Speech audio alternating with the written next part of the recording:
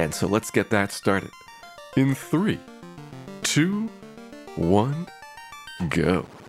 And we're off. Once again, here's where we are right now. Level 49, we're basically sitting at level 50. We need to get the stat ups to be perfect, which I want to get a strength point and an agility point here at level 50 to make it work out. Our weapon's going to be the Mage Staff. You finally get your third attack at level 50. And I'm going to carry around a couple other things. Probably swap that Bane Sword out for the Thor Hammer for the most part. It doesn't make a big difference which one you pull around there. And for armor, this is what we got. Plenty of steel armor to make sure that everybody else is weighted down. We don't want anybody to steal those corpses when Dan is not looking. So that is our setup here. And as you can see, we're basically sitting right at level 50. So let's go. See if we can get strength, agility, intelligence, and luck.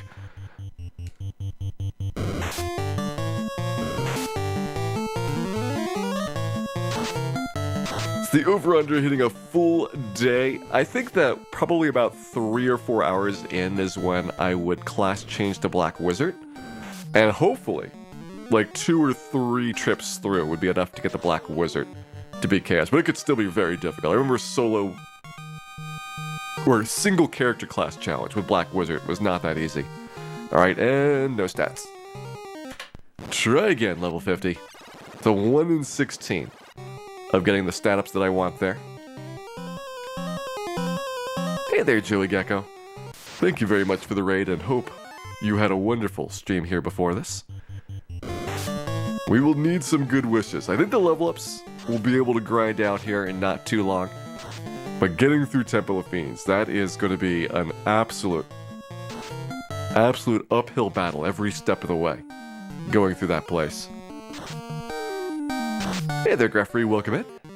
And Allison Chains 20, hope you're both having a wonderful weekend here. Alright, agility, intelligence, and luck.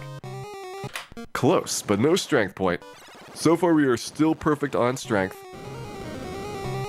That's the one that I've gotten every single level.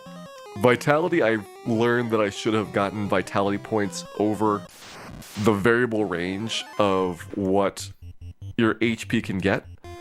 And so that cost me probably 30 points of health over the course of this adventure. And then agility has been always my third priority after strength and hit points. And I think that looking back on it, I probably could have squeezed like another 5 or 6 of agility points out.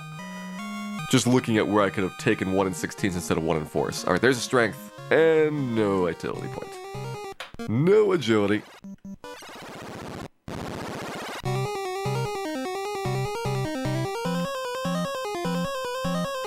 So it would take 10 hours for Temple of Fiends. I think that that is not an unreasonable amount. I hope it does not take 10 hours. But I will see what happens. Again, probably like 4 or 5 hours is going to be where we say we're going to switch over to Black Wizard. And Black Wizard does make things significantly easier, although we have like quite a bit of setup time to be able to get that Mazmune, get it back out, and be able to finish off Temple of Fiends for real. So like once you switch over to Black Wizard, even its first try, it's still like an hour 15, hour 20 to finish it. But I do think we should give Black Mage a solid effort here. We are not going to shortcut after we come this far on solo Black Mage. Dan deserves a lot of things, most of them involving fire. But he deserves at least a couple of cracks at Temple of Fiends. And we got the Vit point, still 613. So clearly Vit has no impact at level 50. And we will get our focus on strength and agility definite right there. Did we get out of bounds bat this run? Yes, we did have out of bounds bat in the waterfall. That was like night number... was that... did we get to waterfall night 2? No, I think it was night 3, the beginning. Because it's at the end of day 2, I believe, is when we had killed the vampire and were set to get Lich. And then day 3 was when we killed Lich, got the canoe, did ordeals, the ice cave, got the airship, went to waterfall, and I think we got the Thor hammer at the very end of day 3. Day 4 was all about the Fiend fights. We killed Carrie, Kraken, Tiamat, and got most of our grind done. That's when we got up to level 49, and this is Day 5 now. Going after Temple of Fiends here at the end. And no points.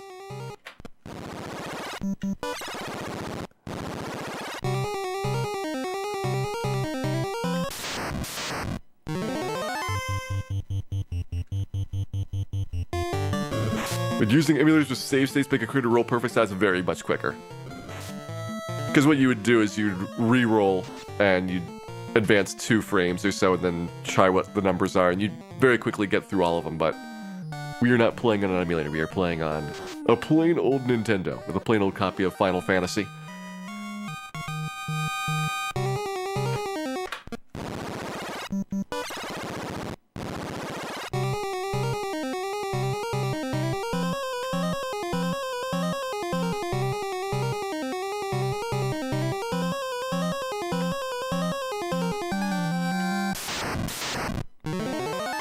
Hello, guards. It's interesting to see what is running away from me at this point and what has enough morale that a level 49 Black Mage does not scare them. Do I trust Dan with a spoon? No. Not in the slightest.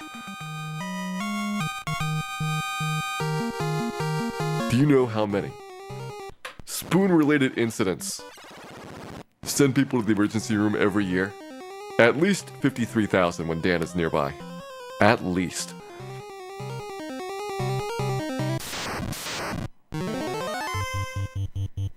Does Dan still carry the dead corpses? Yes, that's why he's so strong. Dan has been doing a lot of lifting over the course of this run. It's also kind of scary getting paralyzed right there against vampires. We're gonna have a whole bunch of those things at the Tiamat Floor Temple of Fiends. There are some stretches that I am really not looking forward to in Temple of Fiends. Most of them are either at the very beginning or near the very end of the trip out there. Also everything in the middle. Those are also really bad.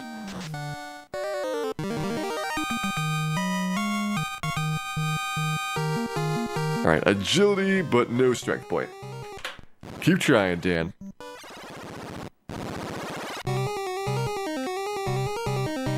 Thief is going to be literally impossible. It is possible, but it does take a whole lot of work. And the problem with Thief especially is that I wouldn't be able to class change late and get the benefits out of it, because you have to class change before level 43 if you want to get all your spell charges. So you kind of have to make a decision much, much earlier about giving up solo Thief and going for solo Ninja instead. Personally, I would avoid the class entirely. Strength and no agility point.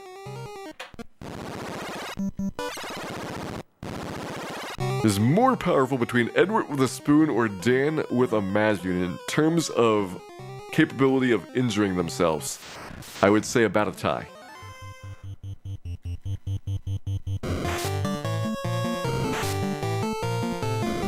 Hey there, Mr. Huggles. Welcome in. This is the first time anybody's ever done solo Black Mage. No, every single character class has been done solo successfully. But they do take a lot of time and luck, particularly at the end to finish off for some of these. Black Mage, White Mage, Thief are all very difficult for pretty much the entire game. Hey there, KBH1975, welcome in, and I hope you too are having a wonderful weekend here. We have just jumped into our level 50 grind. We are trying to get our strength and agility point to happen at the same time here.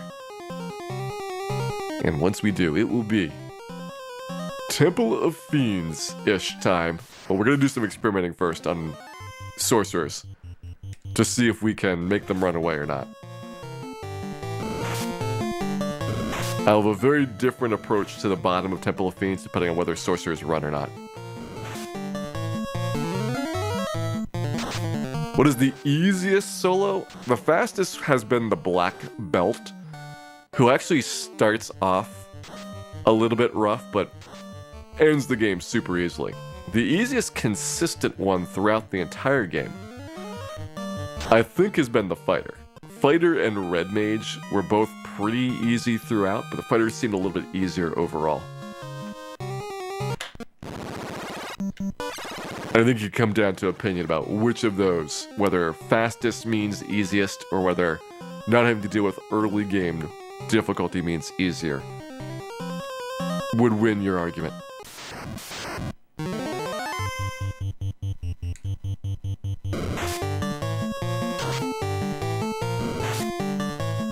Hey there, Dan Lecter, welcome in, and thank you very much for resubscribing there.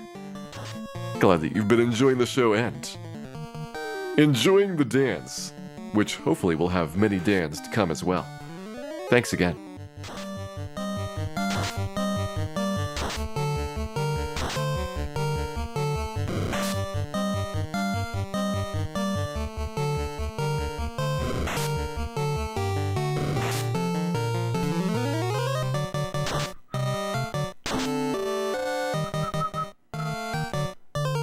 Hey there, Carl83. Fear and Chaos is pretty funny, although impractical to use in a real-time run. Fear reduces the enemy's morale by 40, of which all the bosses have 255 to start with. So it takes a couple of Fear casts, each which is a 3 in 256 chance of landing, to make them run, so you'd be much better off if you're doing a non-tool assisted speedrun to just go for instant death kills. Like, if you get desperate on Chaos here at the end, use the Bane Sword. It's a 180, but you can have like maybe 8 or 9 cracks at it, and you know, within a dozen trips down, you could probably win.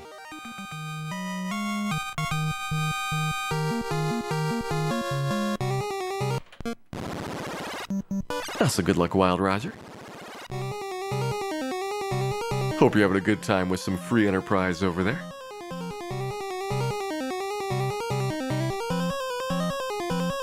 And also asks, how are the strength ups going? So far, we've got perfect strength.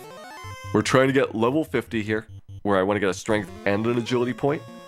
We've seen them both independently show up. We have not seen strength and agility together as of yet. And the reason why I want agility rather than vitality is at level 50, vitality points don't have any benefit. So you could maybe even argue to have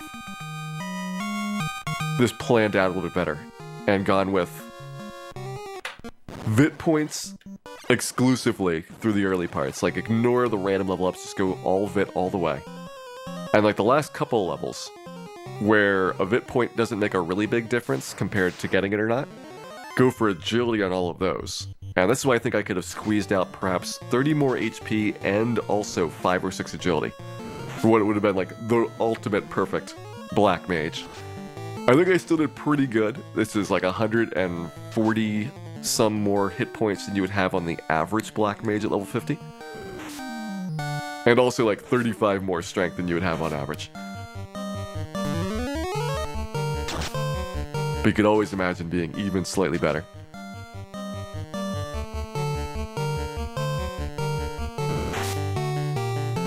Does agility increase your hit percentage? No. So agility, I have as the third priority for skills. Agility will increase your evasion rate slightly, which is nice. It'll increase your chance of first strikes very slightly, but that's it. Nothing increases your hit percent besides your level, character class, and weapon that is equipped. Those 3 things will uniquely determine how many hits per round that you get.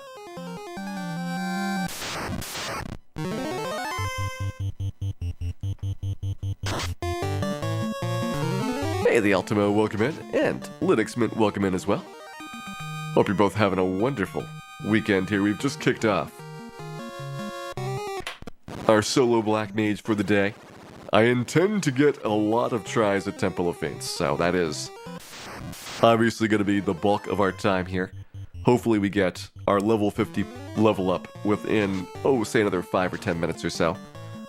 It's only a 1 in 16, which we have done quite a few of in the past so far.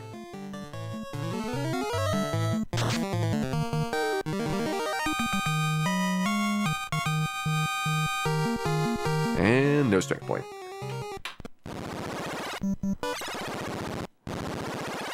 Catclaw will break the game. Catclaw is broken in a lot of ways.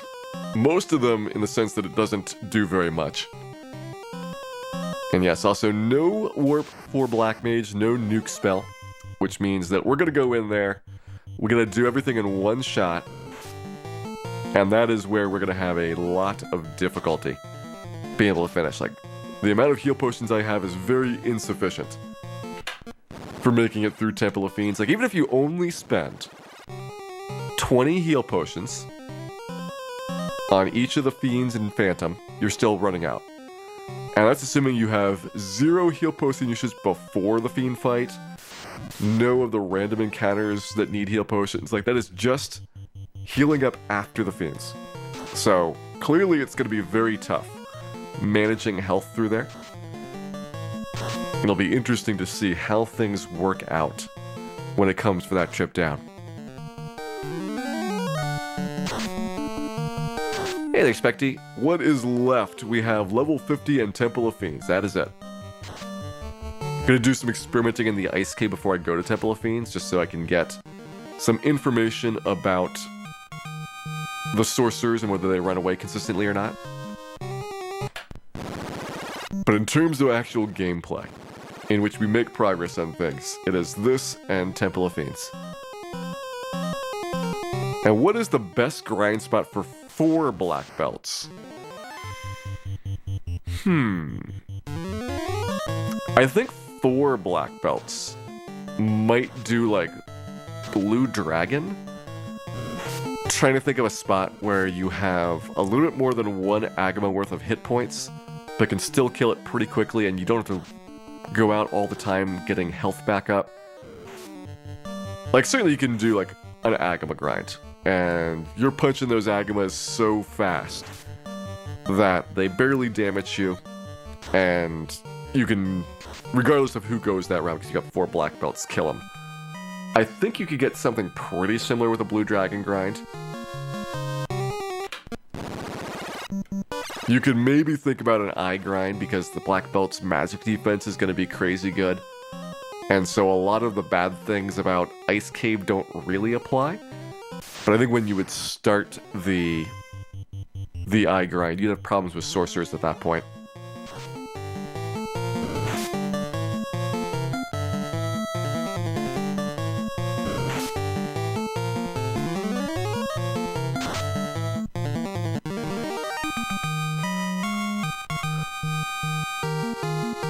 And just a bit point. So yeah, I'm going to think about it and say that for 4 black belts, probably the best grind spot is Blue D. But again, just an opinion. You may have other fun monsters that you'd like to grind on. I could see an argument for doing some of these battles, guards, vampires, things like that. You go up the Sky Castle, go after chimeras and rock golems. Rock golems are kind of bad for black belt because they cast slow, and slow probably doesn't hit the black belts, but if it does, then you lose the experience from the fight because you're not going to want to finish it if everybody is slowed. I think though that would be like a low risk, and so maybe you go Sky Castle and look for a lot of 2 to 3 Agama fights, and compare that to how it goes with Blue D for XP per minute. Strength and no agility point.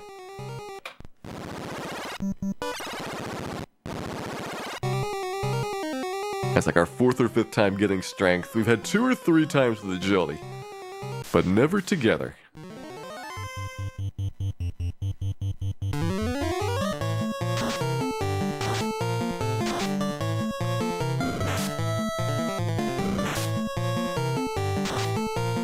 Am I sure the combination exists? I'm never sure about these, because it is possible that you have no feasible way to get certain combinations of level ups. However, at 1 in 16, there's a pretty good chance that one of the 256 RNG values is going to give you what you're looking for. It's when you start getting to like 1 in 64 that you really have like a little bit of a worry that maybe all 4 of them didn't happen. But at 1 in 16, I feel like you got a pretty good shot. Also, JP Clark, thank you very much for resubscribing there. Glad that you've been enjoying the show and hope you enjoy many more Adventures of Dan in the future to come. Thanks again for the continued support there.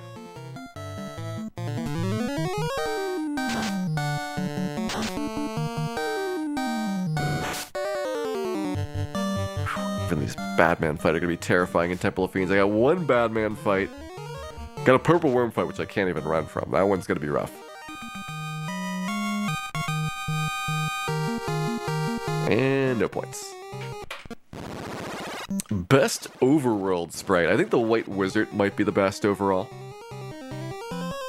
Just in terms of general design aesthetic, though. I think White Wizard does pretty good for both overworld as well as in battle. Black Wizard's not bad. Black Wizard, I think, is decent overall for the design. Black Mage kind of looks like a bugle sticking out of a forest, which is a little bit of a strange sight. Faith19XX, thank you very much as well for resubscribing there. Glad that you've been enjoying the show and you enjoy pressing buttons. And I hope you have a lot of fun doing both of those activities in the future as well. Thanks again.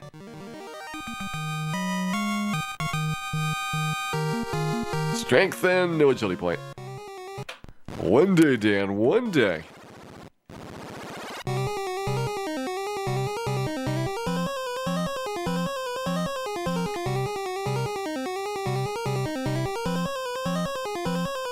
Dan is anxiously pacing here, looking to see which of these battles will be the perfect level 50 level up. Strength, definite. Agility, probably should get it. Intelligence, mandatory. Vitality, don't need it. And luck is mandatory as well. So we really only look at strength and agility. Immediately at that point, I know whether or not I can take the level up or not.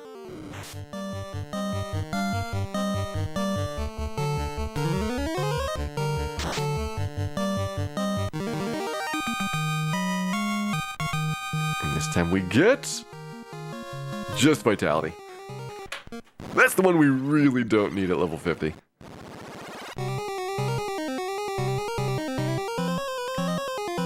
Possibly beat the game with 4 Black Mages while never using the fight command. I don't think I used the fight command very much at all with solo Black Mage. And certainly if I had 4 times the spell charges, I think I would never need to use it. So I would say definitely yes. Hey there, Black Knight 39, welcome in. Hope you're having a wonderful weekend here. We're getting back into our Black Mage grind. Trying to get our strength and agility point here for level 50. I'll probably give it another 5 minutes and then just take the strength point. If we're at 2140, and we don't have the strength and agility level up by then, I will take the next strength level up that I get.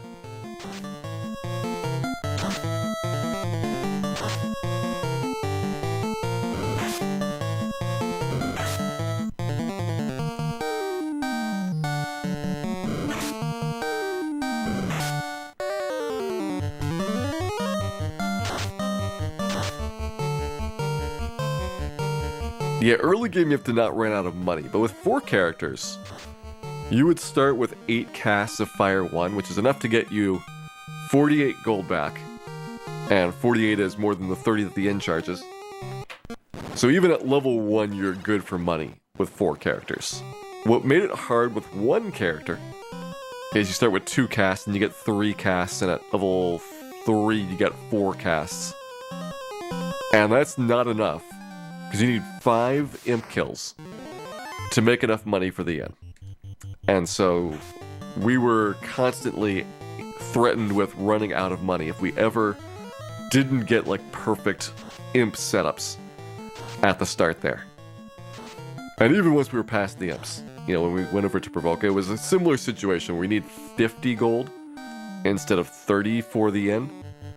And a lot of the monsters around there, you could barely kill with your spells and use all of them up. And that'd be just enough to spend at the inn again. But But if you had 4 times the spell slots every time you went to the end, it would be like super easy. You'd be able to save a lot of cash up in a hurry in the early game, buy a bunch of equipment, spells, whatever you need it, and make sure that things were all nice and, well, much safer, because you'd have plenty of heal potions and tents and such to get you through a lot of travel.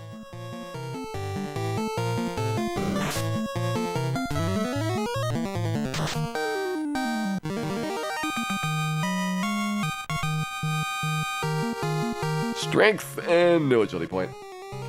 Keep trying, Dan.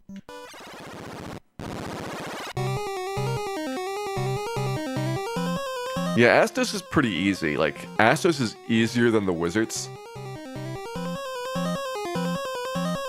Because Astos, you don't get hit by rub. That's just a random check at the start of the fight. You don't care if you get slowed, so you have a free round for his next spell. And he casts fast after that, which you also don't care about. And you just chuck a couple fire 2s and lit 2s and he goes down. Like, he is significantly easier, I would say, than fighting the wizards as a Black Mage. What ended up using Fight for on the 4 Black Mage end? I'm sure there was some things that they fought with, like maybe they swung Mazmutes at the end. Because I think with that one Black Mage used up a whole bunch of nukes, and then in like the Chaos and Tiamat fight, we had everybody else use nuke, and the one that had used nukes previously did the Mazmute instead. A level up that's Avel, but not Savel, so we're not going to take that one. 2.5 minutes left to go before we fall back to strength only for our level up here.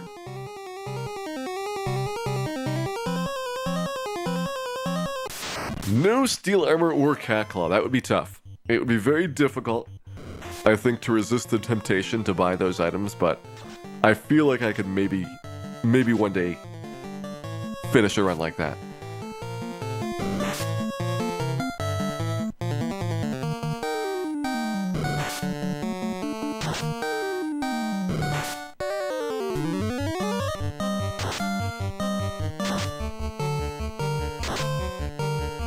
I think strength plus agility is rarer than 1 in 16. It might be. I know I've seen some combinations here that 1 in 16 definitely took a lot more than 16 tries. But then again, you also had some where what was supposed to be a 1 in 16 was like first or second try. But been aiming for a Savel every level? No. For the most part, I have not cared at all about luck. Strength we have gotten every single level up. Vitality almost every single level. And agility whenever I could squeeze it in.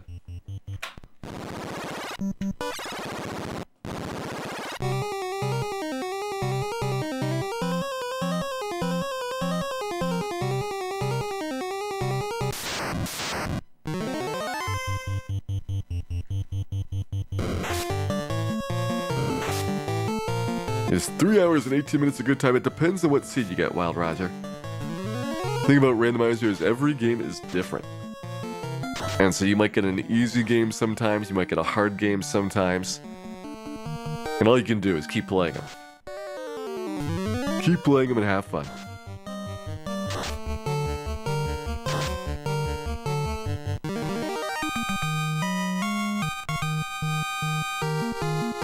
And no points. No points at all. Thank you, PC Bootsy. Glad you're enjoying the show here. Just doing our chill and relaxing solo Black Mage, one of the things that we do in between seasons of Fantasy Final Fantasy. Has been these challenge runs overall. Done Fighter, Red Mage in the first season. Black Belt and Black Mage now in our second season break. Well, really, second and third season breaks overall.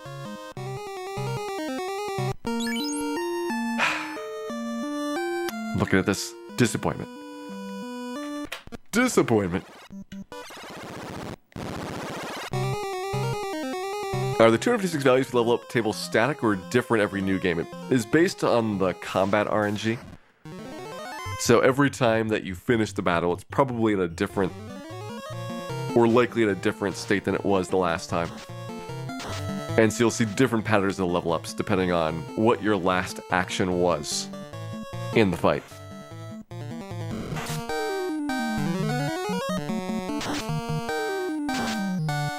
Is having fun mandatory? Yes. No exceptions.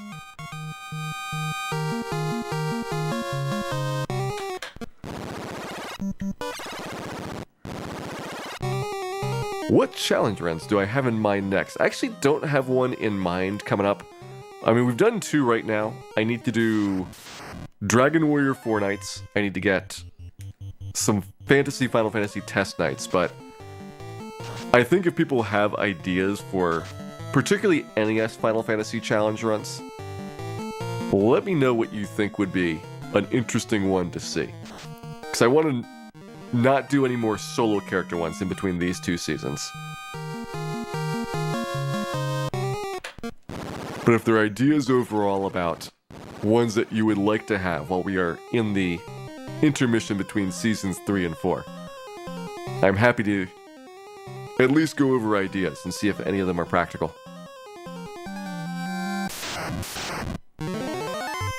Solo black belt, but no black belting. Seems a little bit tough, even for Dan. What do you think about all of the Dragon Quest maps being in Dragon Quest XI? I mean, for the 2D mode, it's been something that they have been kind of sticking in, and the 2D maps are actually quite small. So it is a little bit different, I think, than how it would, conceivably be if like you had every single game included in. I think it's gonna be like small snippets for each of the games. Must wear steel armor and cat claws. It is hard to do both at the same time. You could do it with 4 knights, but I think everybody else would be struggling with that combination. Strength, agility, intelligence, and luck. We are sailing our way out of Mirage Tower. We have finished our perfect level 50 level up there. That is it for Dan's leveling. 50 strength, 41 agility, 69 intelligence, 44 vitality, and 29 luck is going to be our final stat pull right here. And see where we are. We just hit 64% hit rate, which means we have a 3rd attack now with the Mage Staff. 38 damage, which is not very much. Remember that a lot of the late game Fiends and Chaos have, well, I mean, Chaos and Team 2 have 100 defense. So we're not even scratching them at 38 damage. Then we have 51 absorb and 84% evade. Evade could have been a little bit better if we had gotten more agility points. But that is about as good as we are going to get right here. So that is our trip through our leveling process. Experience max at 999,999. I believe it will just sit there. But there's no more level ups left to get, so it will not impact your stats at all. And what I'm doing now is I would like to experiment with the wizards in here. Or actually, the sorcerers. So let me look up Ice Cave. I want to skip a couple battles at the start.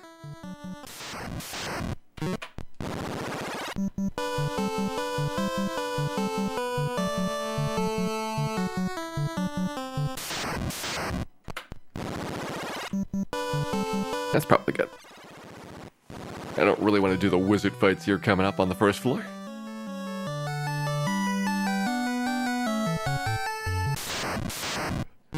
You want to see the damage on things? It's going to be sad. Let me just say that as good as this Black Mage is compared to the average Black Mage for attacking things, it is not going to be much in terms of actual damage output. Again, 38 doesn't even, break the minimum absorb rating of any of the Fiendry fights.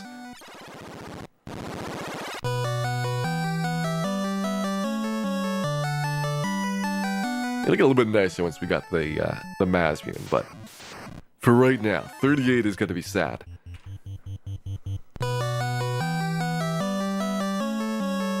Just one of the many reasons why Black Mage is going to be an extremely difficult one going through. Temple of Fiends. Alright, making sure I'm not going to get a sorcerer or mage battle there on the next floor. I don't want mages, I want sorcerers. So we need to go down here. Back up here. We got a Frost Giant, Frost Wolf. This guy's unrunnable, so we're just going to drop some Fire 3s on him. Then we do have a mage fight. So we're going to have to get through one of those. Mages, though, they start off with rub, which is not a big deal. When you go through here for real the first time in the ice cave and you don't have the pro ring, then rub is like devastatingly bad, and they've got a 90% ambush rate, so they have a very good chance of hitting you with it. But I want to see the sorcerers that are behind you, so let's get our mage battle out of the way.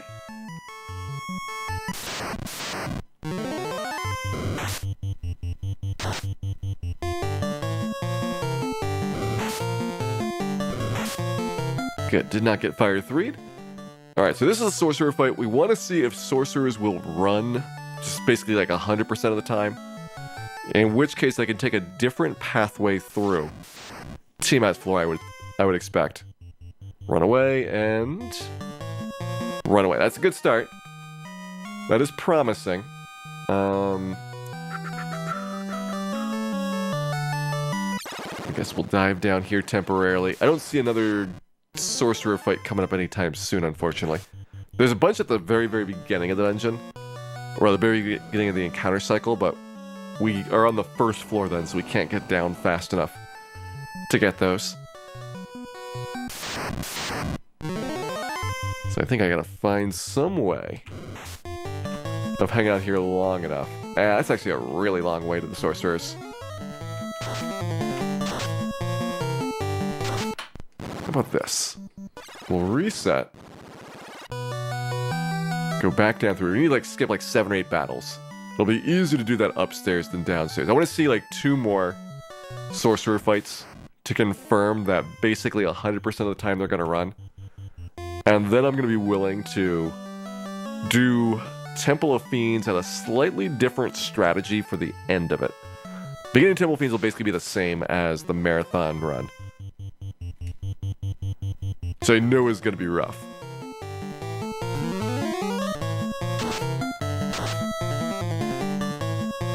Alright, wizards are running 100% pretty much.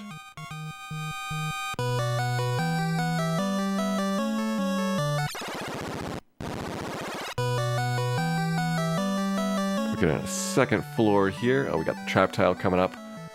That'll be delightful.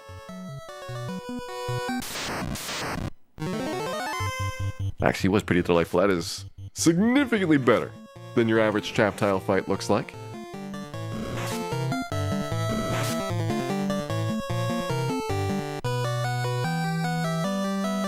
On this floor, Image and Wraith.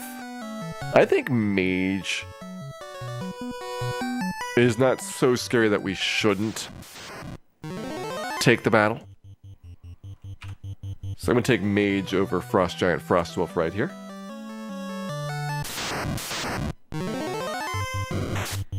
Hey, Empty Eye, we're doing some experimentation to figure out if we can safely walk past sorcerers.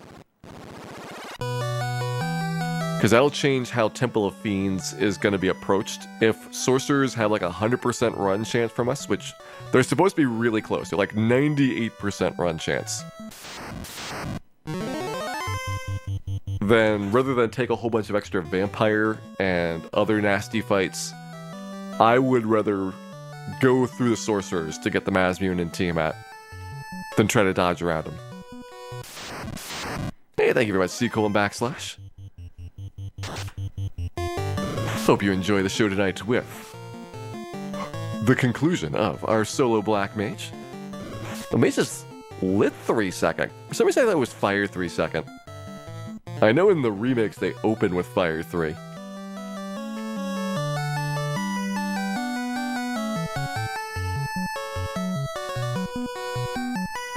How do I tell the difference between 90 and 100%? Well, I mean, we'll see like 7 of them.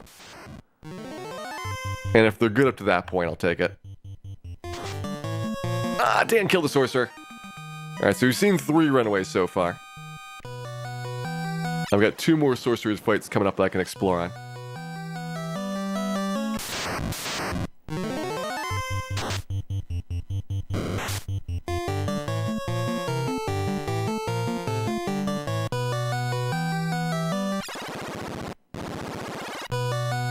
How the game changed if trap tiles eliminate the next encounter.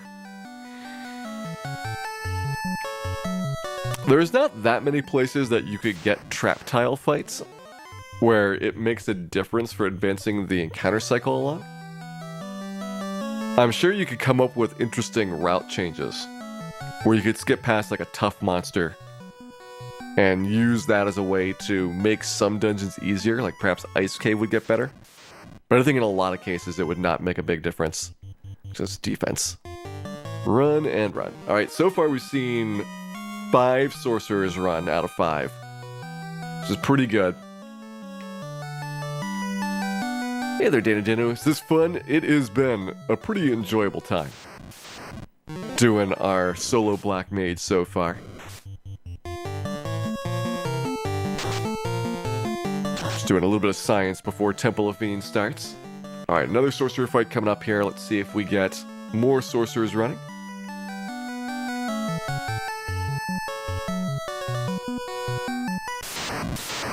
And yeah, we are wielding the Mage Staff, which is the best weapon you can get for the Black Mage.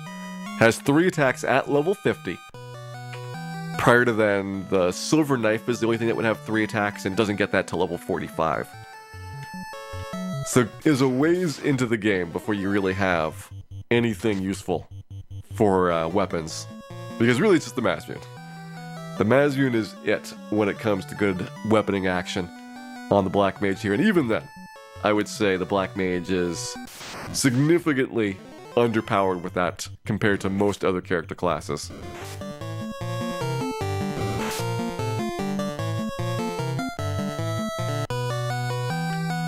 Alright, last sorcerer battle. If they all run away again, I will say that they have a good enough run rate that I'm willing to brave the sorcerers at Temple of Fiends. And 1, 2, 3. Okay. I think that looks good. I think we want to go sorcerer on Tiamat's floor. Should be an interesting kind of experience going through there to see how that looks. Okay, heal potions are in bottom left. That's a good place for them. Pull up to the Temple of Fiends and let's get started for our first trip in here. Full MP.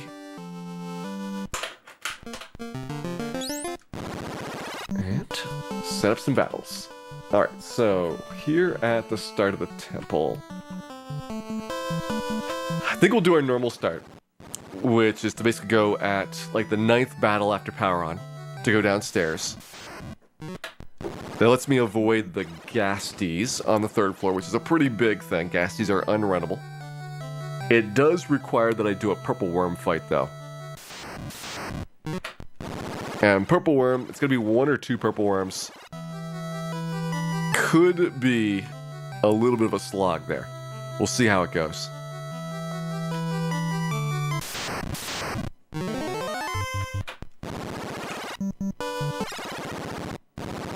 Am I ready for Final Fantasy 1 blindfolded? It would be tough. I think that the randomness in this game is so high compared to most games, even other RPGs. You wouldn't have to deal with item drops, but just the sheer things that can happen in combat are crazy.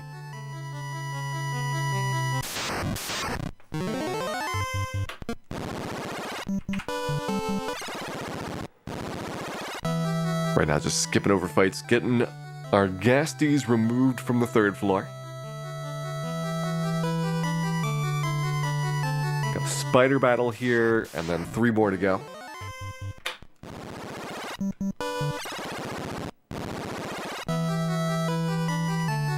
What was he with the track and field pad?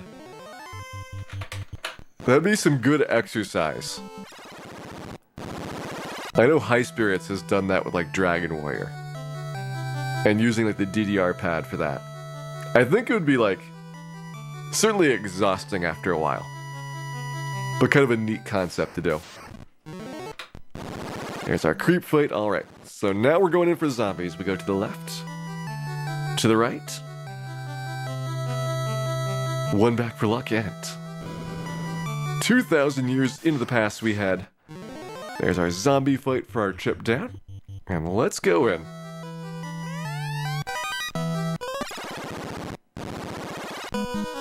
Alright, first time in Temple of Fiends Revisited here. Let's see how this starts off. We got Frosty. Don't want to take too much damage. Good. Maybe not great. Not very good, but we got through it.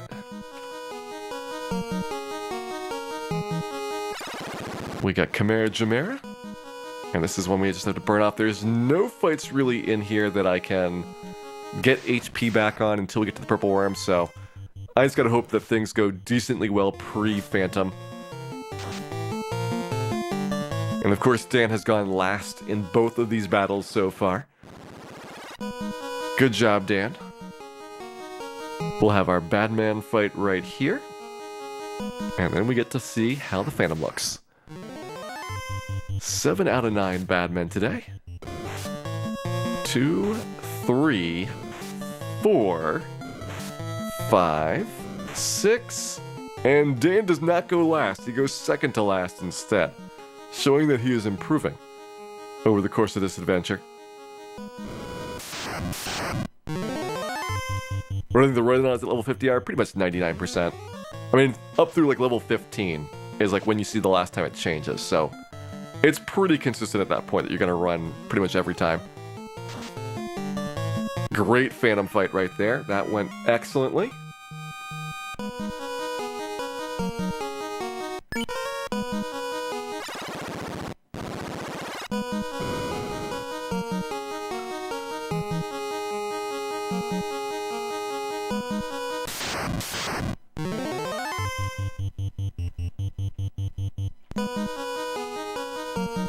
Here's our Chimera Chimera. We got Purple Worm up next.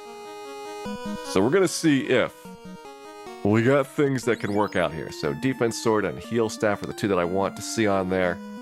Yeah, I should probably put Defense Sword first for safety. It's gonna be Thor Hammer, I think, over Bane's Sword for a lot of this. And let's see how this goes. One's a good start.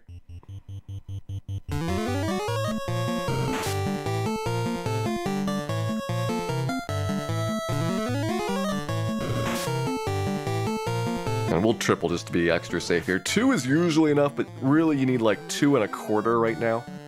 If I had more agility, then maybe 2 defense swords would be enough to get me to perfect dodging. And yes, watch the heal staff for a while. This is going to animate on all the dead bodies. If it was just Dan that it did the animation on, we would save so much time doing this.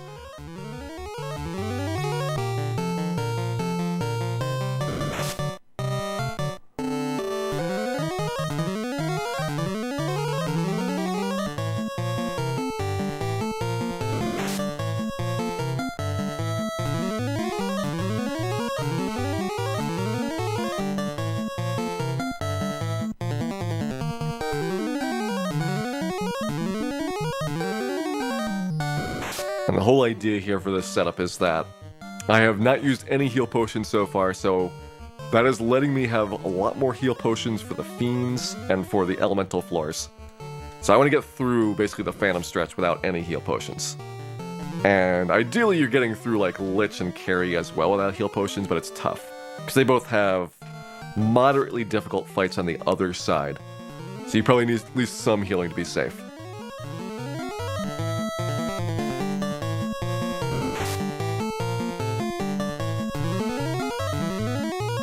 Hey there, Escapade67, welcome in. Hope you're having a wonderful weekend here. And Straight on Elmont, welcome in as well.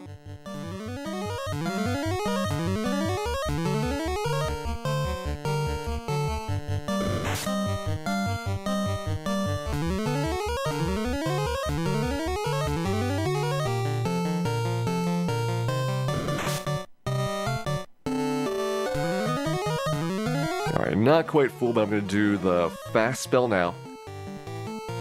This will just make the beatdown go a little bit quicker, and I don't need 9 fast spells for the bottom, so I can afford to do this.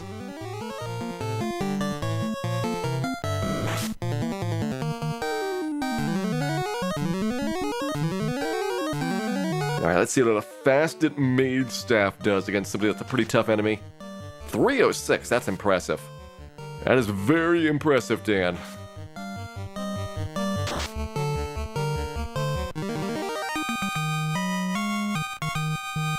Alright, past the purple worms. Hey there, Insult, welcome in. You are here for the Dan, we are all here for the Dan. And then immediately gets into a really awful Frosty fight. Good job, Dan, good job.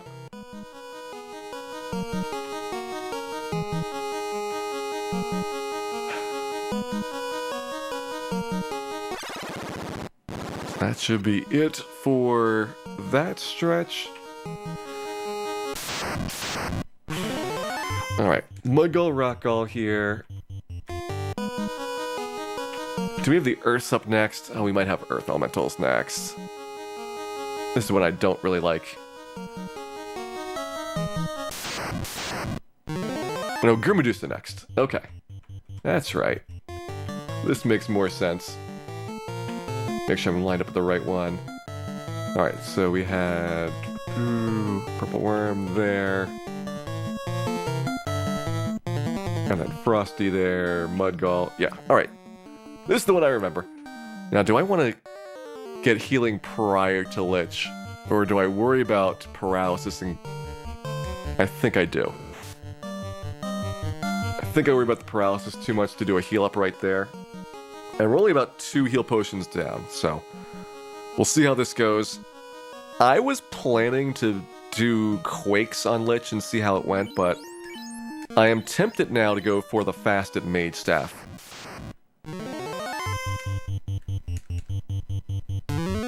And we're probably going to get nuked, we just hope that we don't get nuked for too much. And 228, it's a moderate nuke.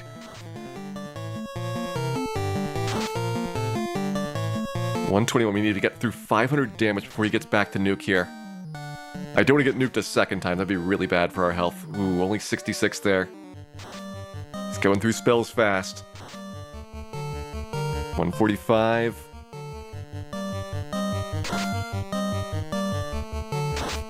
We got nuked a second time. Only 109 though, so that was like a 337 nuke. Still not great. Speaking of not great, we are not doing a lot of damage here. Maybe I should Quake him. It's supposed to be like a 1 in 6 chance on the Quakes. Alright, that did not go as well as I had hoped. Question is, can I successfully get through these next battles without having to heal up? Only 1 Argine Agama here. Let's try this. Hopefully this goes well.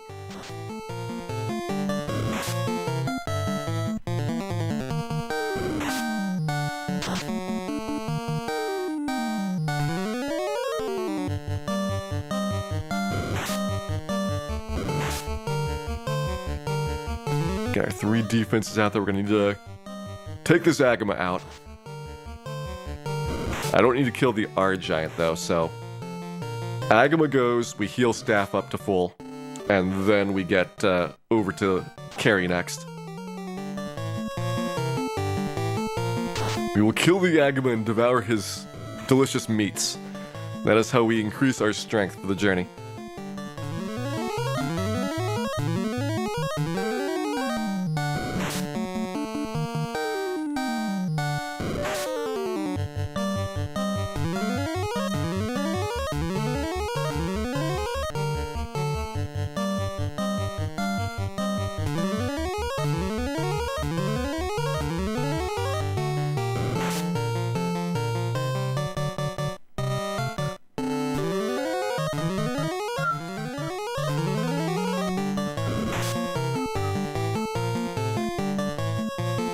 What is Dan's maximum hit point? 613, which is really good for a Black Mage. It's not quite perfect. But I found out that my vitality strat was not correct, and that is why I missed out on some HP early on. But it's still really good, about 145 more hit points than you would have with an average Black Mage.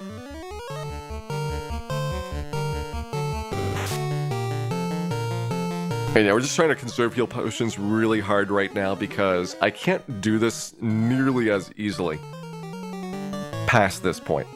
So we're gonna have, basically, after you get through the stretch with carry, little to no opportunities to heal staff your way up. And you're gonna be just using the heal potion to get across there. There's some very, very dangerous treks through, like, Tiamat's floor getting down to the Mazmune. Although if I can make sorcerers run away, which again is something that we have done a little bit of experimentation on, but we have not tried this strat in practice. I can make the sorcerers run, then that will save a lot of setup work.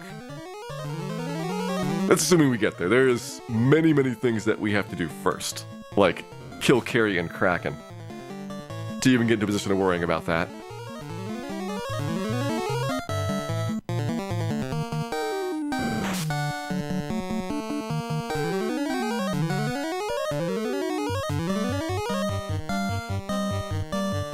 And yeah, this is basically how all of our Temple of Fiends trips are gonna go. Gotta make sure that you can slowly but steadily make it through there.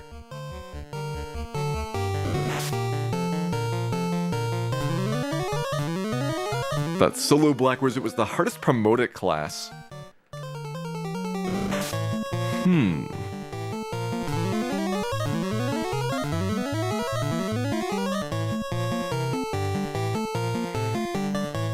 I think if you still had to deal with the early game nonsense of the Thief, I would probably say that Black Mage is easier than Thief. Now, Black Wizard versus Ninja, Ninja's got some defense, which is really good. And you do a lot more damage with your physical attacks, so you have that trade-off between what can you do overall with spell charges versus physicals. Now, if you play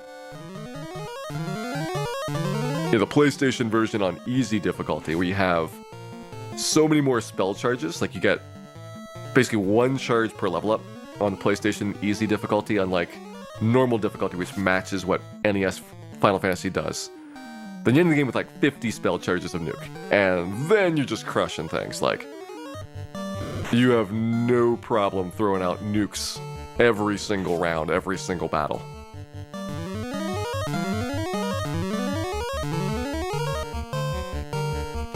Am I gonna do Solo Thief? Probably not. I think it's just a little bit too tedious to do. Like, I would never really have the opportunity to spend like multiple weeks on a challenge run in between seasons, because it shouldn't take that long for like a Final Fantasy season to be worked on.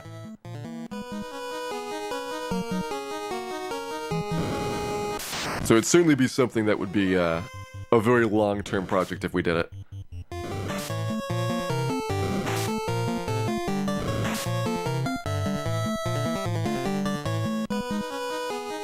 And does Kraken 2 come down to who goes first? I mean, he also has Ink and Lit too.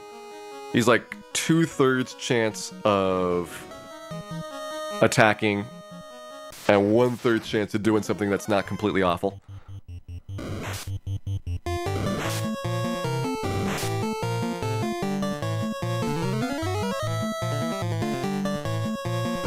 I play Thief at 4x speed. I really don't like doing real runs in emulator. I'm perfectly fine using it for practice, but in a lot of ways it does not feel good, because you have like weird lag and things that you have to get used to every time that you do an emulated type of run. And so I've got so many other things that I do on the NES, like I don't want to spend time adapting to the lag of it, and I have to adapt back whenever I do non-emulated runs. I probably didn't even need the fast there. Do I use real hardware for the randomizer? Yes, I play it on a flash cart with my top loader. And the flash cart is just a way to conveniently get customized game builds in, which is what the randomizer does. It makes up a new NES game that has everything in place, but otherwise could fit on a real cartridge if you wanted to make one. And a flash card just a convenient way of plugging that into a real system. When I think of Edge, Sid, Kane, Rydia, and Fusea, needs at least 3 more Rydias. At least 3.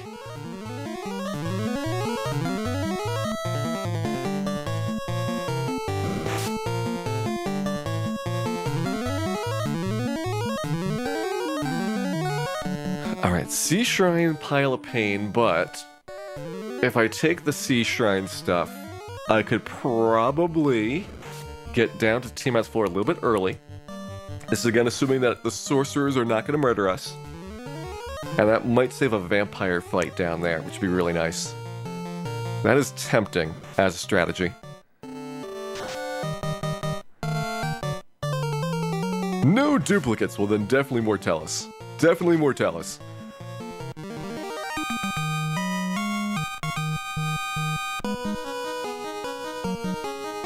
Alright, here we are into the carry fight. Carry, just like Kraken, can just one-shot you and there's nothing you can do about it. Fire 3 though, that's okay. We can mostly deal with that.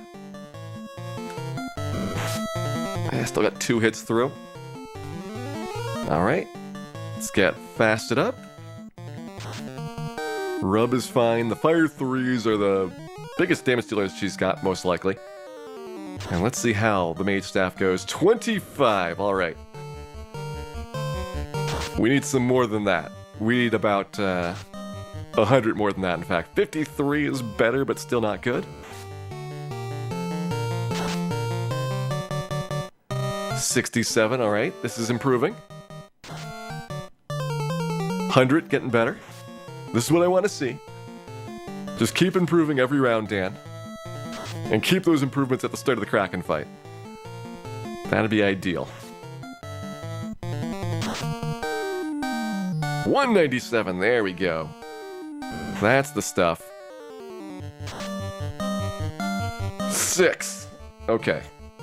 I think we need to talk a little bit about why Final Fantasy is so ridiculously variable in terms of damage numbers.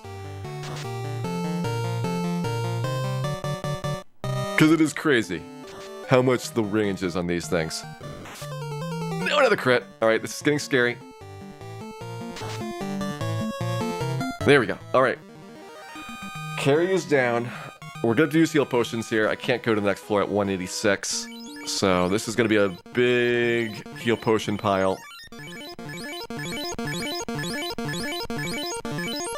83 left, though. Not really any opportunities to save on heal potion charges from here on out. So that's why I had to get as many as possible down to this point.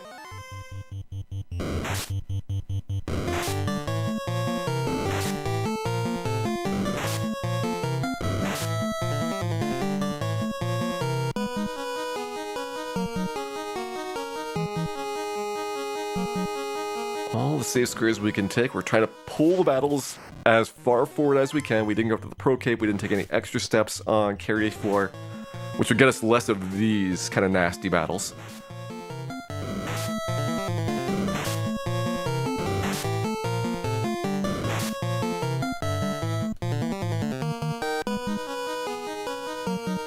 What is the scariest enemy we're going to see? Well, we're about to do a 3-7 sorcerer fight after Kraken is dead. That is pretty darn scary. Vampire ambush would be like a game over. Like, I don't know if we could survive that. Of course, I always get that. I'm never confident, even though it's the exact same number of steps every time, so it cost me 1 heal potion doing it. It's okay, it's okay. Hey there, Captain Vittles, welcome in. Alright, so we're past that point. Whew, here's Kraken. Dan gets the defense sword off first, that's a great start. Kraken with Lit 2, also a great start. We're gonna double defense here. Does ink. That is what we wanted to see. We're gonna triple defense.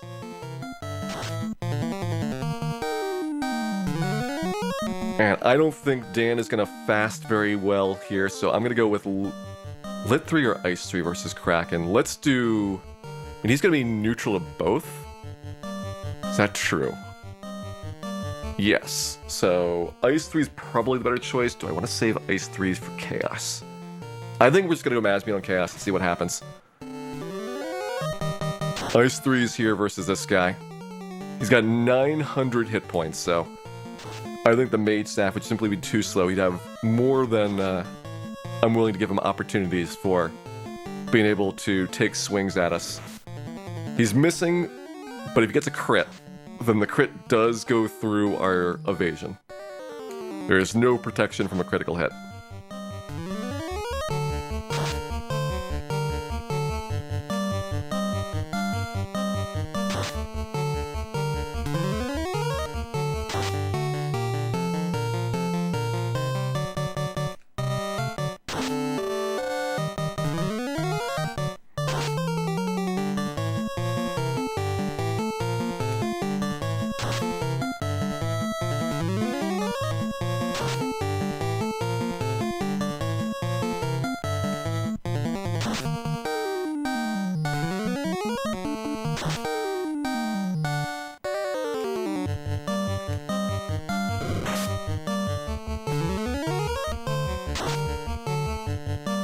Kraken 2 is down. Alright. That is what I wanted to see there. Drop a couple heal potions here. Let's go grab the Masmian. We got Sorcerers next, but we think that they are going to run, and that's why I'm willing to take this. It'll get rid of one vampire fight by letting the Sorcerers happen. And we get a first strike against them, so no information about what the outcome's going to be. We also have the 4 purple worm fight coming up, which is super duper scary. That one I am not particularly looking forward to. Oh, so much air damage. Please, Dan, run away. Why do you go last in these things? Those are valuable heal potions that we need.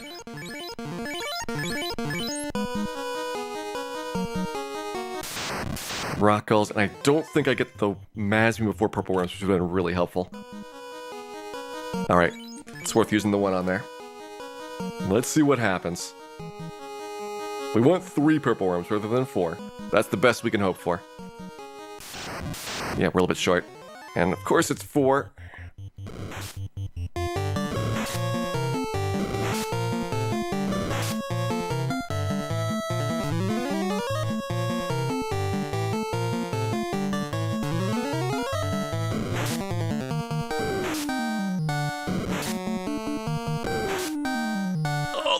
The critical is really bad.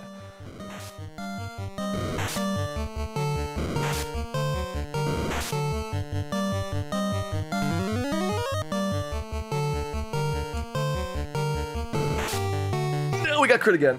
Alright, I can't get another crit. It's a 1% chance for each of these hits for being a crit, and we do not have the time to get through this.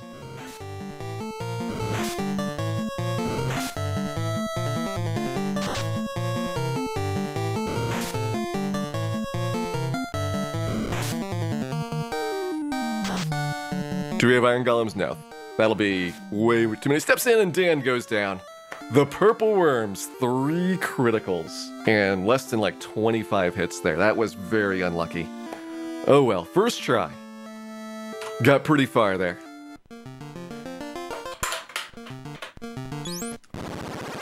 Try number 2.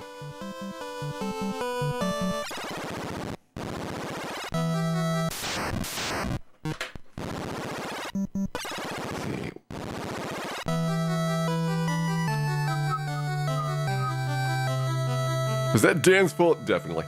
Definitely Dan's fault right there.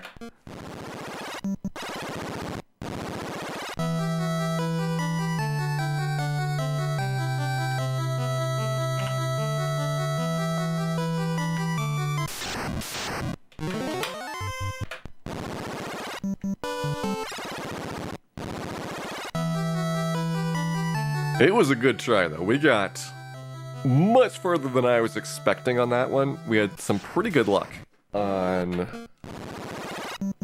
at least you know, Phantom, Kraken, definitely very good luck on those. I think that I'm going to change my lit strategy to do Fire 3s and see if we can avoid getting nuked on him. Fire 3 is not going to do extra damage like it did before, but we would have probably a faster time getting started there. Black Wizard gets you nuke and warp, so I'd be able to pretty easily get the Mazmune. And then we'd be able to warp out, go through there not using any nuke charges, and have like a really good setup for Chaos at the end. I mean, just the fact that you don't have to get that Mazmune the second time saves you so much pain. Hey there, Bozucup, welcome in. Hope you're having a wonderful weekend here. We are just starting our second attempt through Temple of Fiends. Alright. Try number 2. To the left. To the right. One back for luck and 2,000 years into the past we go. We killed Warmech? No, I'm not going to kill Warmech with a Black Mage. Maybe with a Black Wizard you could do it. You're basically relying with Warmech on getting a couple of defenses up and then hope that he does physical attacks a bunch, but I think that if it is you with a Mage Staff, you're probably not going to be fast enough to get through there.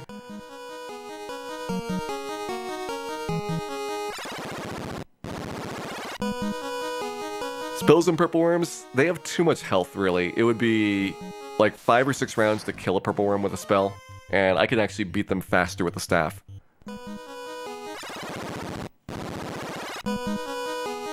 Like, we were doing pretty good damage with that Mage Staff on the Purple Worms, we just got unlucky with critical hits. It's so tough dealing with that damage input there, because you don't have any way of healing in the fight besides the heal staff, and that's very, very slow. Oh, Dan gets hit by all the bad men. Alright, well, we will be significantly down at the start of our Phantom fight as well as our Purple Worm battle, but we will take that, because we don't want to use any heal potions right now.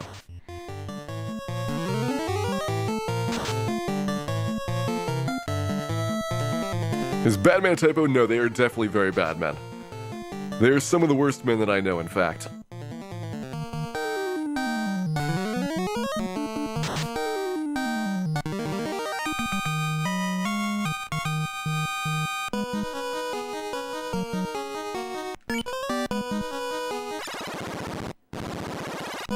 Alright, Phantom down.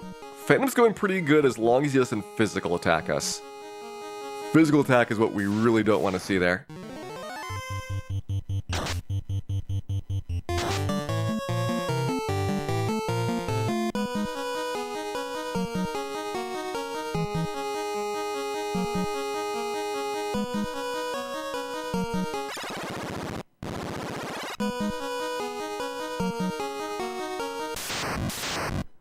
Alright, double Purple Worms, which is still at least half as many Purple Worms as we had to deal with last time. Of course, that time we get a much better start on the fight overall.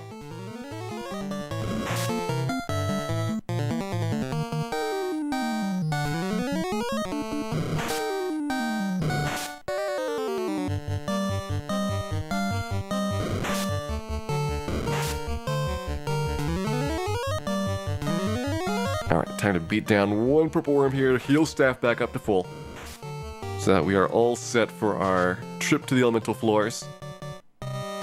You can see how much damage that we are doing with this Mage Staff. Purple Worm doesn't have a lot of defense, so you can get a lot of the value of that Mage Staff going right through it.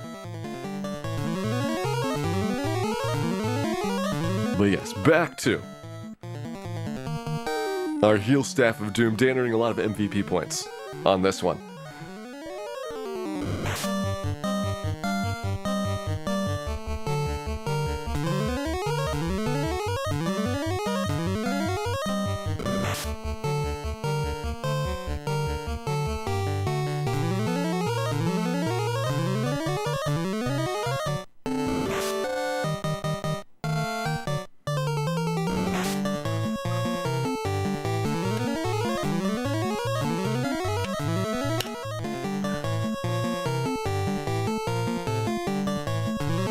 Do I worry about the Dan roleplay? I very much avoid trying to get into the Dan character too much. It is a strange and odd path that leads to madness. Getting too close like that. Same as if you go with Melmont. You'll be crazy within seconds.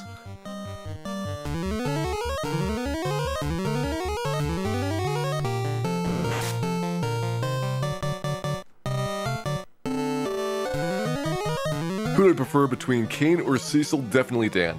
I would definitely pick Dan over either of those.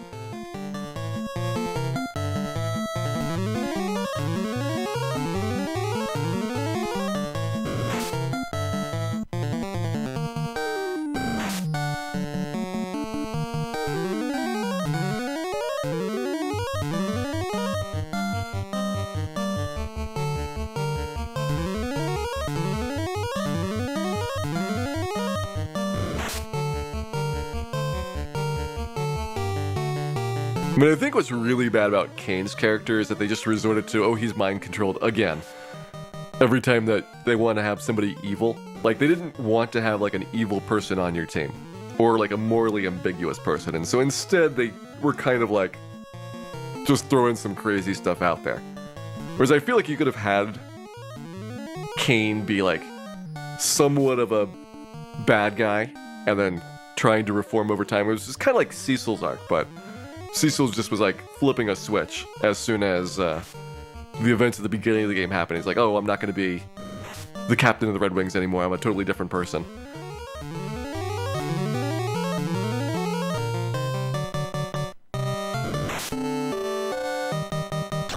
So that's a point where like the writing of Final Fantasy IV could have been a little bit more about character development for those two.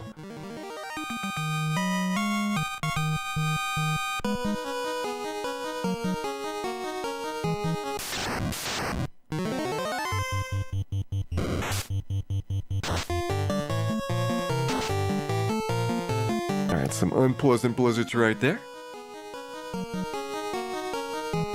Do I want to deal with the Mudgull Rock Golem fight? Not particularly, unfortunately. So we're not going to be able to get HP back on that one. Last time I didn't try to get HP back on the Medusas either. And just ran away instead. I think because of the defense problems. Like, you need to get your defense up to be safe on that.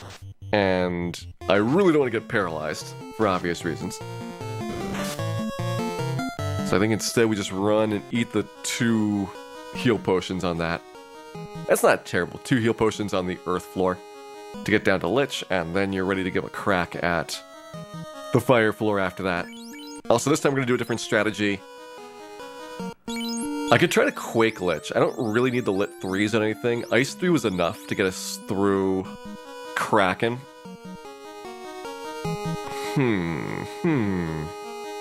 Yeah, we'll try it. We'll see how the Quakes go. I mean, physical attack got us a second nuke, which we really didn't like. Quake, on the other hand, is ineffective. Good start there. 302. That's a bigger nuke than we saw last time. So we really don't want to get double nuked here. We've already spent a lot of HP. 2 Quakes have failed.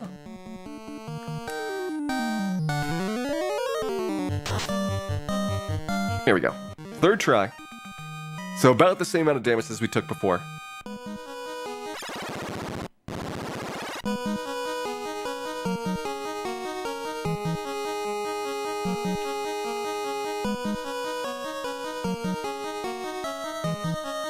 Our giant Agama. This worked out last time. We just don't want to see too many Agamas at the start. Perfect. That is fine.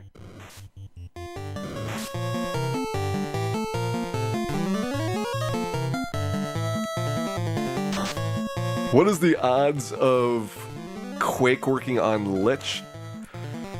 Somebody told me the number. I think it's like 1 in 5, 1 in 6, around there. Hey there, Rogue9. We've been doing this in a couple different days, so you have not missed 24 hours of Final Fantasy. Although there has been 24 hours worth of Final Fantasy action over the last couple days. Doing our solo Black Mage run here. We are in Temple of Fiends. We got to T-Mat's floor. And in the previous try. Now we are trying again.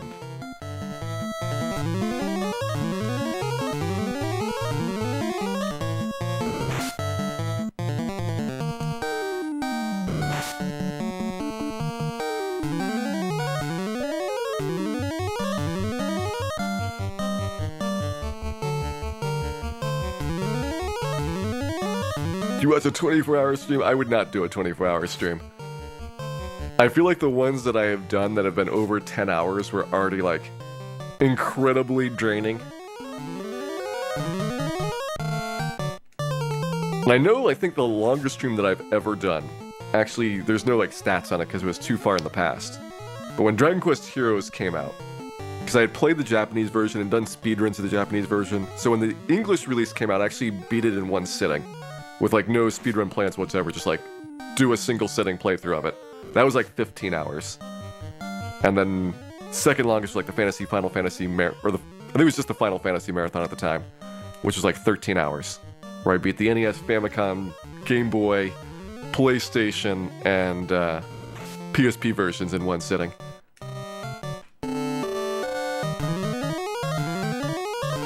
And those were both way too long.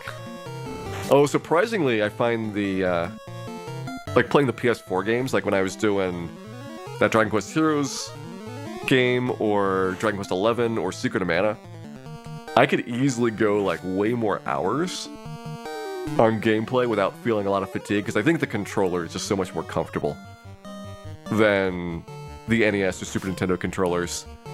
Like, just the importance of good controller design is a big impact on how much you're willing to go into it. Plus, a lot of newer games, there's more downtime where you're not, like, continuously mashing buttons or doing actions because there's cutscenes and other things. Gives you more chances to recover.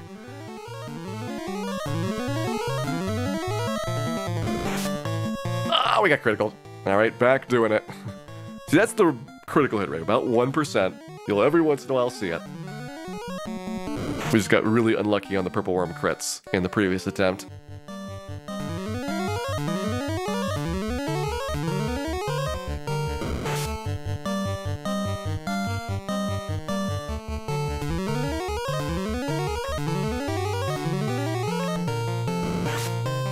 I've had a hard time finding good condition N64 controllers. Just the ability to get one with a working stick on there is really, really tough. And some games you can play with, like, the GameCube sticks, which have a pretty big difference in sensitivity, but are much more durable and easy to get. But some games you can't. Like, I did, for going to the 12-hour challenges, F-Zero X speedruns. And F-Zero has a super tight sensitivity on turning and leaning, and the GameCube controller just does not match up well with that. Like, there's a big dead zone in the GameCube controller, and then it has a more abrupt and sharp input ramp, and so doing, like, fine sensitive movements on it are very, very hard. So a game like F-Zero was gonna be something that would be very difficult if I wanted to do, like, a replacement joystick on the N64 controller, but the original controllers worked really well with it.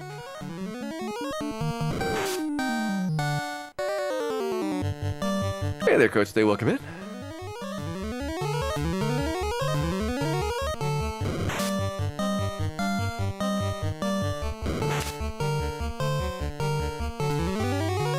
Yeah, I think within a couple years, an N64 controller goes downhill.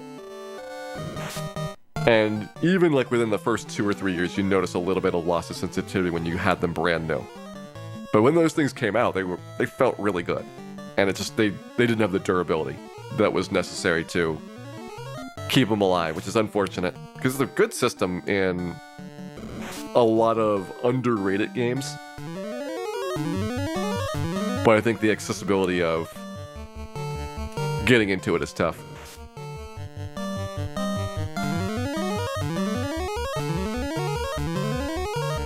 What goes wrong with the joystick? So it's basically a plastic nib at the bottom of the joystick and a plastic bowl that it rests inside of.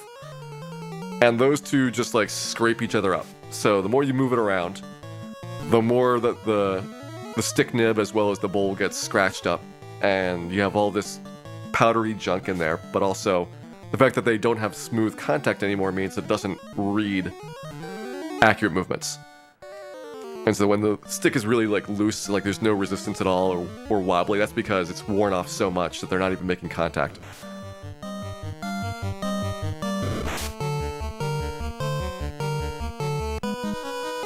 What was underrated for the N64?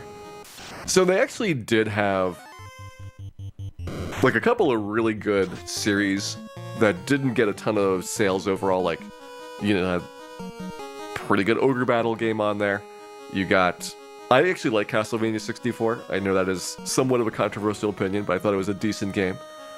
You got the mainstays, like 2 really top-tier Zeldas, as well as a Mario game that have both aged very well in terms of people still being really excited about the mechanics as well as how they feel for gameplay. Like, that's pretty rare, like that many like first-party good titles there. And it's also like the last system where a lot of the games like Star Fox and similar of that era were not just like gigantic collectathons, but actually had like fun gameplay elements. So those kind of had a really big downhill stretch after that. So if you like those series, like that's your last opportunity to get them. Also, yes, Quest 64.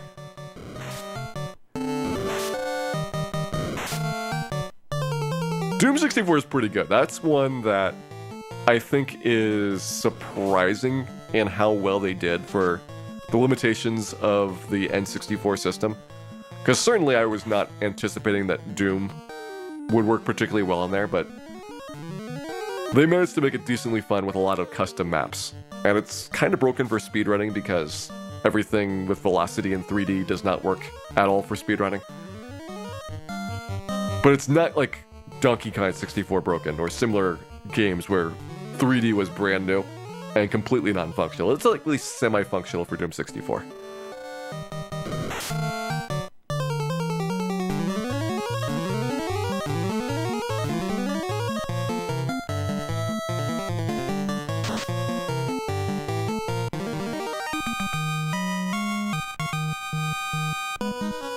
There's our fires. Let's get our carry battle in. Alright, so carry is going to be the last one where I really need to just beat her down with weapons. We were pretty successful using spells on Kraken. I think that strategy worked out pretty good. But Kraken very much depends on getting good turn order at the start of the fight. That'll be something that's really hard to replicate. We got very, very lucky that Kraken was kind to us in the first trip.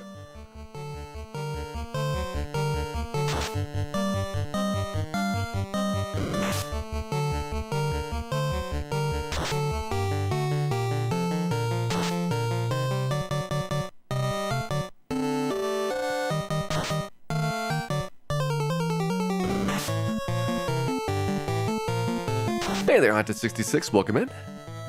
Hope you're having a wonderful weekend here as we go for our Temple of Fiends trips. This is trip number 2 through Temple of Fiends, trying to get down to fight against Chaos. We were pretty close last time, but we'll see how well we do this time around.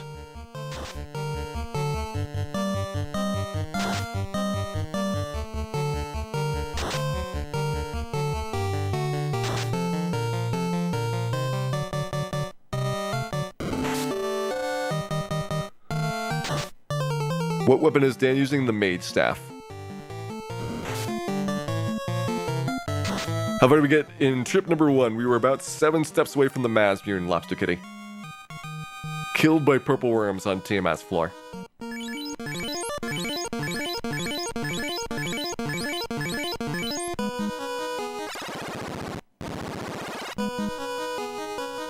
And yes, Mage Staff, your best weapon for Black Mage here. You just finally got your 3rd attack per round at level 50, and it has more attack power and critical hit rate than the Silver Knife does, which is your 2nd best weapon that you could have gotten here.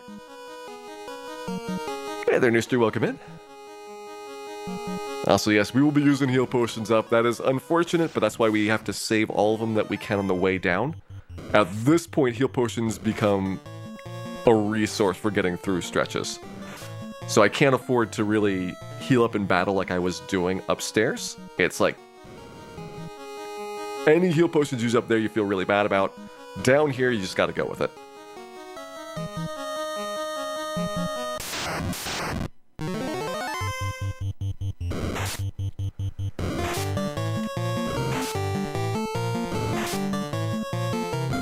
Although I'm feeling sad about this. I'm feeling kind of sad about the damage that we're taking here. This is a lot of heal potions.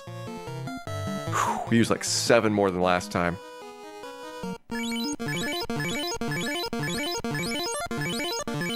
$81 left. Alright, let's see how Kraken goes.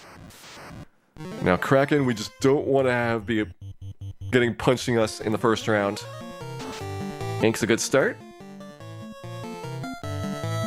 Get our double defenses up. Lit 2 is also great. We're gonna go for triple, because even like 1 tentacle sneaking through is kind of bad.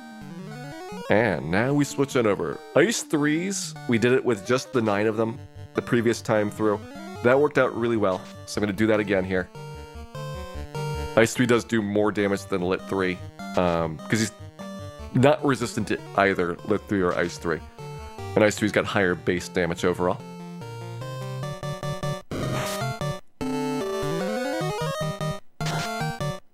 Hey there, Demagist. Have I ever done a solo White Mage run? It is possible, but I have not done solo White Mage. I've done solo Fighter, Red Mage, Black Belt, and now trying to do solo Black Mage. I think White Mage would be slightly easier than this to finish the game, although it could be more challenging in terms of the time it takes to get levels in the mid-game. Actually, no, definitely more challenging to get levels because you don't have those lovely AoE attacks that the Black Mage gets.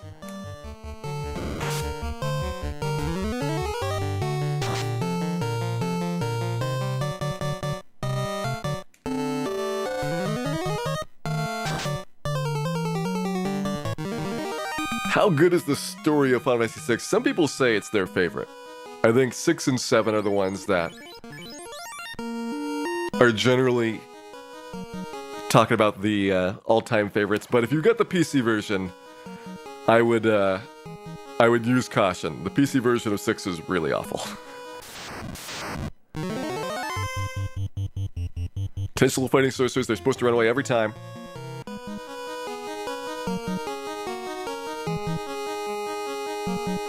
That is within our plans. Air, we don't get destroyed this time, that's nice. Rock Galls, not as nice.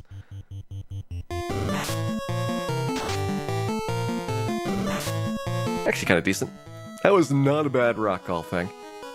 And that means it is time for the Purple Worms of Doom to make another appearance. We got super unlucky last time with the criticals. Let's see how they do in trip number 2. Another quad. Dan gets his defense sword off first. It doesn't protect us fully though. Just reduces the chances of them hitting with 1 defense up. And already 1 crit in.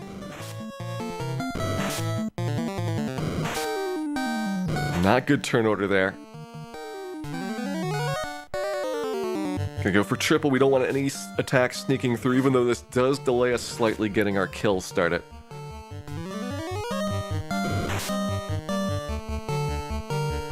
Go ahead fast up.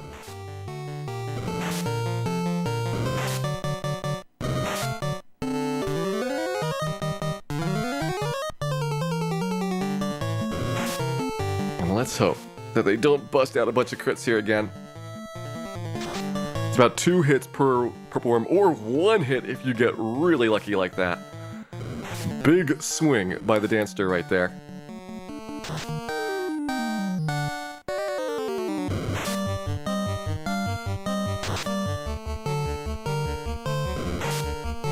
Will I heal staff after getting 3 down? Yes, I'm going to heal staff back up to full. I still have a bunch of fights on the way back out, and I don't want to worry about heal potion consumption on the return trip. We're actually really good on heal potions. This is what being super conservative on the way down gets me. Is that I don't have to worry as much, and with being willing to take the sorcerer fight especially, saves me an enormous amount of heal potions right here in this stretch. Because you could do this section delaying around the sorcerers, but it causes you to get many more vampire fights and many more air fights. And I think we just wouldn't be able to last long enough through those. And so the sorcerer, I'm braving them because I think that they're going to be more scared of us than we are of them.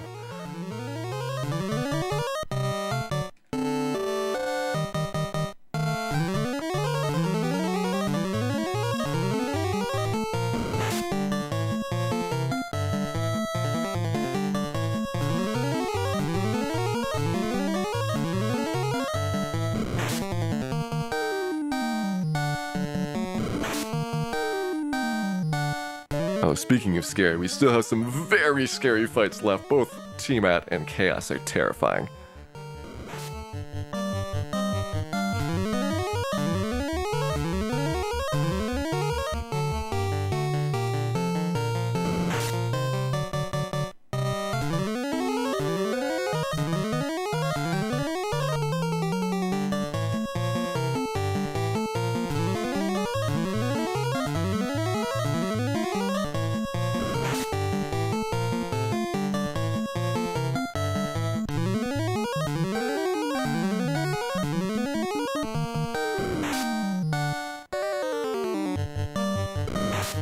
Hey there, Kane. Welcome in. Thanks for the good wishes.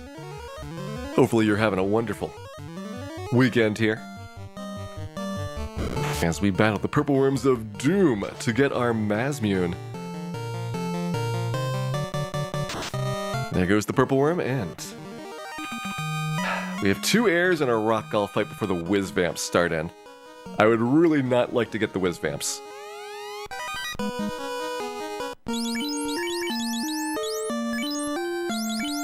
Yeah, we don't need the Bane. We don't need the Mage Staff. Bane Sword we need. Gotta have that thing. Without the Bane Sword, Dan is practically naked. And nobody wants to see that. Good thing I saved all those heal potions on the Purple Worm fight. Because we just used like 7.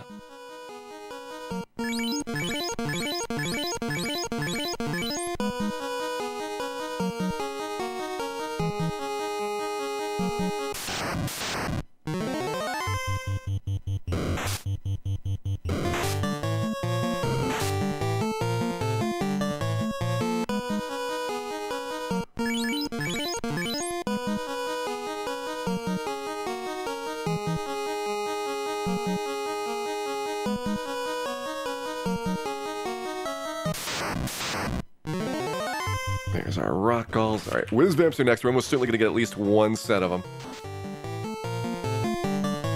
Every single one of these is terrifying. I hope to not see the Whiz Vamp Vampire combination. That's worse than the Whiz Vamp Zombie, most likely.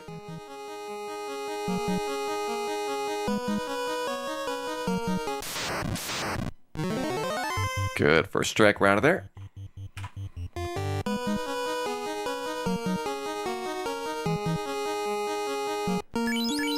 Alright, Tiamat time. First try at Tiamat 2. Dan does not get Bane. Good start. Good start.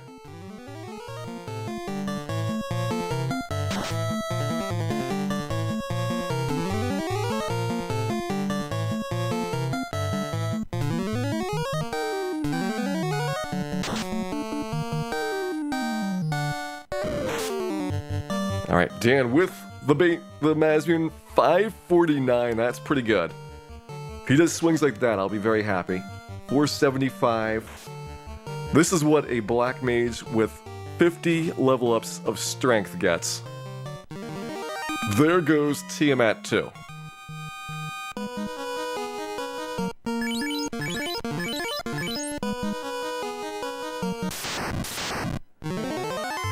Hopefully our last random encounter here. Don't want to see the next battle, which is Whiz Vamp Vampire. Mostly because it's a much tougher thing to survive the attacks. And we're on Chaos's floor. We have made it to see Chaos in person.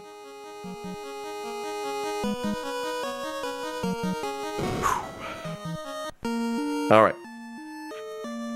I think what we're going to do is not defense, because I don't believe he does physical attacks often enough to make it come out ahead. And instead, we're going to fast and Mazmune and hope that we can outspeed him.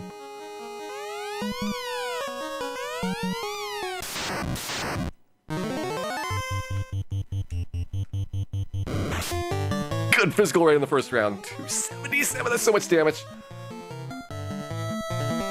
Why are you doing this to me, Chaos? Why are you doing this? 2 physicals! What is going on? It's a 25% chance of those. I think Dan has got some problems. We need to see Crack to give us a free turn. Does Crack, it'd be great. And 3 physicals. Physical, physical, Ice 3 physical.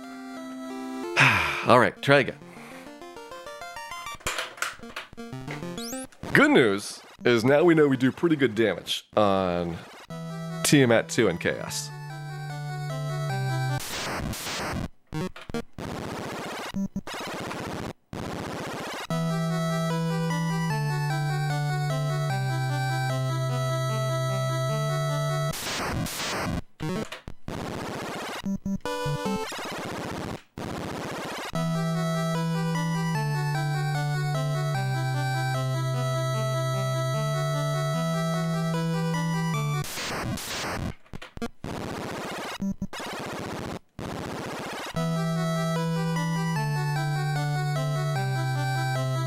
Why do I not warp out to the Mazmune? Because we don't have the warp spell.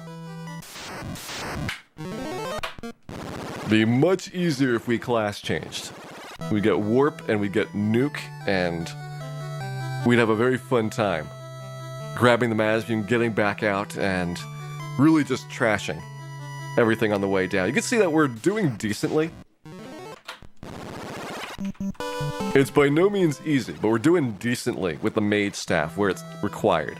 And if we had the Mazmune for those fights, it would just be slicing through everything really, really fast.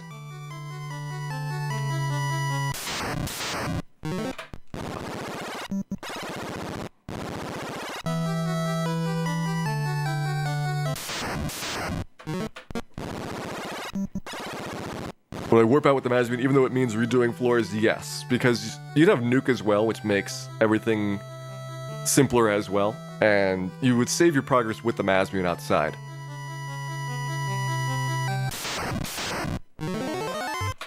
So that really helps a lot in terms of speeding things up. For now though, to the left, to the right. Back one for luck end. The zombies of doom await us. First try. First try. I class change around 24 hours. No, I class change around like 25 or so hours. Originally the plan was... Well, actually that's probably pretty much the original plan, because there's like 30 hours as the backup of a couple hours in Temple of Fiends and then giving up to do class change, but I really don't want to give up to do class change now. Seeing that we're this close. Like, we made it to Chaos. And that's a great sign that we could probably get him down. We need to see Crack for the free round. I think we want to see the first 2 spells. Slow 2 would not be the best, although if it doesn't work, that's great. That's another free round. We definitely don't want to see Cure 4, but you never know how those damage ratios are going to play out overall. So I think that, like, 2 skills, 2 spells would be, like, the ideal that we would see, and then hopefully we get him down on that 5th round.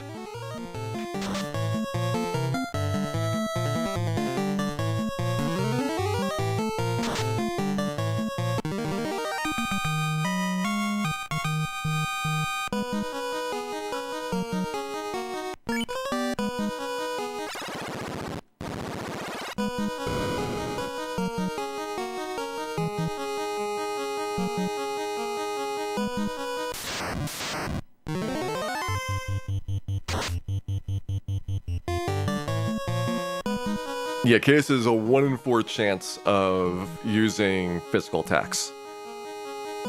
That should be 50% chance of spells and 25% chance of magic, if I remember correctly. Hello, purple worms. At least it's only 1 or 2 up here. Makes things a lot easier to deal with. Is a Chimera made out of Jim? It is Chimera's cousin Jim. So kind of.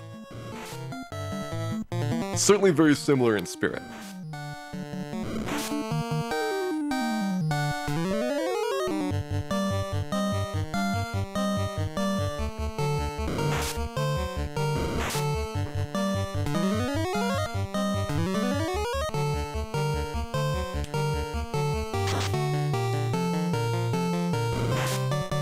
Yeah, I think we were at like 1,200 damage. I didn't want to defense, I wanted to start the heal staffs.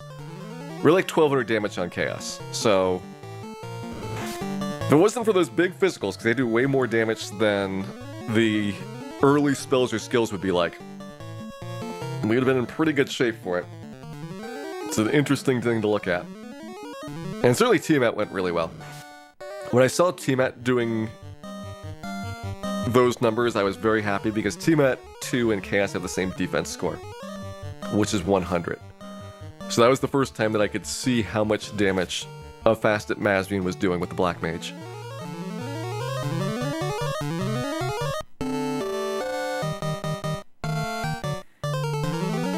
Am I going for the fast kill again? Yeah, I think it's still the best strategy. Evidence will not change our minds.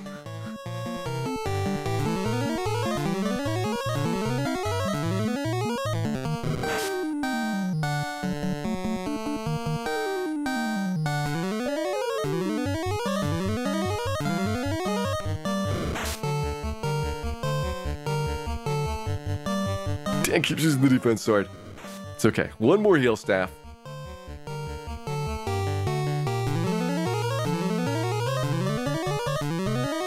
I mean, the thing is, we've had pretty good luck in a lot of the other spots. Like, decent time getting Lich Quake. That was like 3rd try. That seemed really good. We've had very, very good Kraken 2s. Like, I have had 0 complaints about Kraken 2. Which I was expecting him to be a real big roadblock. And other than that other Purple Worm fight, very few of the random encounters have been terrible. Oh, hey there, Durendex. Thank you very much. For those bits, we'll put those bits towards the Melmond Relief Fund. Melmond. We'll be relieved that we don't need to go back there once Chaos is down. And thanks again for the support.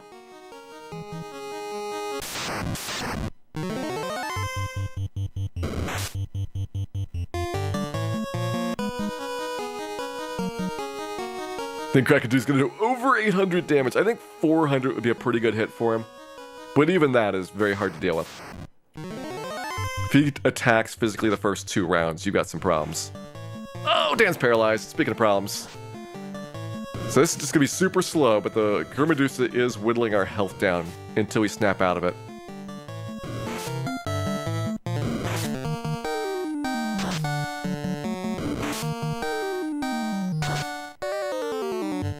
Okay, Dan is up.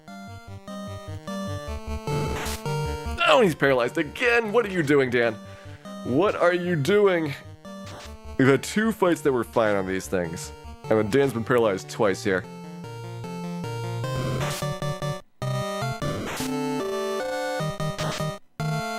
I'm gonna Quake Lich again. Yes. I think Quake probably works out better than the Mage staff. I don't know if it works out better than Fire 3s, though. It's all about, can you beat Lich without getting a nuke for the second time around? Pretty much accepted that he's gonna nuke me once. And do I really want to lose these 10 heal potions?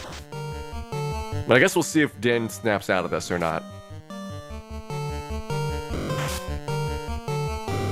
But this is already a really atrocious fight, given that we are very tight on heal potions in this trip.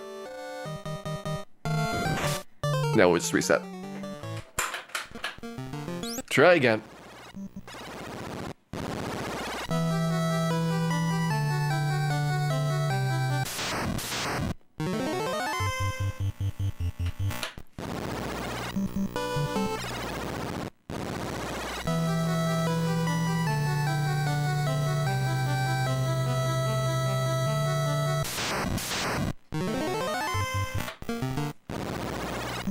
Do we have an RNG loop there? I don't think so.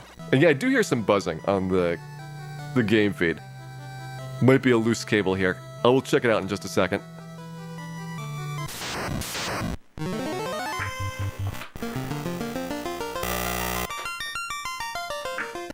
There we go. Loose cable. Buzzing should be gone now.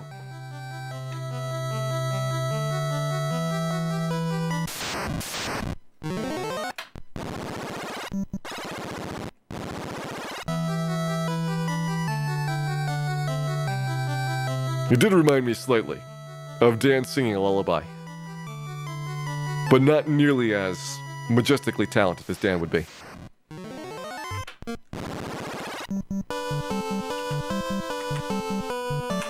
Let's see, so after the spider fights, okay, I know where I am.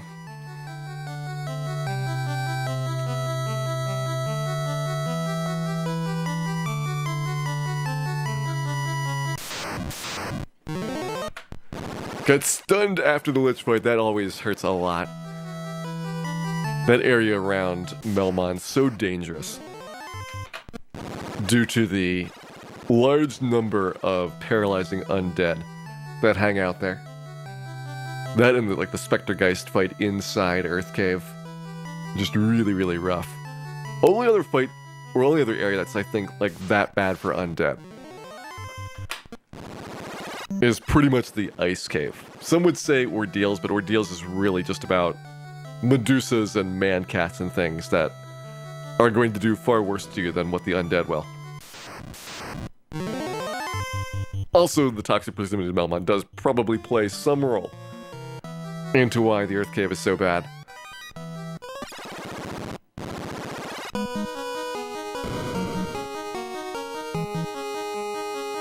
But down we go again. Let's see if Dan can get to Chaos a second time and take him out. Certainly a lot worse of a start going across the top here. That's our first super bad Frosty fight there. We have two Frosties, the Chimera and the Phantom, prior to our Purple Worm battle. Once I'm in the Purple Worm battle, I'm going to try to heal up to full. Again, save all your heal potions on the first trip down. If you have heal potions used up here, you're going to have way less ability to react to things at Kraken or Tiamat's floor. And those are where you can't afford to stop and do the heal potion strats. How many heal potions I have left? I did have a lot left, but that is with Kraken and Tiamat going really well, and a lot of first strikes on the monsters on Tiamat's floor, which you're certainly not going to get that every time.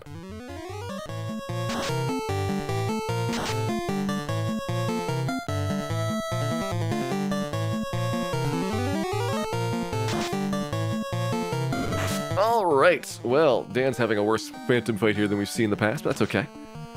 As long as we can get into the Purple Worm battle. That is what matters.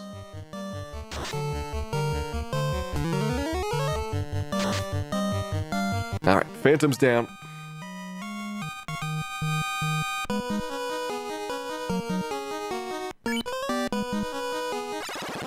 And Dan is down the hole. Let's go. Get our Chimera fight, and then the Purple Worm.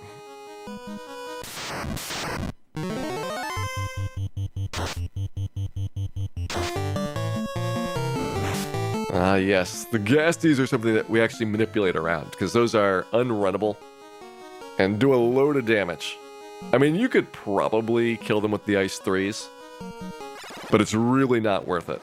And the amount of damage that you take would be pretty immense throughout that. Hey, nice. Only one Purple Worm this time.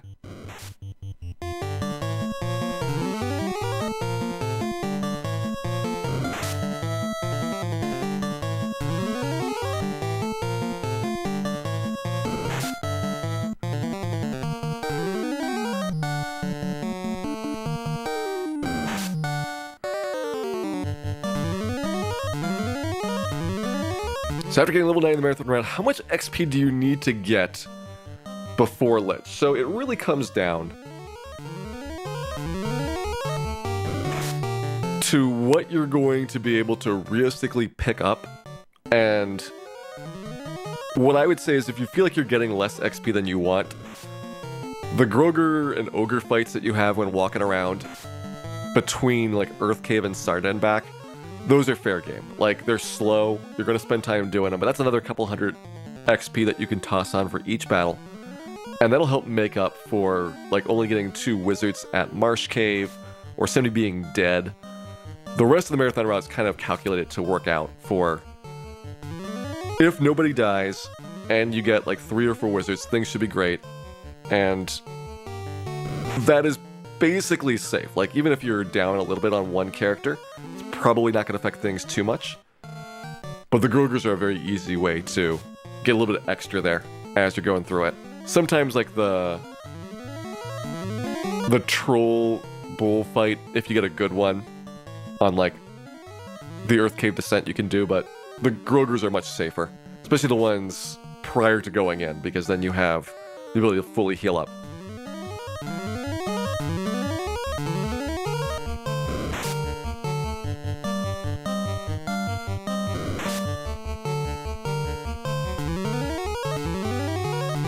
Purple worms here is 1 or 2. We've had 1 purple worm twice and 2 purple worms twice for our trips down. The one downstairs is 3 to 4. And both times we've been downstairs, it's been 4. Do I have any chance to dodge chaos with my current agility dodge rate? Probably, but I think it's just not really something that I'd want to go for when his spells and skills are more common and also usually going to be doing less damage. Like, the problem with a physical attack approach is that you have to burn rounds using the defense sword, and if he is going to Cure 4, then you can't afford to burn rounds because he's just going to demolish you before you can get Cure 4 off and then 2,000 damage afterwards. So I think we almost have to beat him before Cure 4 comes out. But if it goes off, then I don't know if you're going to live long enough to, at that point, start another 4 or 5 attacks.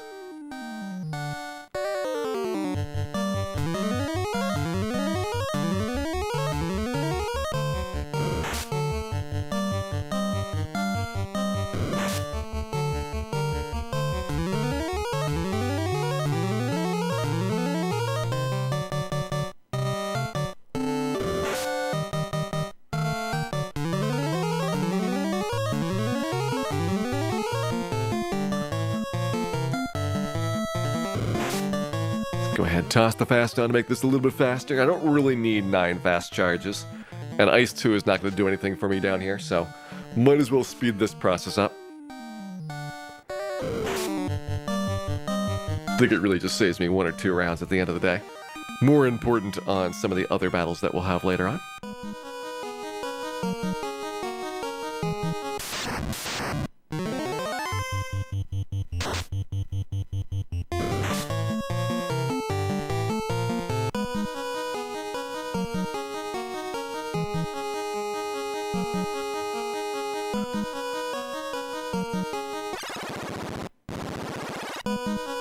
Alright, Mudgull Rockgull.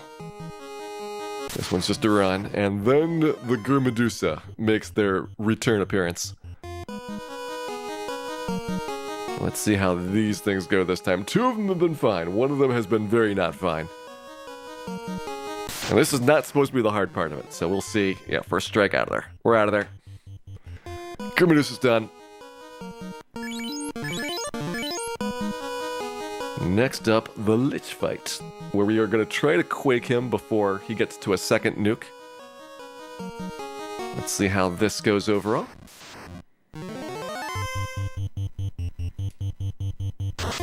First nuke, 272 on the high side. We did not get the magic defense check on him, which is unfortunate, because Black Mage is so much worse at magic defense than Black Belt is. 2 failures.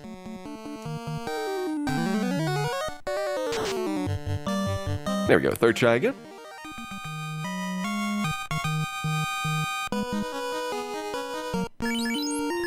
See, 313, I think we can risk this. We want to see a good setup here with Agama Argiant.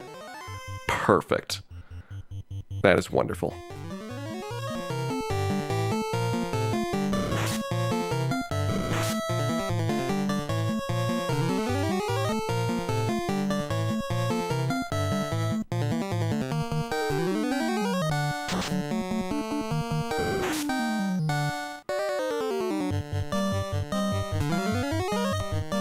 Here's another where I probably don't really need fast on the Agama. I think we did another Agama fight at one point where it was like 3 attacks to kill it.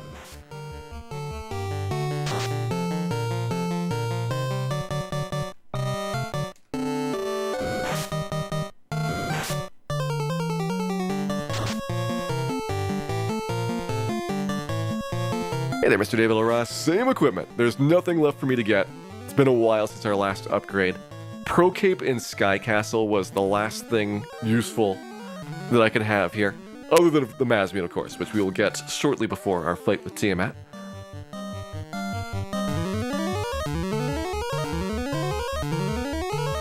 You would get the Cat Claw with class change. That is a true statement. What you would do with that Cat Claw, that is your personal business.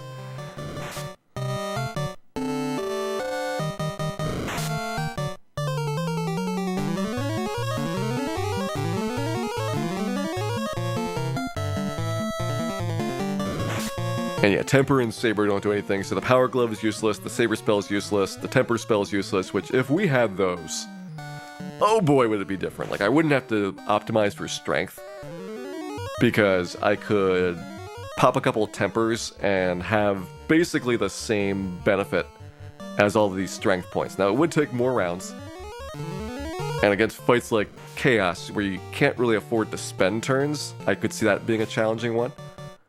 But for most of the other Fiend fights, where you get kind of totaled up and you're safe for a little bit, then I think that Temper would work fine. And Saber would work even better, because you get accuracy bonuses and possibly another attack per round with a couple of Power Glove or Saber casts.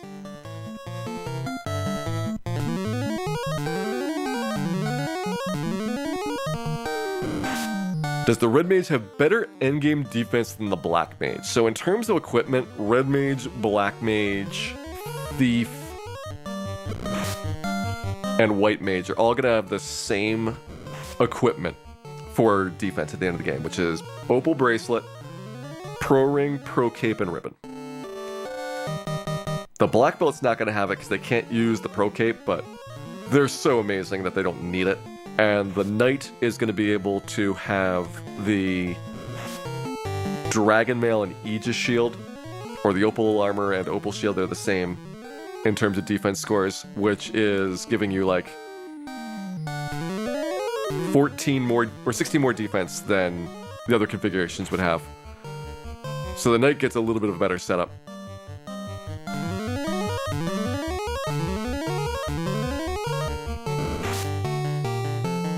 Is Aegis better for the magic defense? There is no magic defense bonus on items. Aegis has resistance to poison petrification, but if you have a ribbon, you're already covered, and so you don't need anything else to go along with the ribbon. You can just go for all gear-based things. Magic defense is only determined by your character class and level. That's the only 2 factors that go into it. There's no randomness involved, and there's no way to boost it anyway.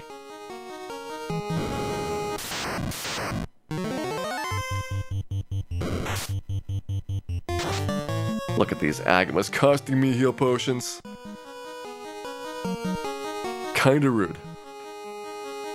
Kinda rude, I will say. Alright, so here's our Fire Elemental fight. Let's see how this goes. Another chance to get healed up once we get some of the Fire Elementals killed off.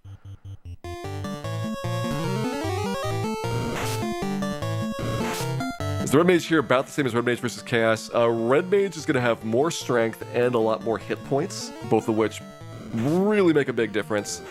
Well, especially the more hit points. Like, if I had 150 more hit points, probably we would have won on the last Chaos try. A little bit more strength just means I'm going to be in like the 600 to 700 range instead of the 400 to 500 range. Probably could save me around if things go well, but if you have another 200, 300 hit points, then you probably don't need it.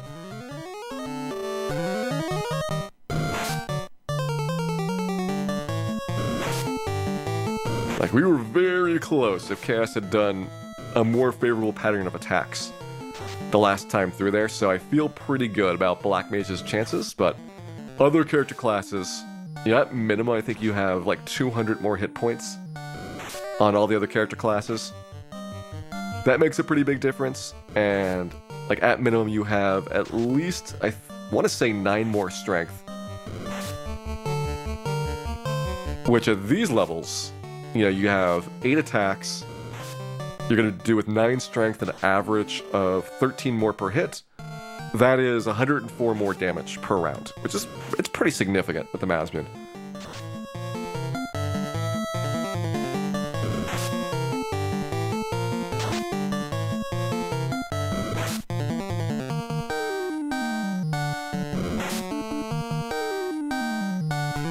Where is Nuke in his list? Number 8.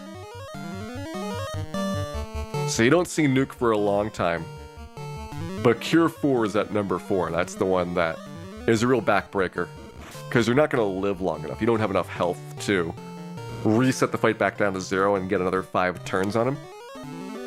So even though you're not taking any damage on the Cure 4 round, it's pretty much killing you.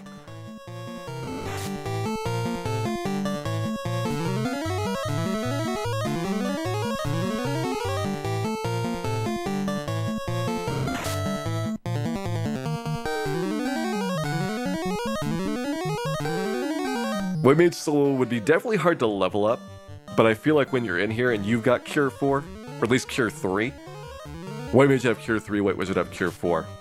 Cure 3 was pretty big when I was doing Red Mage versus Warmech.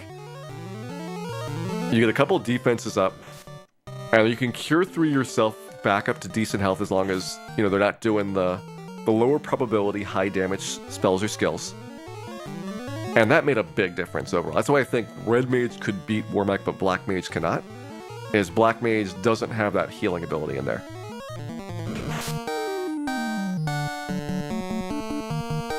And White Mage, Cure 3, you get same weapon, you got the Masmoon, more strength, and more hit points. I think you got a pretty good setup there for Temple of Fiends. Now, question is, could you get down to Chaos as easily? I think Black Mage does have perhaps the advantage there at times with better spells and skill access. But White Mage has so many other benefits.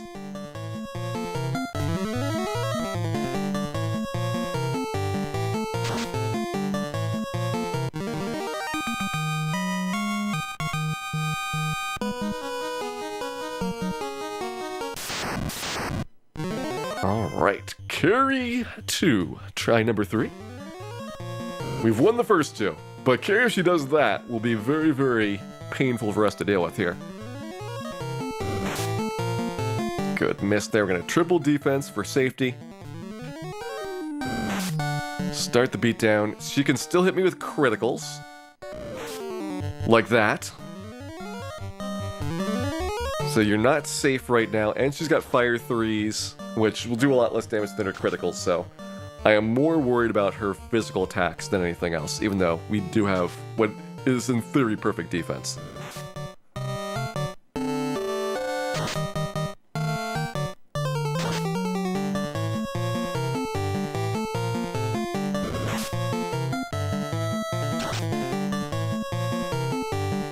About 350 so far. She's got 700 hit points, about halfway through the fight. Taking a lot of damage so far, which we don't want to see.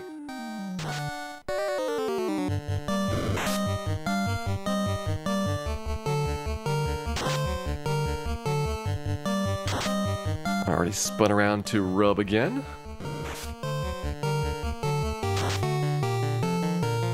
Damn, what are you doing with these hits? He's going down in damage. I can't believe we're seeing this little out of the Mage Staff right now. We were doing pretty good the last couple of trips through. This one, a little bit rougher. There we go. Alright. Now Carrie's out.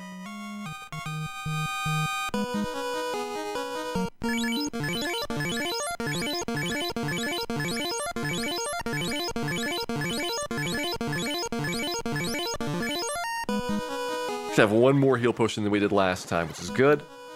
Is that true, or did I have 81 after Kraken? I couldn't have had 81 after Kraken. I think I had 81 after Carry. So I think we have one more heal potion, but this is where it starts chewing your heal potions up really fast.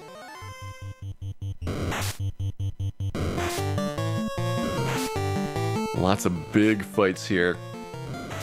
You could, in theory, very slowly crush through those and use heal staff strats, but I feel like it's much better doing those upstairs and popping the heals down here now.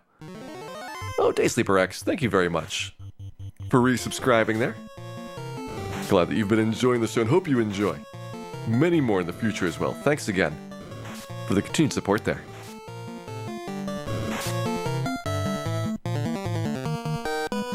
Okay, Dan taking a good pile of heal potion damage. Still okay, still have enough. Not super worried yet. Do you have 100% run success? You never have 100%.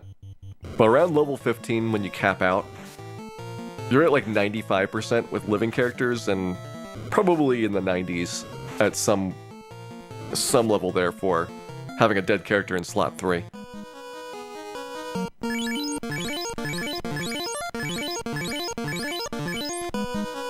Alright, here we go. Kraken time.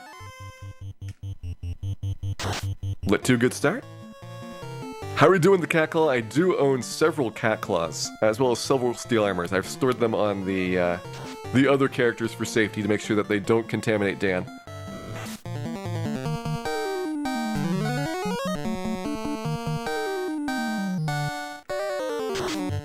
What in the second attempt? Second attempt was Chaos. Third attempt was Gurmedusa, and this is attempt number 4. No Quake this time, that is correct. Kraken is immune to Earth. Lich is the only one that you can kill with Quake. Kraken you gotta do with damage, and Ice 3 will beat out Lit 3 by a little bit because he does not have a lightning weakness anymore. He is neutral to both lightning and ice.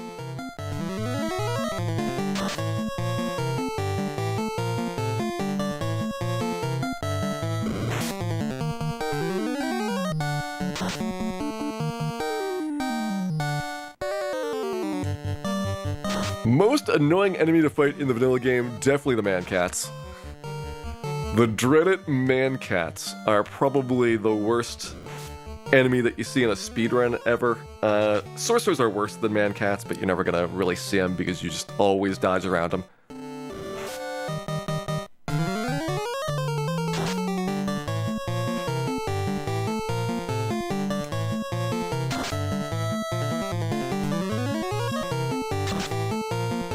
If you're not manipulating monsters, though, then I could see sorcerers being number 1. Those things are really awful. Speaking of which, who wants to fight some sorcerers? Dan does. Dan wants to fight them.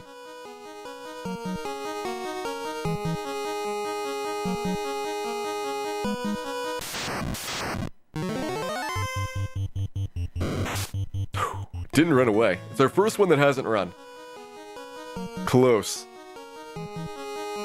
Thought the mages would be worse. So in NES, mages do not start with Fire 3. That is the remix only. NES mages start with Rub, and then the second hit is Lit 3. So if you've got death resistance, usually they're going to waste their opening round with the Rubs, and then you can run away during the second round when you have Lit 3s coming. And they're not like 100% chance to cast spells. They're gonna not cast spells pretty often. Can I skip Tiamat? No, you gotta kill Tiamat to get to the stairs. But I'm going down to the Mazmune here first, which we have to get through the purple worms. Oh man, another quad. We've had 3 quad purple worm fights so far. Only 1 dodge that first round. That hurts. That hurts tremendously.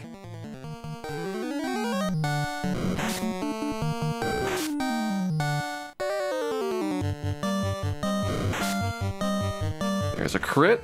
Don't want to see those. There's 2 crits. Uh-oh. Alright, so we're 1 hit away from death. Gonna knock these out and then heal staff up before we hit crit again.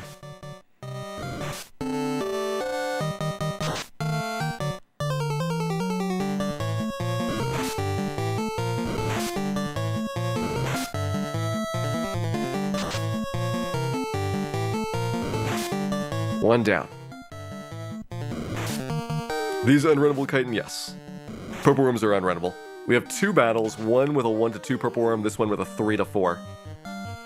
The 1 to 2 is not a big deal. 3 to 4 is where it is the really, really big pain.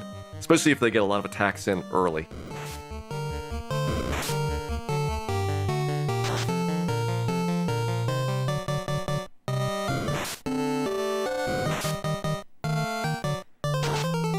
Alright, 3 down. We're switching over to heal staff. We need a couple of heal staff successes before a crit.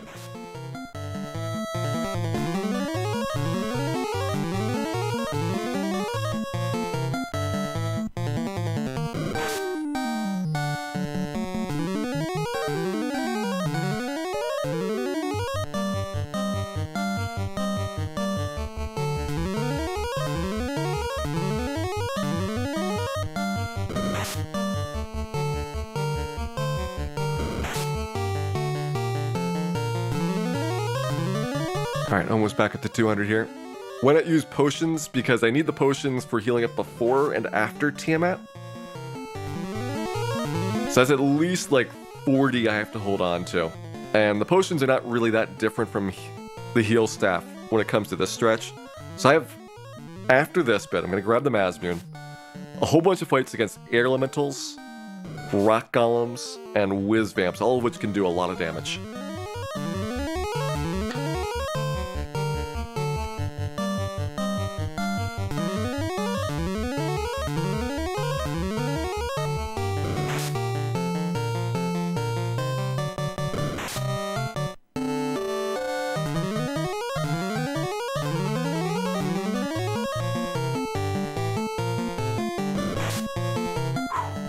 Snuck that crit through. That's a pretty low one though, 87. One of the lowest purple worm crits you're gonna see.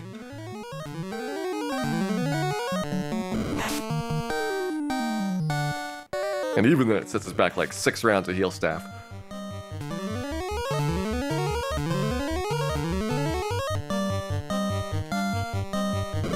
Gotta beat Warmech too. I just don't think Warmech's gonna go down with Black Mage. I could see Black Wizard taking Warmech out.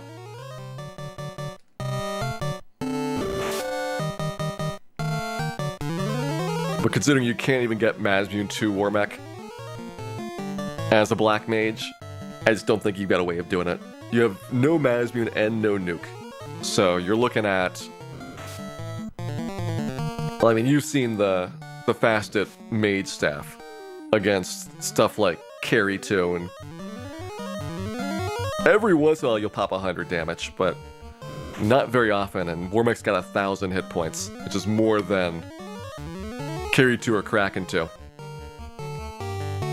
So he's a tough one doing that, especially with so much more damage per round that he can put out. Those nuclears are going to be doing on average 240 damage to you.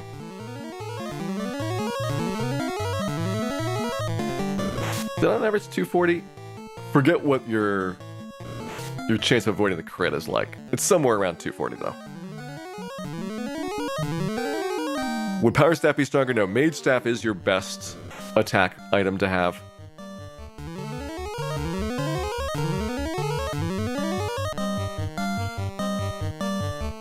Mage Staff slightly beats out Silver Knife, which Silver Knife is pretty much the best for most of the game.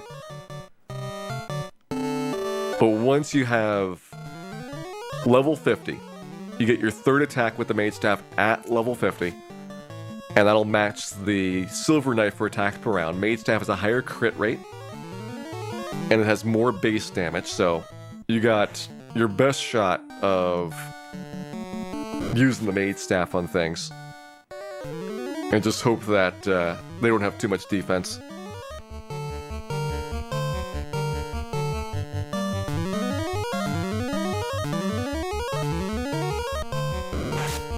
What staff do I have right now? The Mage Staff is in the Sea Shrine.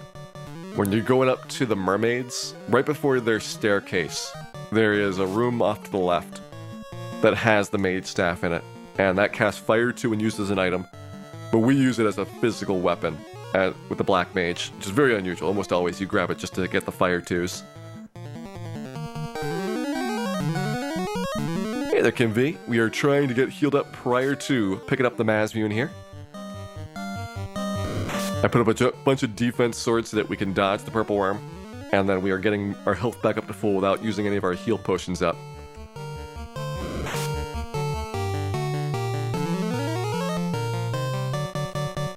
And basically, last stretch here, we've gotten to Chaos once. We did not survive, but we have seen him. And we are one floor away from getting to Chaos again.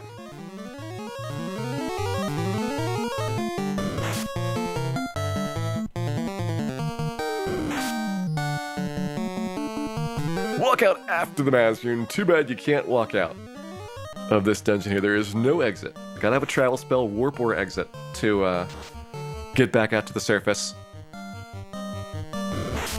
Plus you'd have to do all the fiend fights again, so that would be a bit of a pain. Alright, there's the purple worms out of the way. Let's grab our Mazmune.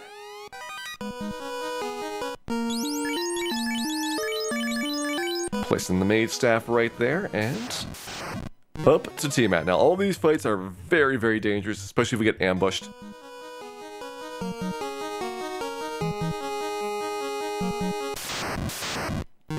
Why were the worms' attacks not hitting? Because the defense sword increases my evasion by 40, which you can stack to the point that you're basically able to dodge everything except for critical hits. Criticals you could never dodge because it doesn't even check your evasion score when those come up. But all non-criticals would be able to be escaped from.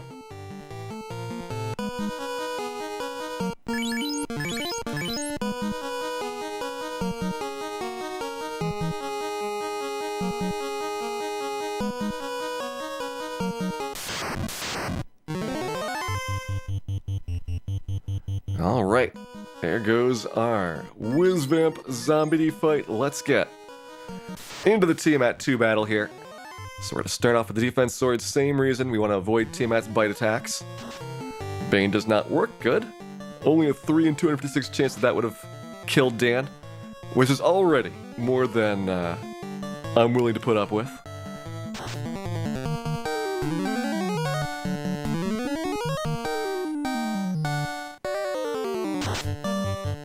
Alright, Dan with the Mazmune. 372, down a little bit from the first time that we killed Tiamat.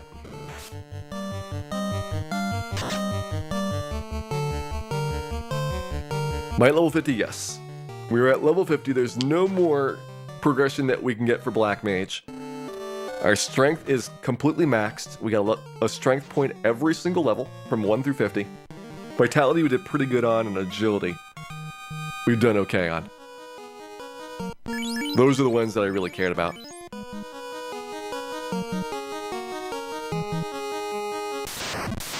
Alright, last random encounter.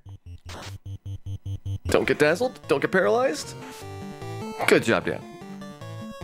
Good job. Alright. It is chaos time here. So, as we found last time, chaos can in fact use physical attacks, even though it's only supposed to be a 1 in 4 chance. But I'm still going to do the damage trace. We are not going to defense. We're going to fast and swing and hope that he uses crack and does a bunch of ineffective attacks. So let's see how chaos goes. There's the fast on Dan. Physical attack again. That's 4 out of 5 so far. 5 out of 6. What ridiculous chaosness is going on here. 6 out of 7. Alright, we're in an RNG loop. That is bad. So I'm going to have to release the controller, spin the RNG a bit, but we've probably lost this fight now, and 7 out of 8. 7 out of 8 chaos attacks. Alright, try again. It was a good effort.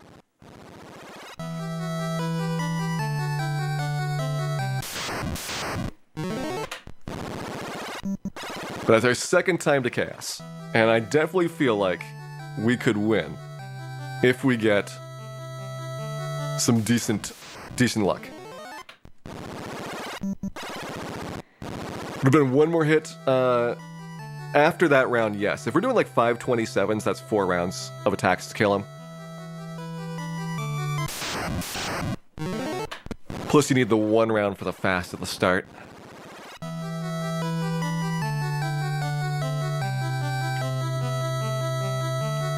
If only we had some evasion before the RNG loop. Well, I think it's going to be tough to RNG loop him in general. But it's an interesting idea.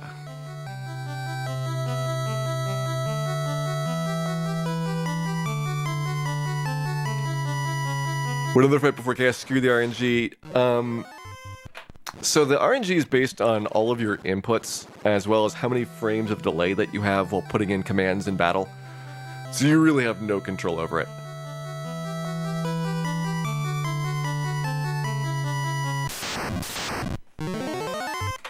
The only reason you get RNG loops like that is because when I'm doing physical attacks, I'm putting in the fight command the first possible frame every time. So I get to see the same battle, or the same bit of RNG every time as a result. But it's a very, very special case. And you can't do it if you're doing anything besides physical attacks.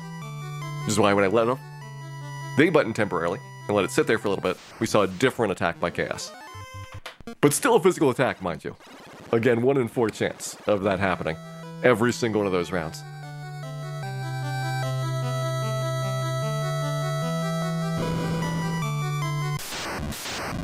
Yeah, if we ruse, we're just gonna get spells. It's gonna be nothing but spells if we cast ruse. He's gonna go right to Cure 4.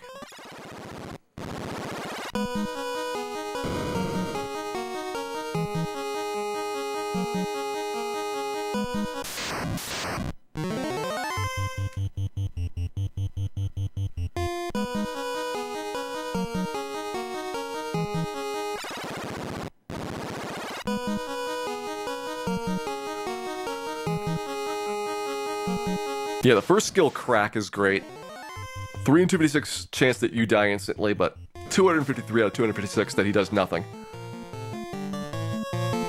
His first 2 spells are okay. Slow 2 is dangerous, because you lose half of your damage if it lands.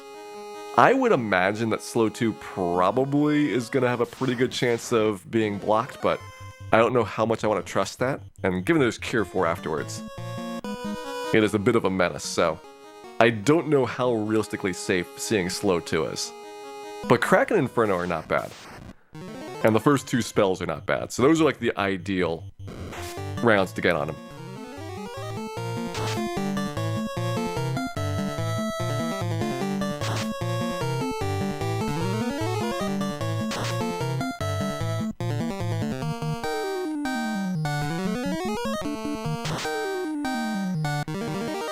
Okay, delay to get RNG loops removed. I mean, delaying, you might get an RNG loop where you wouldn't have.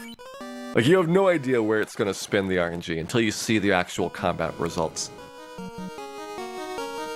So if you used up, 255 random numbers instead of 256, and you delayed for 2 frames, well, you got the same outcome as if it had taken 256.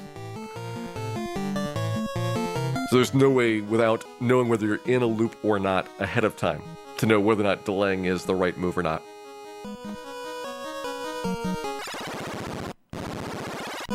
Does fast override Slow 2? Yes. But that means you're spending turns casting fast again. And by the time he gets the Slow 2 off, like, you're either almost killing him, or he's going to get Cure 4 off, which is his 4th spell, which is 1 after Slow 2.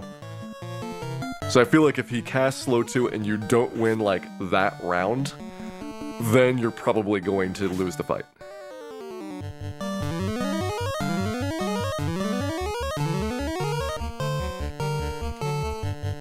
Just avoiding the first physical, it's been just RNG for that.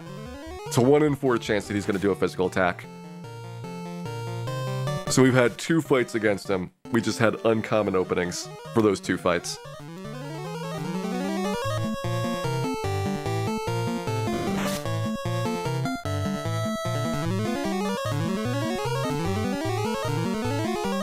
What is between Ice 2 and Slow 2? Is it Fire 3 after Ice 2? I know he does Fire 3, Ice 3, and Lit 3. He's got Slow 2, Fast, Nuke.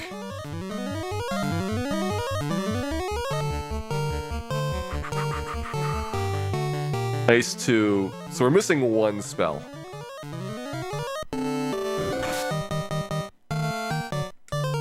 Which might be Lit 2, but I don't remember if that's in there or not. I know Kraken definitely puts Lit 2s into the pool, but I don't know if Chaos has got Lit 2 as well.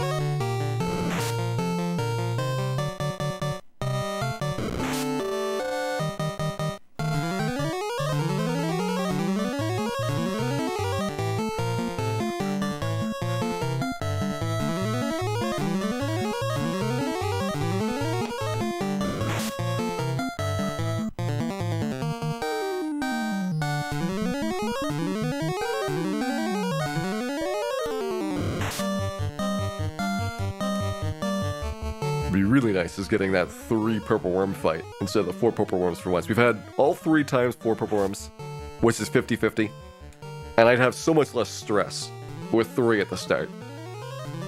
That, and we've gotten very good Krakens, so I want that to continue. If we get more good Krakens, then I'll be really happy with that as well.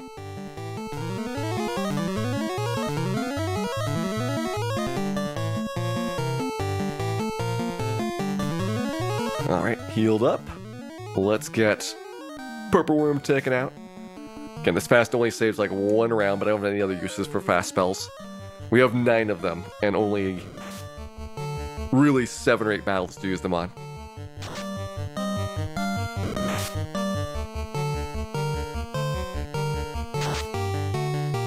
So I'll take that. 1 Purple Worm is down. We are back at full health. Let's go.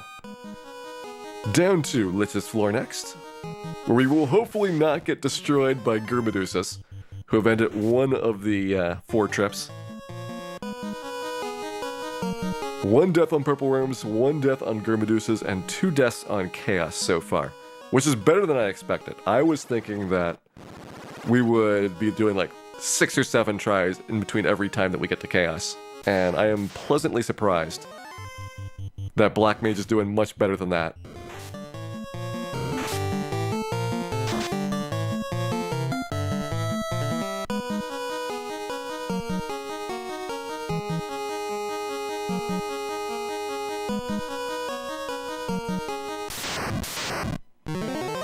Hello, Gurmedusa. Dan, run away, please. Run away! There you go.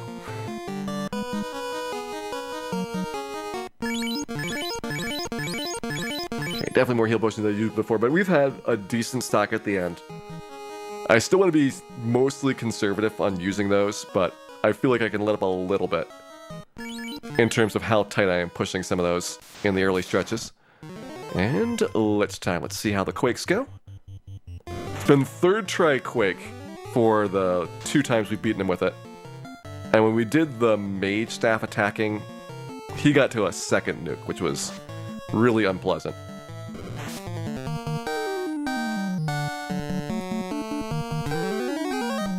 Come on, Dan, 3rd try Quake. It's ineffective. Alright. There's his first nuke out there. He's got 4 spells, so every 4th spell is going to be nuke. And that's why you just don't have enough time with the Mage Staff usually to take him out. That's why Quake is my strategy instead. It's about a 1 in 5, 1 in 6 chance of insta-killing him. So far we're a little bit below average, but still okay if he goes down the next couple of rounds. There he goes. See you later, Lich.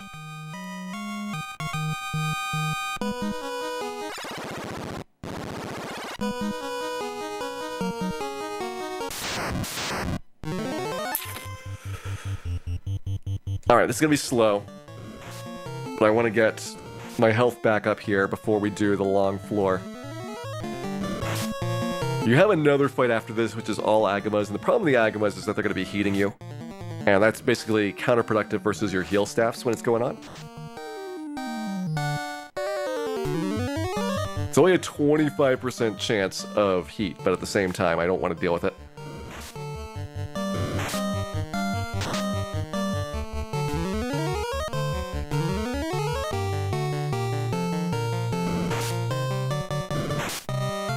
Look, Mr. Crimson, nobody promised any of this would make sense. In fact, I explicitly said that Dan was going to be in charge of the party. And you know things are going to get wacky when that happens.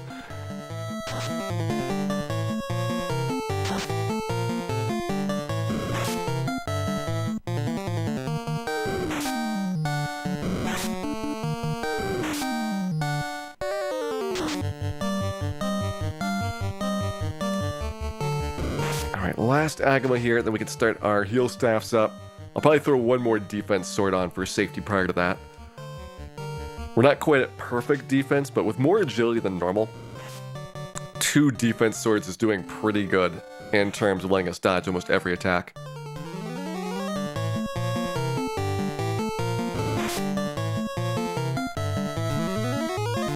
Hey there, DJ Hollowpoint. There is indeed an entirely useless stat, which is the Black Mage's primary stat, in fact. Of their 103 guaranteed stat points, 49 are intelligence, which does nothing. So they only get 54 stat points that are helpful at all, which every other character class, like I think the worst case for anybody else is like 90 useful stat points. And a lot of them have like 120, 130. I wouldn't say a lot, but half of them have 120, 130.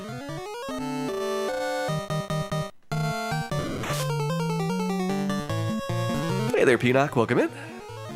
Hope you're having a good weekend here.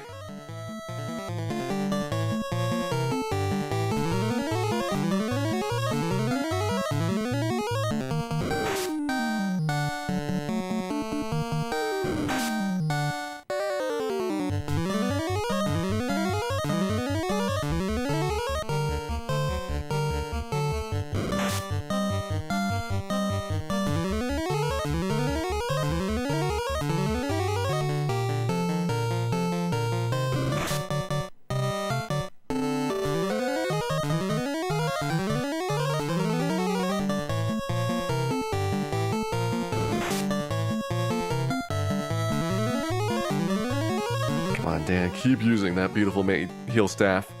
Use the maid staff as well when we get to carry.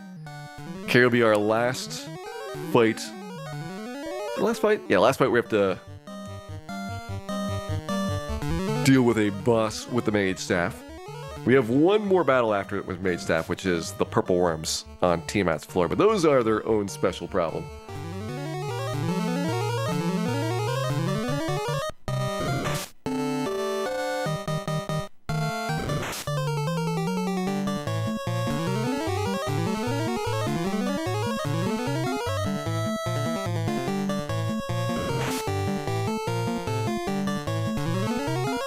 So no way to avoid purple worms. I get way worse encounters. I think the vampires, as bad as we think the purple worms are, the vampires are probably worse. If you get ambushed, it's game over. I don't think you would survive an ambush round against that many. And just the chance of paralysis and the dazzles, stun touches, those are like really terrifying when they happen. Purple worms, at least you have a neutral start. They don't have any touch attacks.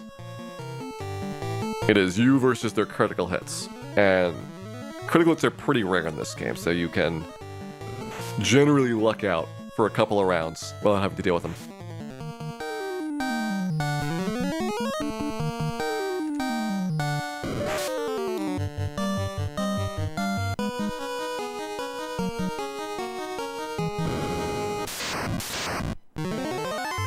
Agamas, that's my backup fight. If I didn't want that red giant, could have done those guys instead, and that probably would have been a faster setup, but again, the heat's coming out the entire time.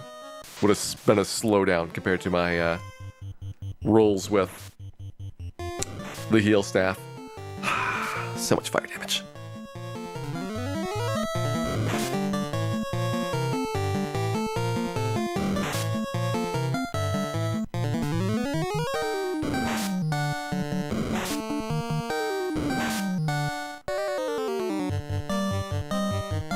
Fast up and let's get a couple of these fires knocked out. We should be able to one-shot them for the most part. They've got quite a bit less health than a purple worm does.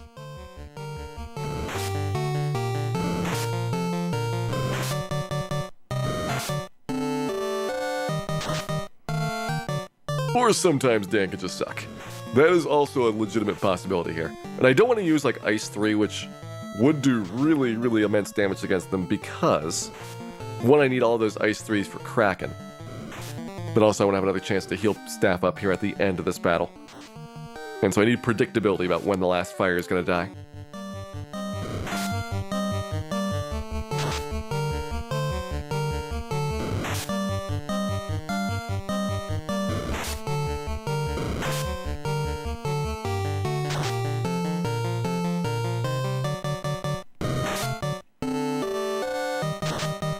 Make a sequel to Final Fantasy. I don't know if that would go over well. Seems like this is about as good as it's gonna get.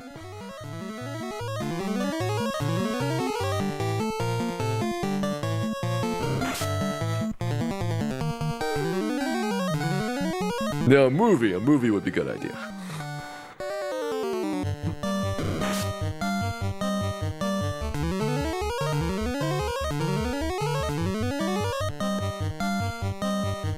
Funny thing is, if they did a movie like at this era, like actually having much better technology to use for the animation, it probably would have gone more successfully. You would always be hesitant to say that it would be good, because most video game movies are in fact terrible. But just the fact that you're not going to have really creepy looking characters probably would make a big difference. And for a long time, that actually just destroyed Square, the company. It was easily possible that they would have gone out of business due to how badly the movie flopped.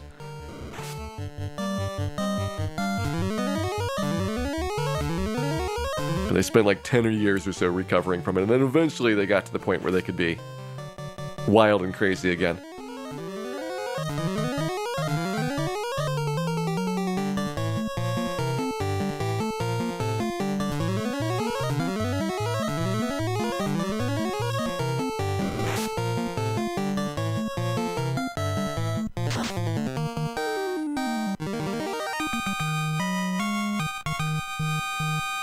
Alright, there's the fire. Let's go fight Carrie here.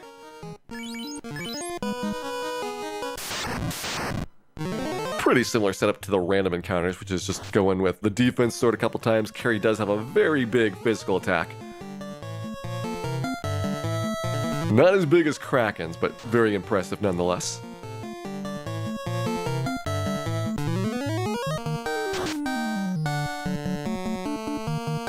Get down fasted and wail away. We hope to not see criticals. That is still pretty scary during this stretch. Criticals on Carrie are how she does the bulk of her damage. Fire 3s, those are gonna be like 40-50 a round. You can live through a lot of those, but the criticals are gonna be like 150-200. And that is scary when they pop up.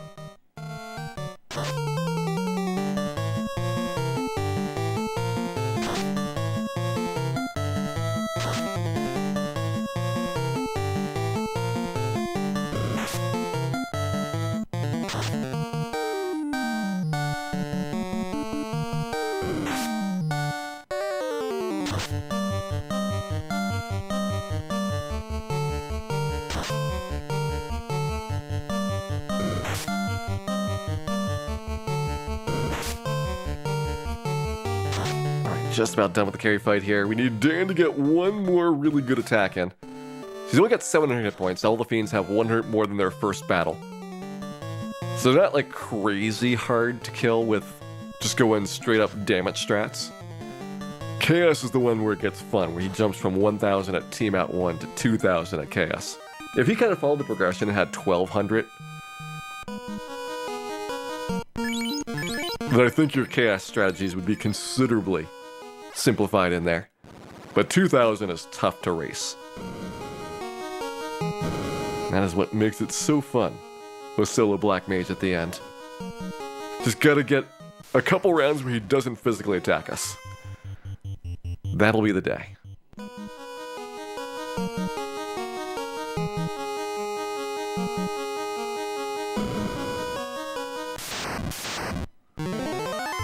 Hello, lobsters. And goodbye, lobsters.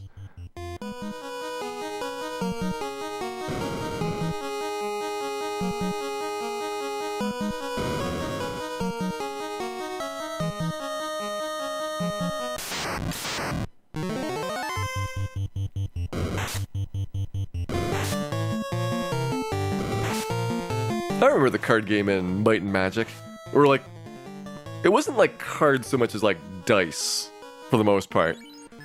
That was in the combat oriented Might and Magic rather than the Heroes series. Both excellent games overall. Alright, Kraken with the big attack there. That was not our good start. That is not what we wanted to see. We need some inks, need some misses.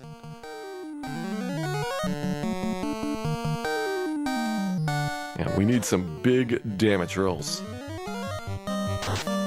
We can definitely do this. I need to get through 9 Ice 3s without him criticaling. He criticaled. Alright, there's our first Kraken death. Try again.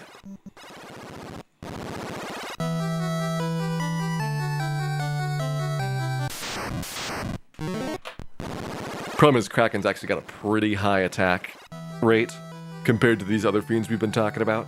So we were very lucky the last couple of times. We beat Kraken 3 times where he opened up with 2 good rounds.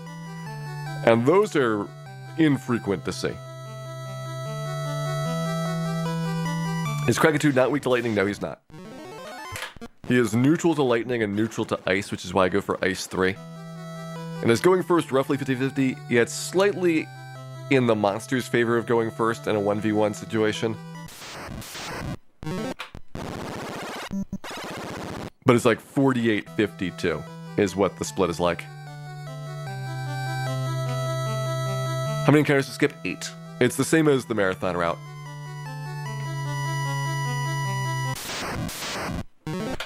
I'm just doing them all inside rather than bounce back and forth between outside and inside.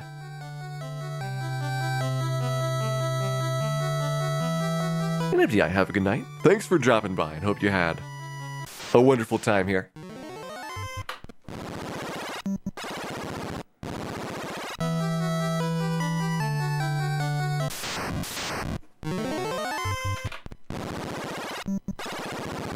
Grimp, get our creep fight next. And then we go in.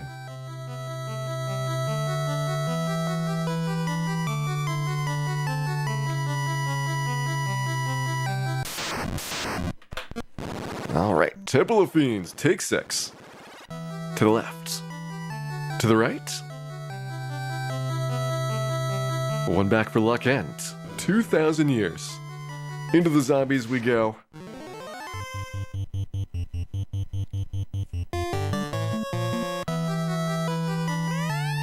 Here we head. Alright. Let's get extra serious for this one. We've had some pretty good starts. We've only had one really bad opening, which was the one that we got paralyzed by the Medusa repeatedly. Other than that, I've been very pleasantly surprised with the first half of the dungeon. Bottom half is about what I expected, which is that you have some pretty rough battles, and Chaos himself is also pretty dangerous. But I still feel this is reasonably doable without class change. And so I'm going to keep the faith. I think we want to plug away at this until we get solo Black Mage. No Black Wizard required. Also, run would be really nice. There you go, Dan. 4th in the turn order is actually pretty good there, with 9 bad men showing up. They are pretty bad men, Marish. I agree with that. They're not quite the worst men, but they were kind of awful. Oh, and then Phantom gets a big hit. He usually does spells. Spells and skills are both fine here.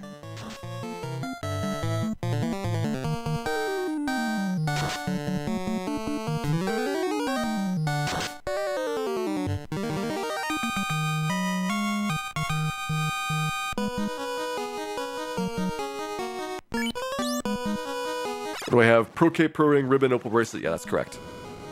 That's what you're going to have for Black Mage, Red Mage, White Mage, Thief.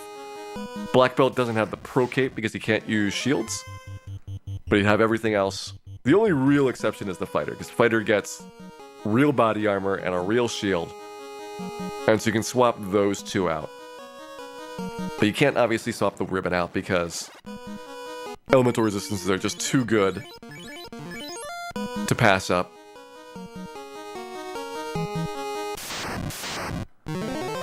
Hello, Purple Worms. Good thing I tossed a couple of heal potions on there. Good thing there's a couple of heal potions on there. Already got one crit in.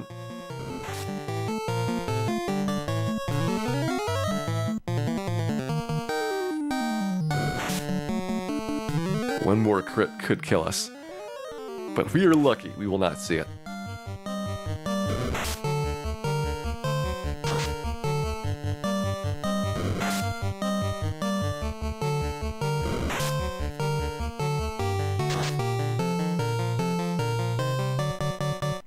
One more defense on for safety. I've been almost perfectly okay with 2 defense swords, but I don't think the math works out. Like, I think 2 defense swords is not enough.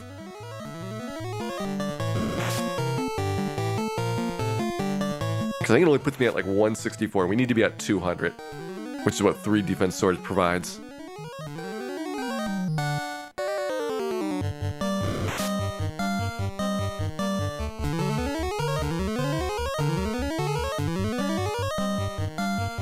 When I reset the Grimmedusa, because we didn't break out of the paralysis.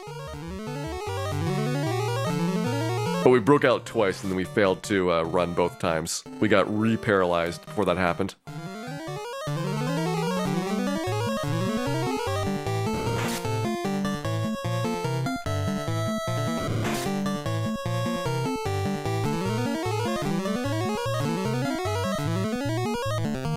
And yeah, basic idea here is whenever you've got a bunch of physical attackers, defense sword, increasing your evasion by 40. It's the same as the ruse spell.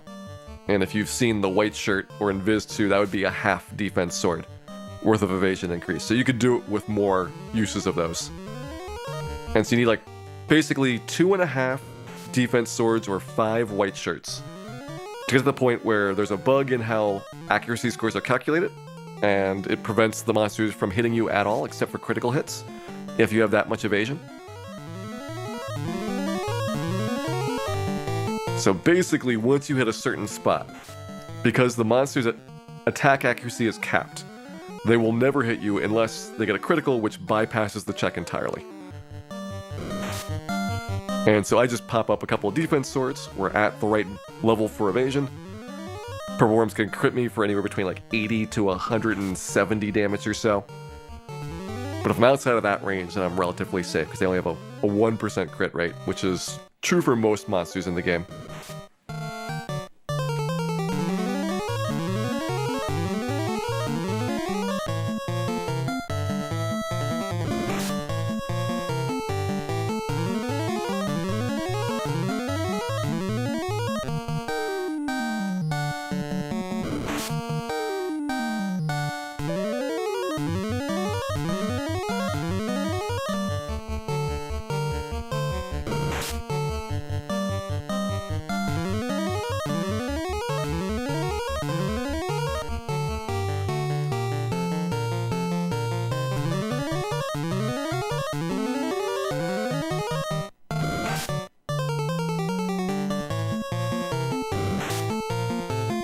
Oh, Nightmare James, is it your birthday?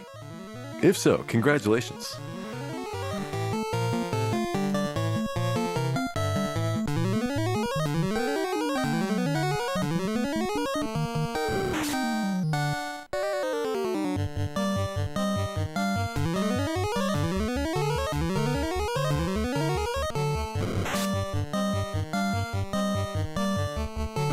I would offer you some cake, but all I have is Purple Worm, and you probably wouldn't enjoy that.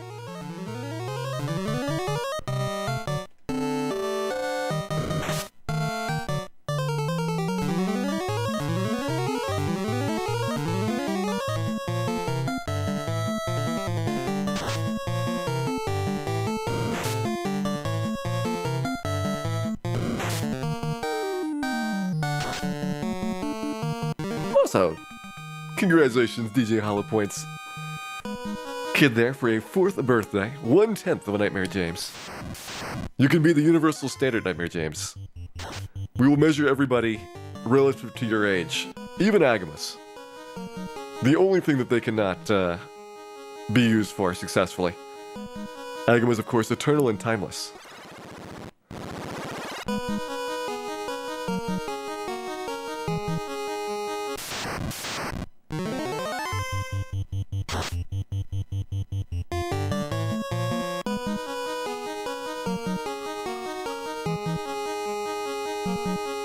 We're either going to get this Medusa fight done really fast, or we're not going to survive, so I don't think healing up beforehand makes sense. Let's see, though. Do we survive or not? Dan is paralyzed. Good start, Dan. Good start here. 1 in 4 chance of snapping out of it, still paralyzed. Alright, Dan's up, but he's got to survive this entire round. And then the next round without getting paralyzed. Let's see if he can do it. There's 1 round down.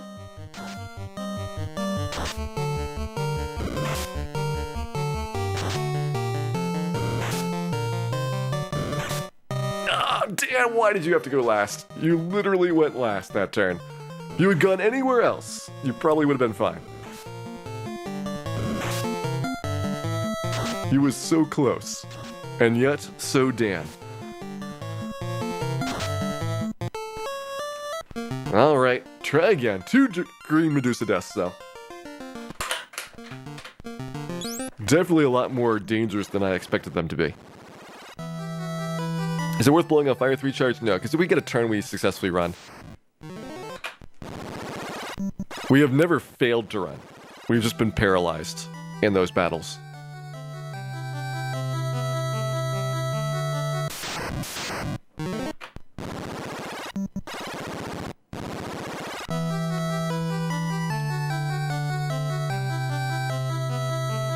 And so we try again.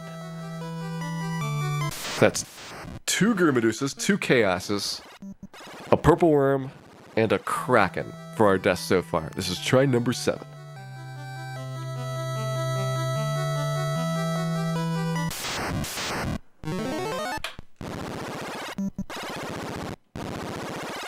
Nice, Ruby Rose taking the birthday lead here. Also, Dragon Zero, thank you very much for gifting that sub there to Nightmare James. Nightmare James, hope you enjoy the emotes again, and Dragon Zero, thank you for all of the continued support. That is much appreciated.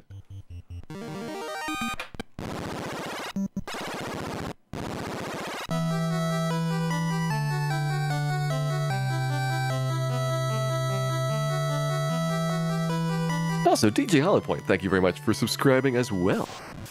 Glad that you've been enjoying the show. And hope you enjoy many more of these, as well as your emotes arriving shortly.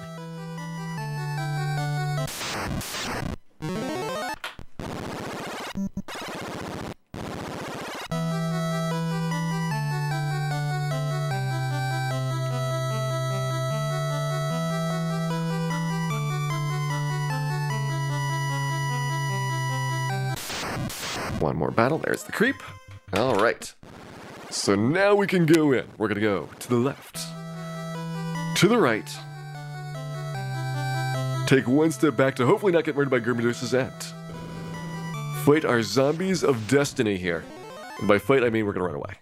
See you later, zombies.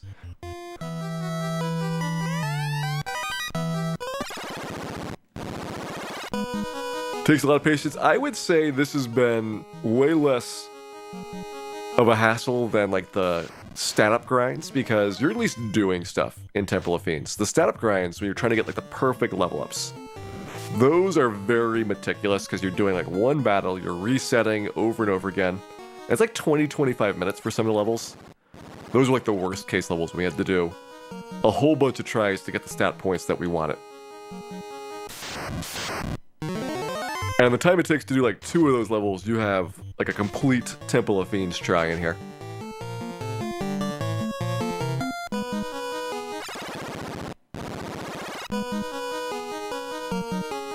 Hey there, Cypher, welcome in. Is Dan more on fire than you remember? Yes, we did upgrade Dan. a couple of weeks ago to have significantly more fire. I was always somewhat unhappy at the lack of fire on Dan V2. Dan V1 I think had decent fire. Dan V2 looked better, but not enough fire.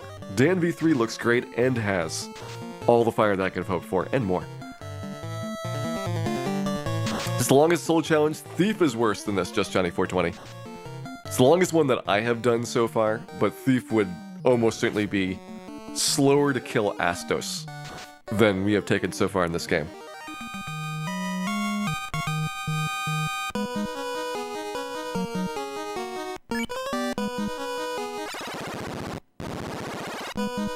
The good news though is once you kill Astos, you're basically almost already at max level, so at least you're done with the grinding, and you just have to get through all the dungeons at that point.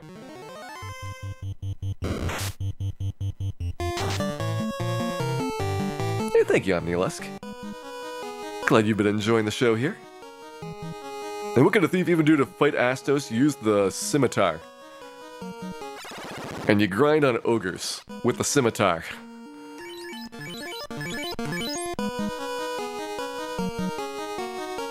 Sometimes you can use the saber, depending on whether you have enough accuracy for the saber to do the same number of attacks as the scimitar does, but that's about it. Those are your choices.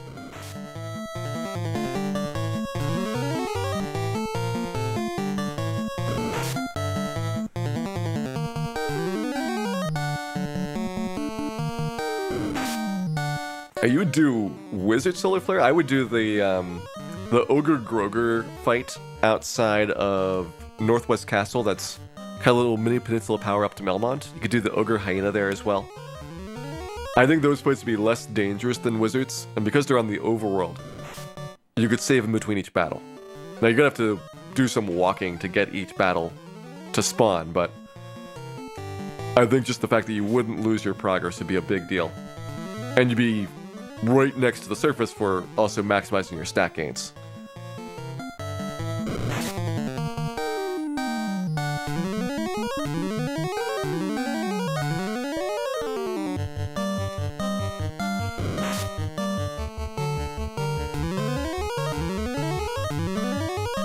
Alright, I'm here, James. Have a good time, and hopefully you can come back in time for some chaos action. To grind mummies at level 25, you cannot get to the mummies without the key. So Astos blocks the mummies, he blocks a lot of the weapon upgrades like the rune sword, armor upgrades like the silver bracelet. Like, you are in bad shape pre-Astos as a thief.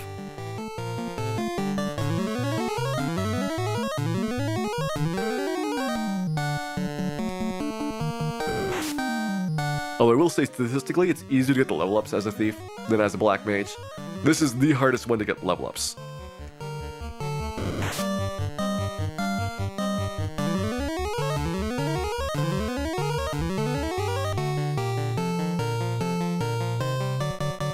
Damn, why do you keep using the defense sword? I've got it in the first spot for a reason, in case I ever accidentally click on it. I don't want to use like a heal staff or something in like the Kraken fight or other important ones. It means that every once in a while I'll get a defense cast in there when I mean to just heal staff up. Even worse it is Dan, that is an added complication for sure. I mean, if this was Cal solo Black Mage, probably like maybe 30 minutes tops to beat the game.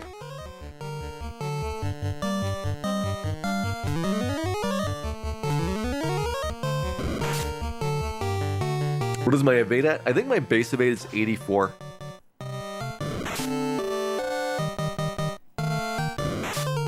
And so with 3 defense casts, I'm at perfect.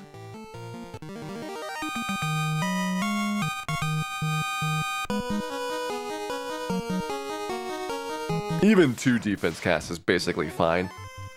And you're not going to really worry about anything hitting you. But at the same time, I want to get that 3rd one just for safety, because it's like a very, very tiny amount of regular attacks will snake through. I believe with only 2 defense casts. If I had more agility, I might not need it. But we sacrificed agility for strength and vitality on Black Mage. And that, I think, is the right call. You want to have strength and hit points as much as possible.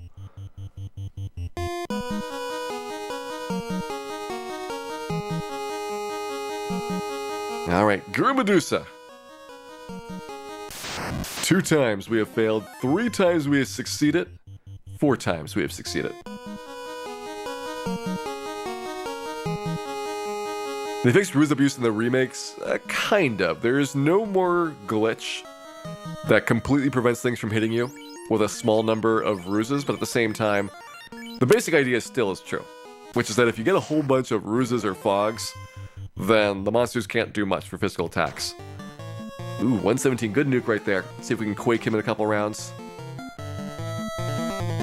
We don't want to get double nuked here.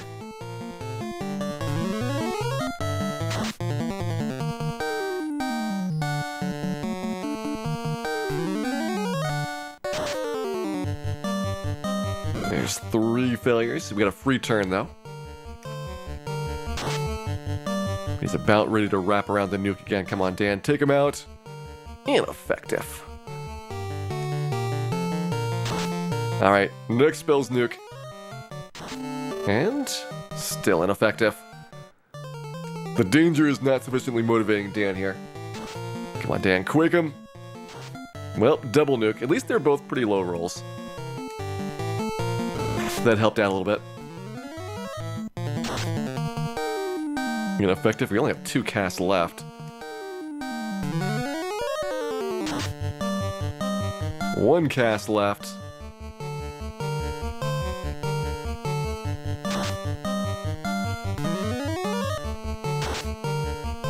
And 9th try on the Quake spell there, but we got him. We did eventually get him.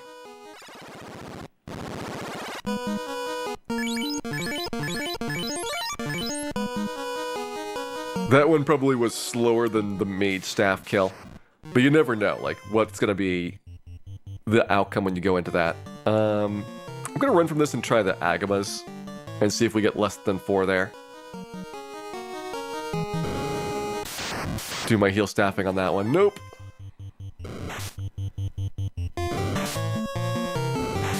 I guess backup strat, a couple more heal potions, and then do most of the healing on the fires instead. I haven't been super pressured on my heal potions yet, so we'll see if this works out, being more aggressive. Just doing the purple worm heal potion grind might be enough.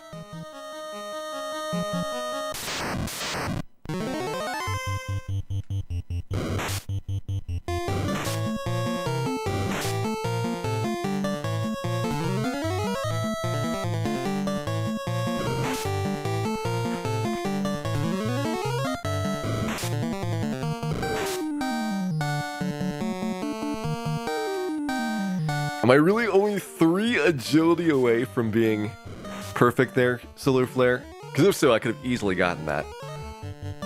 I've gone back and looked at what my stat up patterns were like, and I missed about 30 HP and 5 agility, I think. In terms of things that, if I had known better what the right stat patterns to get would be like. And so, I definitely would have gotten those 3 agility points at least. And been safe with 2 defenses, which has been really nice. 30 HP would have also been really great. More HP, the better. There's no point in the game where HP is not really essential for a Black Mage.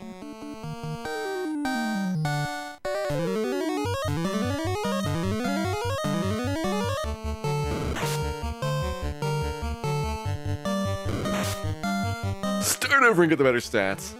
It's tempting. Certainly some great times were to be had when we were grinding the levels out, but there were some really bad times at the start of the game. The first 5 levels for the Black Mage are awful. Those are super, super brutal. And it took us level 11 to kill the pirates. After the pirates, though, things got so much nicer. It was 5 hours to kill Bicky, and then another 5 hours to do up to level 25, another 5 hours to do level 25 to 49. It was so much faster. Post getting that part of the game out of the way. And yes, it took a while to kill the other characters off. I fully admit, Dan had not practiced what to do when faced by that many imps, and it turns out his initial idea of hitting himself about the head with a staff was not a good one. That was definitely not the right move.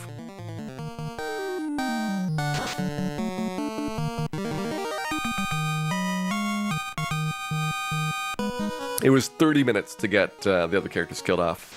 About an hour after that to get Garland killed. It's like an hour and a half into the game. And as I said, 5 hours or so for Bicky. Oh boy, Carrie going big on the attacks here. That is not what I really wanted to see at the start.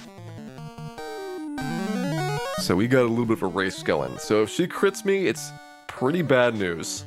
Or she could get the 3 in 256 rub. That's also pretty bad news. Alright, 1 death on Carrie.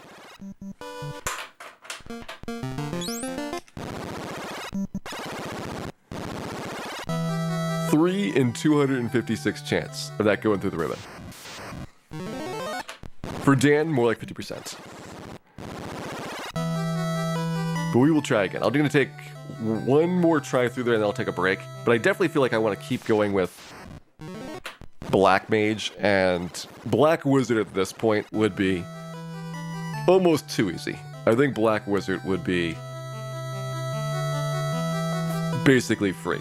And so if we don't get it today, we could always do that tomorrow. When his class change is going to be tempting. I mean, we've been to Chaos twice. We've gotten like 1,500 damage on him. I 100% think Black Mage can do this. I came in thinking that it would be almost impossible. But now that I've seen it, it's definitely very, very luck requirements. Like, you're not going to get there without a lot of luck. You're not going to beat him without a lot of luck, but you can do it in a reasonable amount of time. Until I saw that first fast at Masmian swing, we had no real clue what our success rate would be like. But when we saw it was doing like a lot of 400s, 500s, it's like, yes, this is going to happen.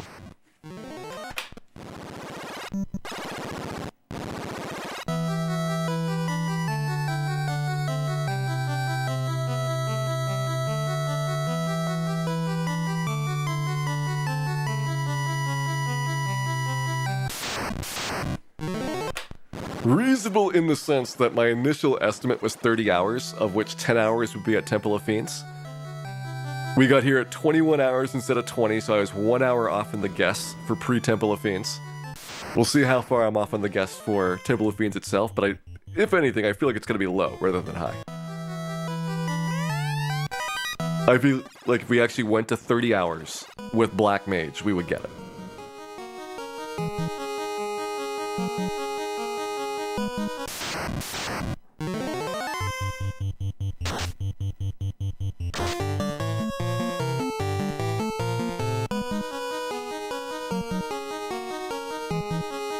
Especially as I do this and start getting better and better feels for how many heal potions I can afford to use up top.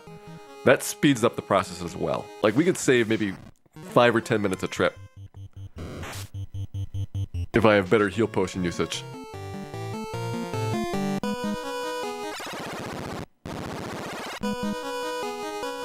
But it'll be all for naught if we get rubbed through a ribbon again. At least we didn't get baned on Tiamat. That would be even worse. Those are both 3 and 256s, but Tiamat is significantly further into the trip. And here we go. Let's try our Phantom fight. Still have 100% success rate on Phantom. Maybe this will be the one where he breaks that streak. 2 physicals would kill me. Or glare or zap through a ribbon would also kill me. Those for more obvious reasons. Okay, glare. It's a weird start. Very atypical for the Phantom fight.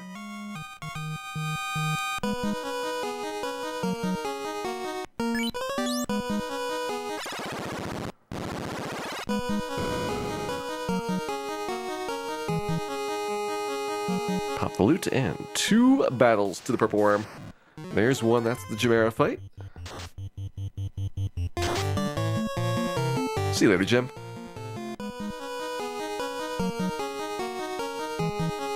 This This is the only map in the entire game that has chimeras on them. One of the few monsters that are a Temple of Fiends exclusive. Purple worms and iron golems, the other two. Speaking of which, there's the purple worm.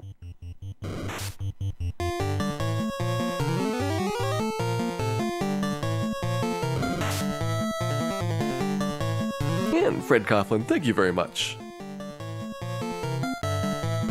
for the host there. Hope those of you coming from Fred's stream had a wonderful time before this and are ready to watch the adventures of Dan the Solo Black Mage. We are in Temple of Fiends. We are trying to finish the game. I have been to Chaos twice, doing pretty good damage each time, but not successful as of yet. And this is, I think, our 8th total try. So we've had 5 other non-Chaos related deaths also going doing this. But we're getting confidence. We are getting more and more confident that we just need a couple cracks at Chaos and things will go well.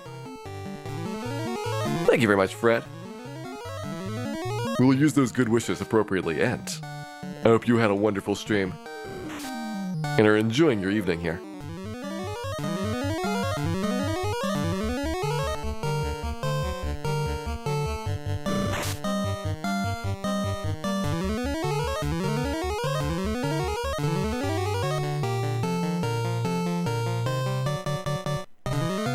Stop stabbing the dead bodies. Never. Dan has a few weird habits, one of which does involve dressing corpses up in cat claws and steel armors. He just can't help himself.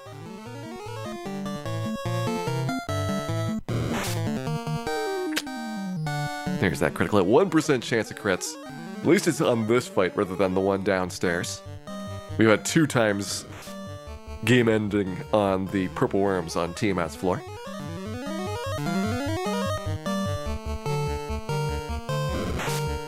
Two in a row! Alright, good play, purple worm there. But we have enough HP to tank that. Just gotta spend more heal staff rounds to fix it.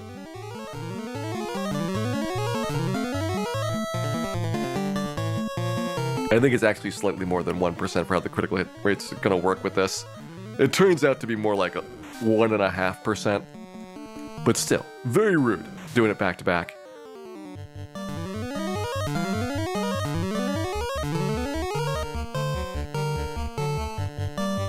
Why is Dan such a loner? Mostly because he's got terrible body odor. His complete lack of hygiene has driven away all friendship, and so he must fight the game solo. Been doing pretty good. We have gone through the entirety of Final Fantasy with just one Black Mage. Ace, Bill, and Cal killed off prior to the very first battle that we even attacked in.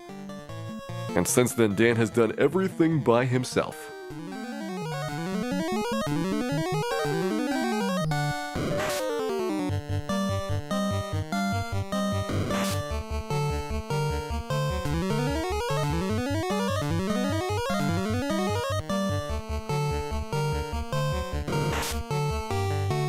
Hey there, Bunny Wigglesworth. Dan and Jim do have a lot in common, but Jim has some very nice boots. You have to give him credit. Jim's boots are amazing.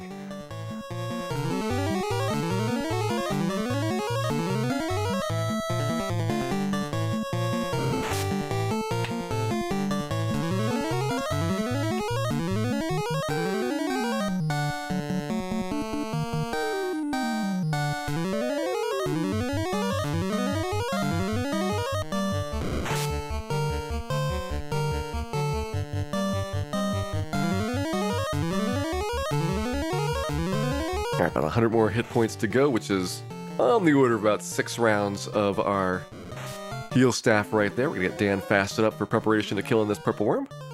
And let's get to the last couple of heals. I have to go all the way because I'll be usually in pretty good shape for heal potions, assuming that this one, as well as the one on Carrie's floor, are done with the heal staff primarily. And the reason for doing this is because when you get down to like Kraken and Tiamat, those areas are too dangerous to do this type of recovery grind. And so you want to be saving as many heal potions as possible for that descent down to the bottom. And if you can carry through like 90 heal potions into the start of the Lich fight, then you should be good to go for the rest of the way.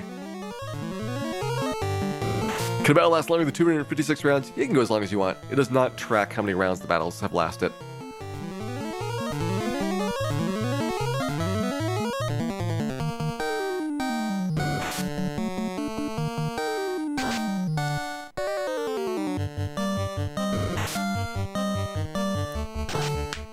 There's very, very little in this game that actually does anything with time. The biggest one is that every 2 frames that you're in combat and you have not put a button press in for a menu, it'll advance the RNG by 1. But that is like the only thing really that's time-based.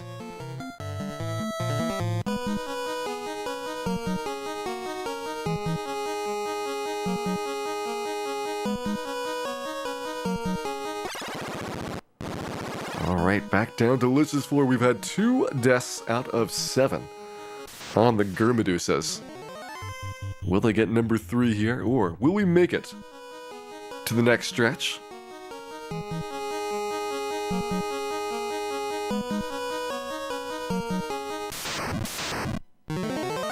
And first strike, so we are out of there. See you later, Gurmedusa. 2 for 8. That brings us up to the Lich fight where we use Quake, and Quake on average is going to be faster than doing damage.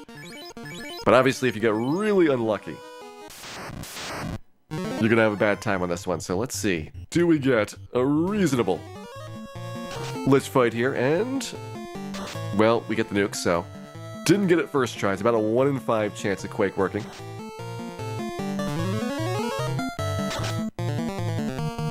Second try, not bad. Not bad.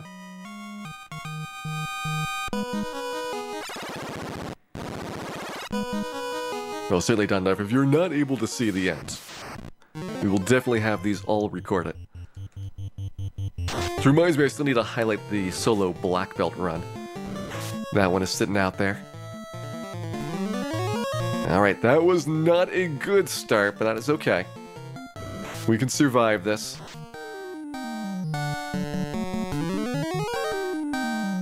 Go ahead, get fasted up, start pounding these Agamas out.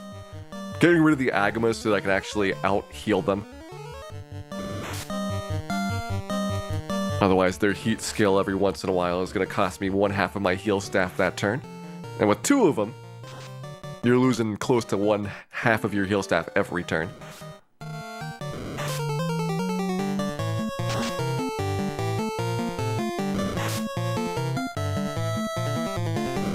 Hey there, Conke. You could have missed it. We did have already twice that we have gotten to Chaos.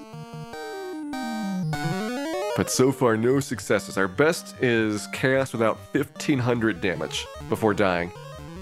Which is pretty darn good, because he only has 2,000 health.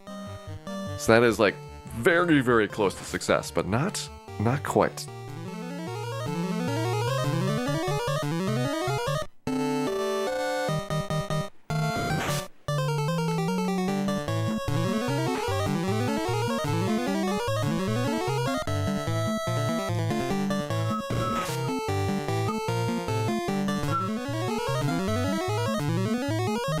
Dan's gonna abuse this R-Giant a little bit to get back up to full health again. So again, we're saving heal potions until the carry fight is done. Once carry is killed, then heal potions are our primary healing mechanism for the rest of the trip down. And with only 99 in stock, which is just under 3,000 points worth of healing, you're kind of limited in terms of what you can do with those things. If you had high potions or X potions or elixirs or anything else in Final Fantasy 1, it'd be a very different story, because both no way that you'd run out in a dungeon, but also it would be practical to use those in battle. Whereas heal potions only healing you 31 maximum in combat, it's just not enough to justify in any of the fights past like the very first maybe quarter of the game. Hey there, Jorf. Hope you're having a good weekend here.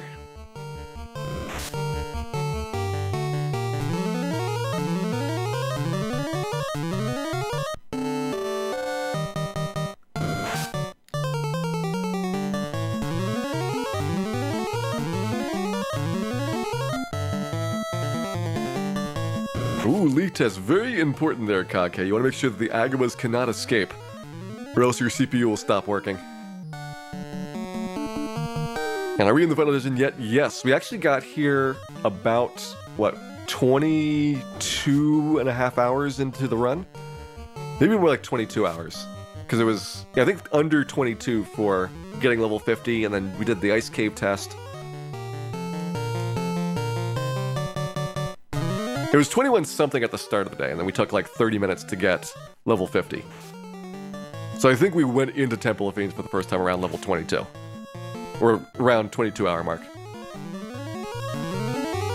Had I die on carry, 3 in 256 chance of getting rubbed through a ribbon.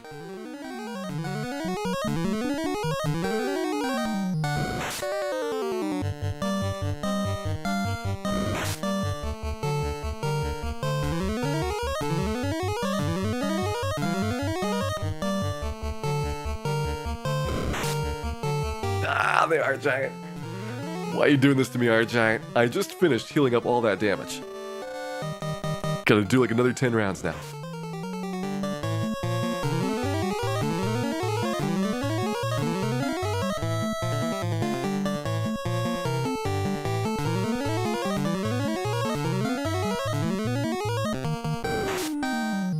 A lot of 3 and 256s, yeah, I mean, you see them, like, especially when you're talking about like a 25, 30 round fight.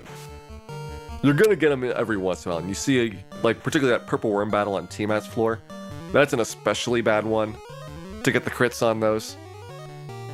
But where it's really, really devastating, you know, we got one time being glanced by Gerbadusa, but that was already after being paralyzed for a while, so I didn't really care that much. So that's a 3 and 256 to get glanced through a ribbon.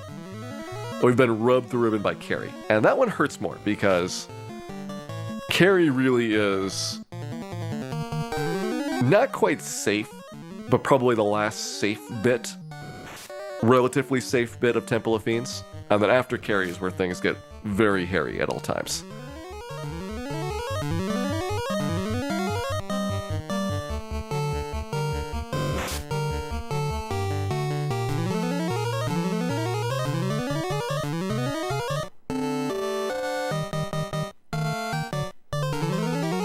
Paralyzed by frost wolves and hit with 4 blizzards. I hope you had a bingo square for that, Tree Hero.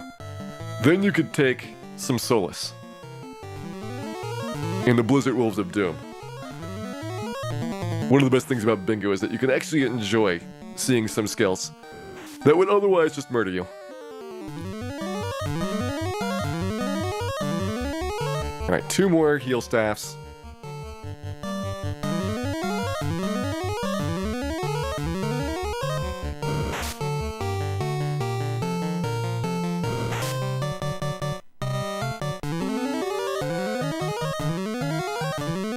Right now we'll have to do a little bit more healing at the fire elemental battle. I just want to go in there with mostly full health. The less work I have to do for the fires, the better.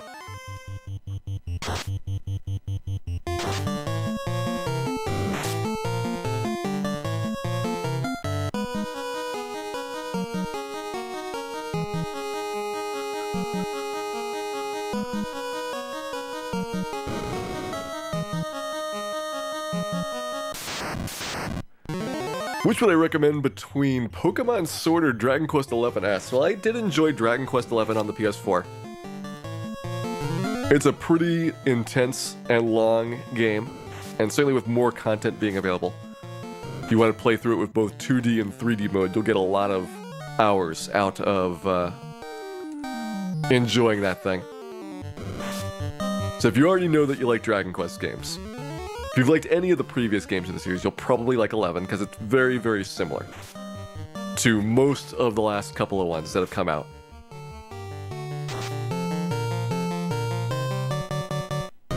And I would say easily 100 hours for a first-time playthrough.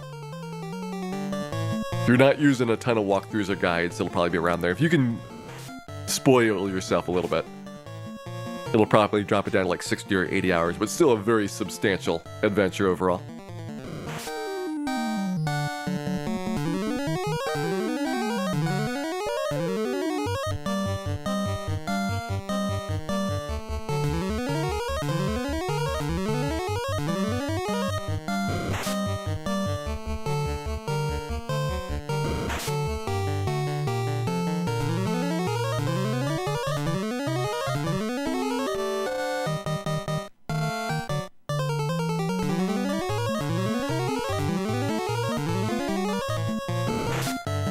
And yeah, definitely if you've played 11 on the PS4 version, you'd be getting S to get the 2D mode. Because that was originally for the 3DS. And the 3DS version never had a US release, that was only in Japan. And they took those features, moved it into the main game, as well as added like more 2D content for it. So I think there's like a lot of cool stuff in the 2D mode. And definitely worth giving a crack.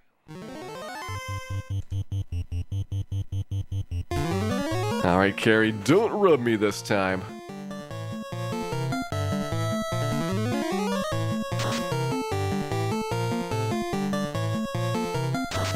There we go, rub is ineffective. That is what we want to see. We're gonna go ahead, fast up our mage staff, and get to swinging.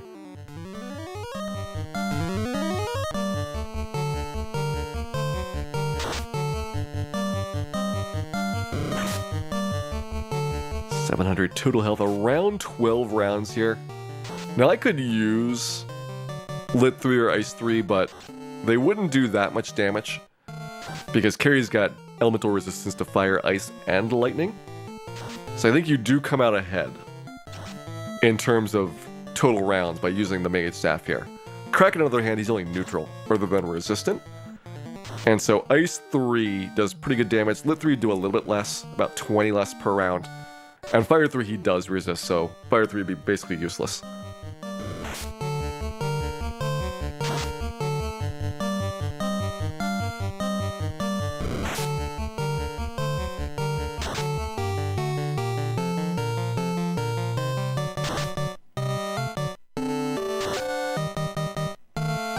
Alright, looking pretty good. We're getting close to the end of this fight here. Dan needs one more really good round. Not a 10 damage round, Dan. A good round. There we go. Alright, so Carrie's out of the way. Our 4th time past Carrie here. 4 times past Carrie?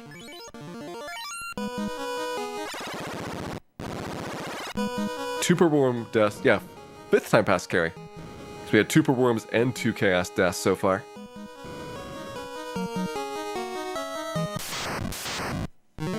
Starting to be hard to count up the number of tries that we've done. This just means that Dan has a lot of experience in these things. And experience is always important. Ain't no business here, this is the very end of the game. We are in the final dungeon. We are 2 out of 5 of the main bosses for the final dungeon rush down. And we've been to the final boss twice so far. We have not been successful either time though. Oh, and Laserlance, thank you very much for resubscribing. Glad you've been enjoying the show. Hope you enjoy your shiny new orb, and hope you're looking forward to the 3-year orb coming in 12 months from now. I am certainly stoked to have that 3-year orb in place. And thanks again, Laserlance, for all the support.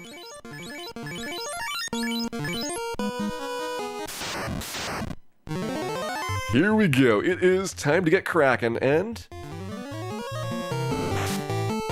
first hit destruction. All right. That's not good. Well,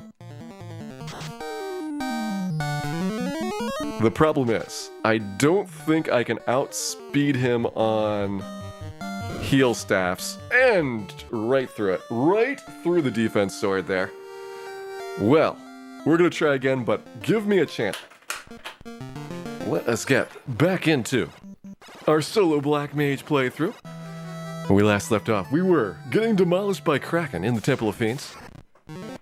And so we will start from the top here again. It's our first Kraken death, which I thought Kraken would be like 90% of these runs. So at least that's a positive.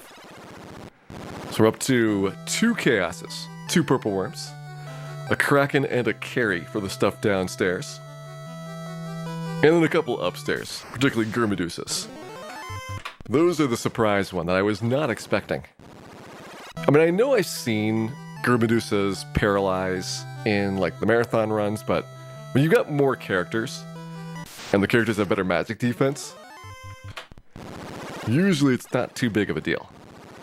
But Black Mage in particular, not a lot of magic defense to work with.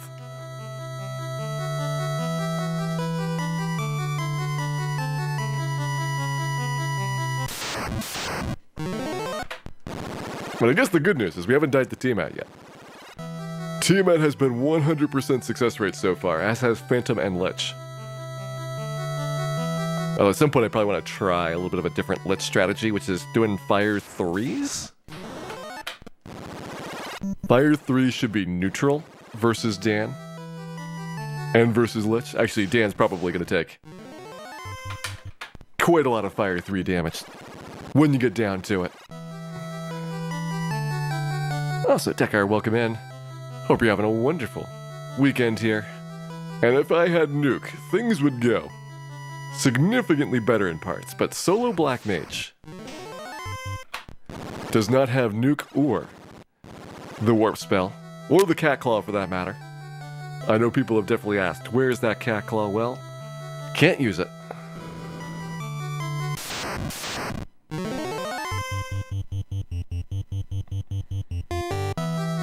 I mean, for sure, at some point, Lich is going to get us if we don't get the Quake spell. Often 9 tries. That's kind of why I want to see what the Fire 3 spells does. Because Quake was my backup when, after trying hitting him with the Mage Staff, if he goes full out in spells, we don't have enough rounds to kill him before he's going to double nuke us. So Quake, single shot, so if it hits, and he's dead. So that's at least more expedient in the average case. And why do I keep going out? Because I want to skip battles at the start of the encounter cycle so that we don't get any Ghasties in here. Ghasties are pretty dangerous. One of the worst encounters in the entire game for Temple of Fiends. Unreadable, huge amounts of damage per round, and a lot of hit points.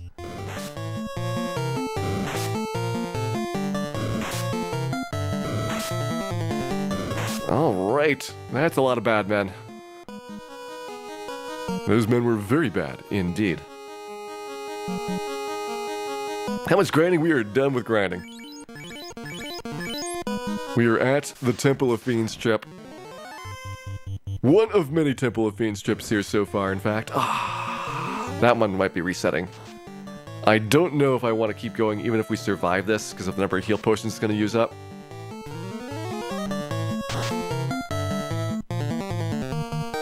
Big damage on Phantom there. So we'd be down like 15 heal potions pre-Lich. That's not terrible. But Dan's dead anyway. First Phantom death. Good job, Phantom.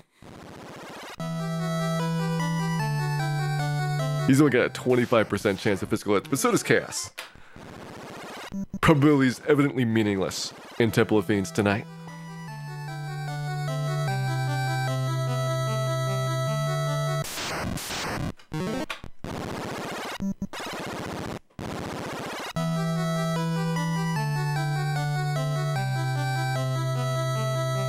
Am I still considering job changing? So I think that since we've been to Chaos twice, and we did pretty good damage against him each time, that it's just a matter of persistence, getting to Chaos and killing him with the Masmune.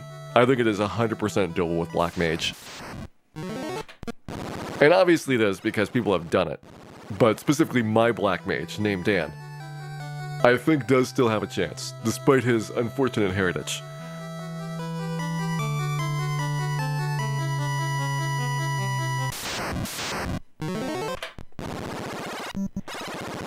It's about as many times as I expected it to Chaos, so we actually got the 2 Chaos trips very quickly.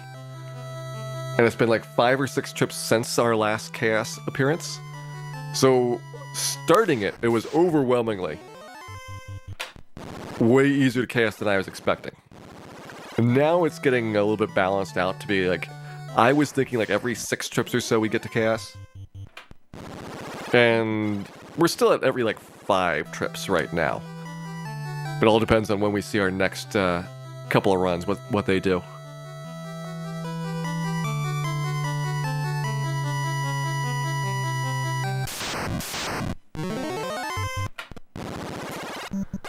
I can't believe, Shay, if you've never questioned why there are so many Dans running around.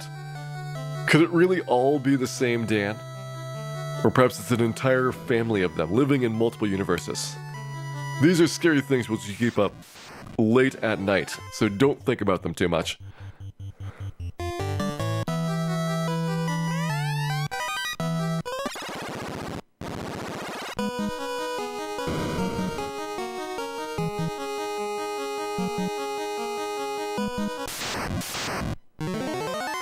Nice first strike. See you later, Frosties.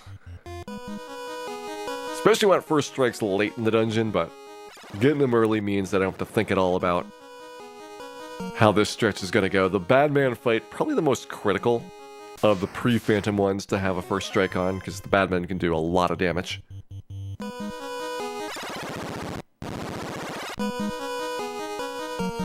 Speaking of which, here is the Badman battle.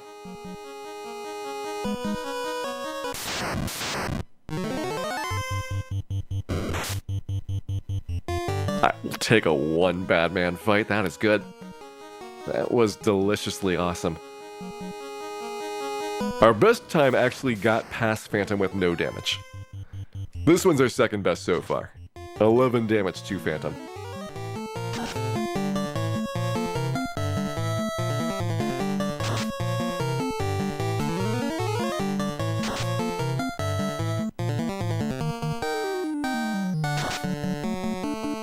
If only Expro worked, Phantom. If only Expro worked.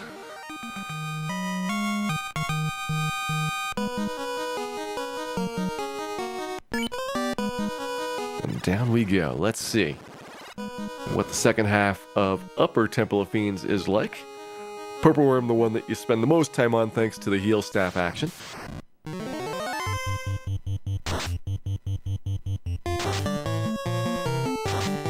Purple Worms were runnable. I probably wouldn't bother heal staffing and instead just eat the heal potions. But given you're stuck in the fight anyway, for at least a couple of rounds, you might as well get things completely set up and then go in for safety.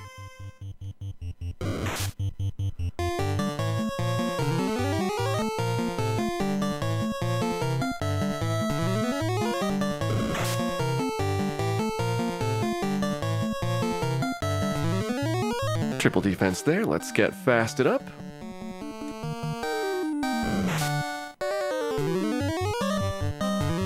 And start the heal staff action.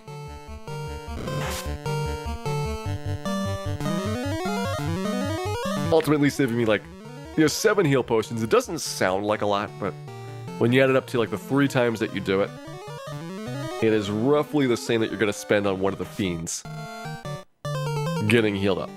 And it means that in between the fiends, you can actually afford a heal potion without being worried about running out on TMS floor at the end.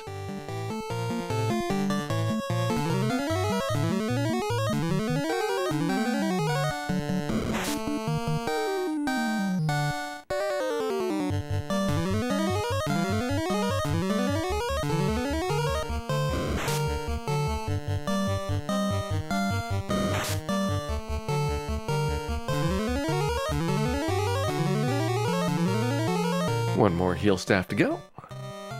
And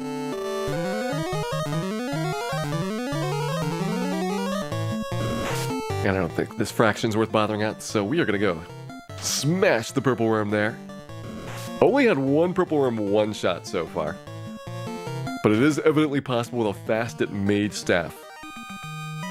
On a level 50 Black Mage who has gotten all 50 strength points in the game to kill a Purple Worm in one hit, which I was very shocked by.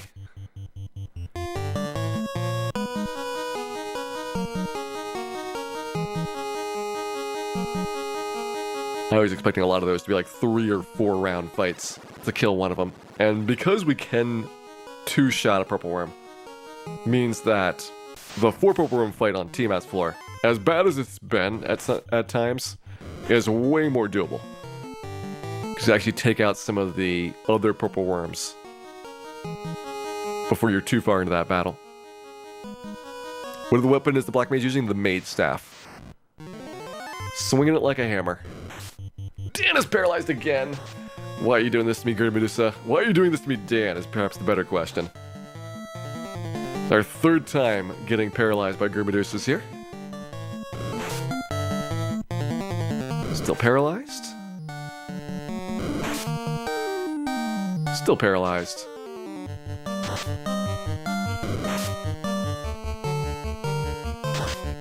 Not an RNG loop.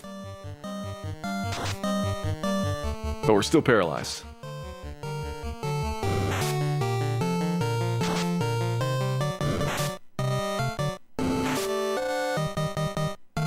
Dan is cured. Alright. That was a good time to get cured.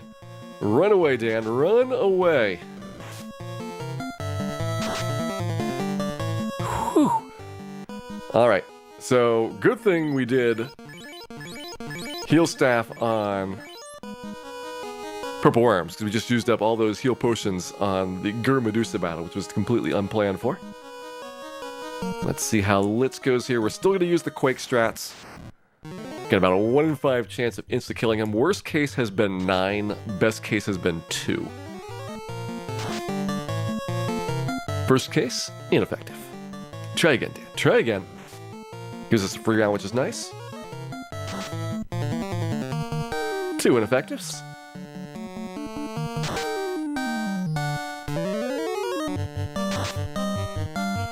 Three ineffectives.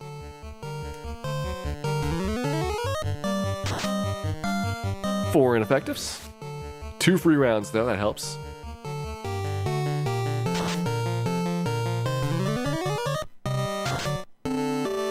Five ineffectives. About to be double nuked here. There we go. 6th try on the Quake. Which is about a little bit below average, but not too far off.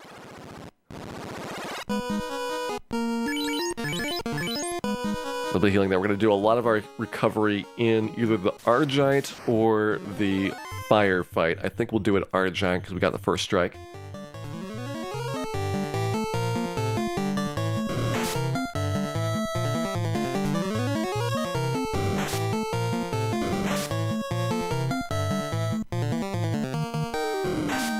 Get Dan fasted up so we can take these Agmas out a little bit faster.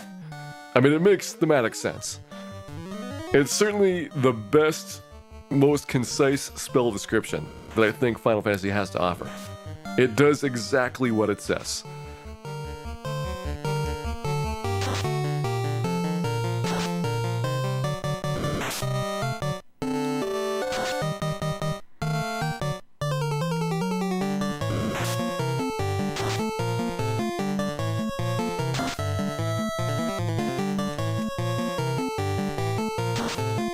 Alright, Agama's gone. Let's get one more defense, and then we will heal staff up. Okay, should be totally safe now. Other than critical hits, which Argite, like most monsters, 1%, really 1.5%. I try to be optimistic, but no, it's slightly higher.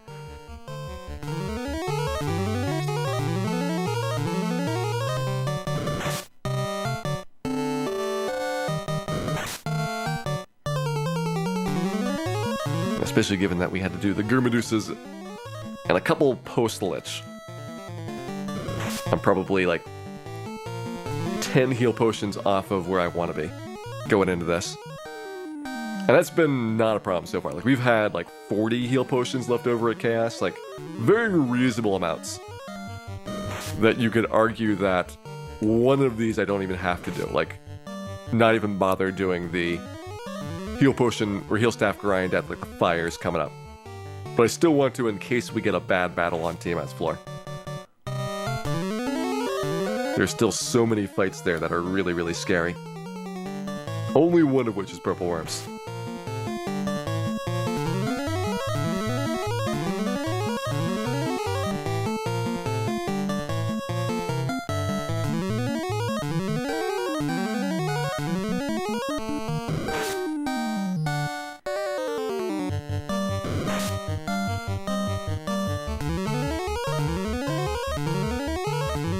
Alright, got most of the way there. Let's run away. Do the rest of the healing in the Fire Elemental fight, which is an unrunnable.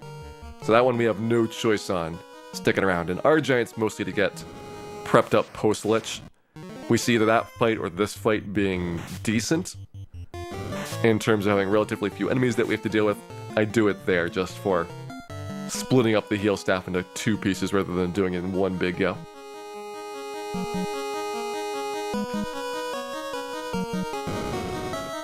Because right here at the start, at least, you could be taking a lot of damage in a hurry.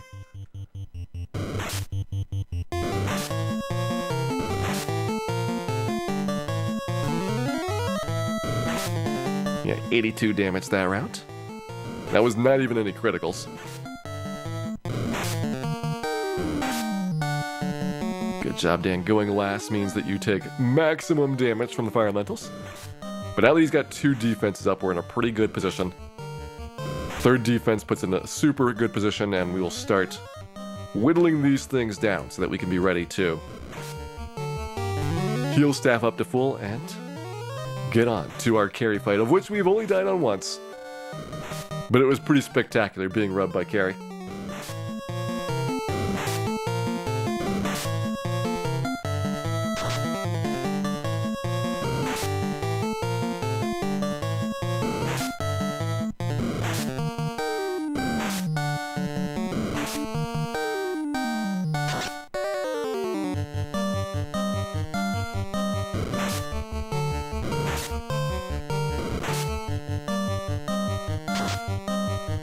Two down.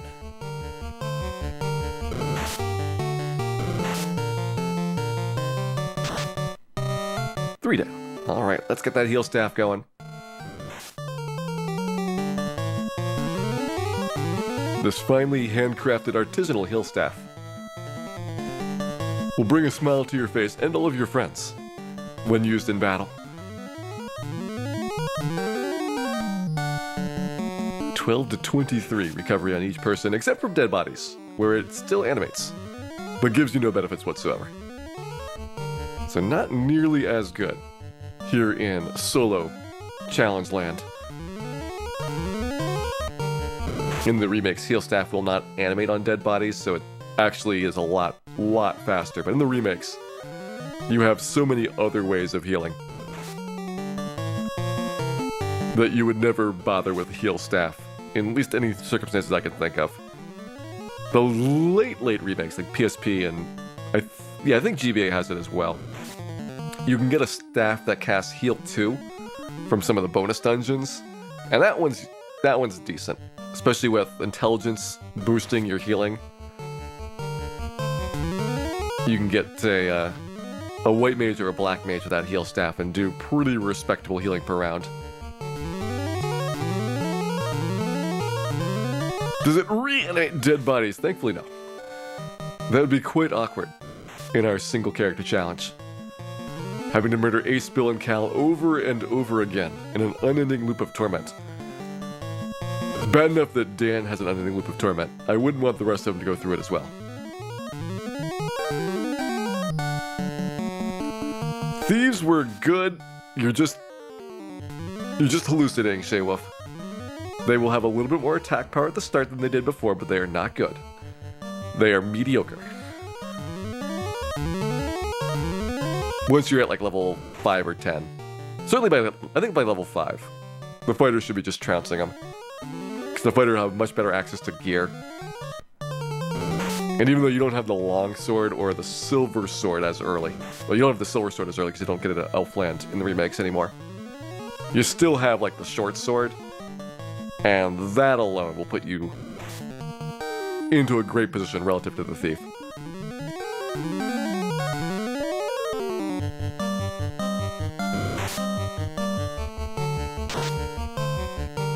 One more hit, and fires are done. Let's go. Over to the carry battle.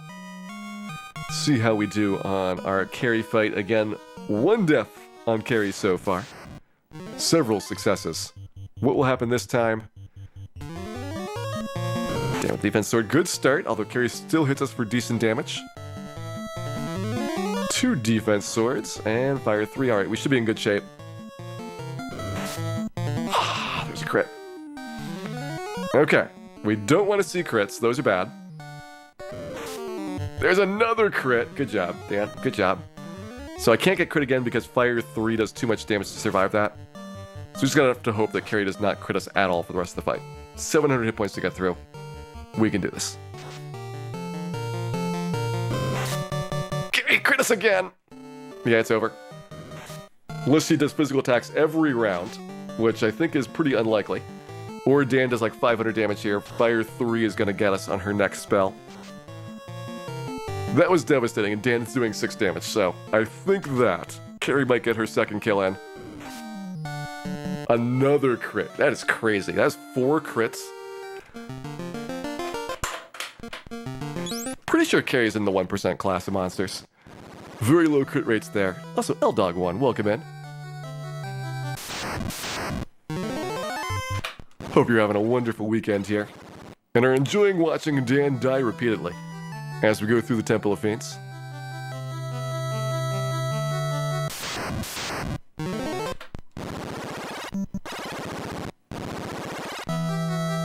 He's already got a carry death. It's his second carry death, so it doesn't give him a unique, new and exciting way to die.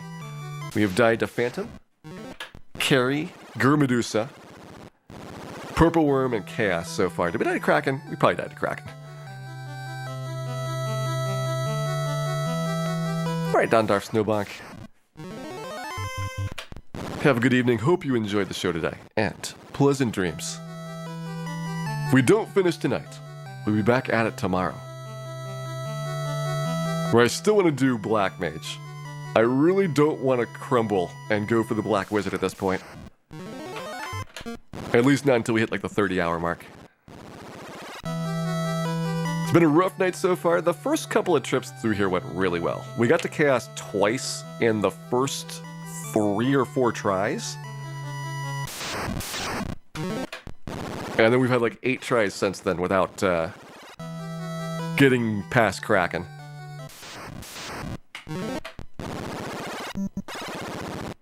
Or at least 8 tries without getting the Masbian. I think we might have gotten past Kraken if one of them and died on Purple Worms.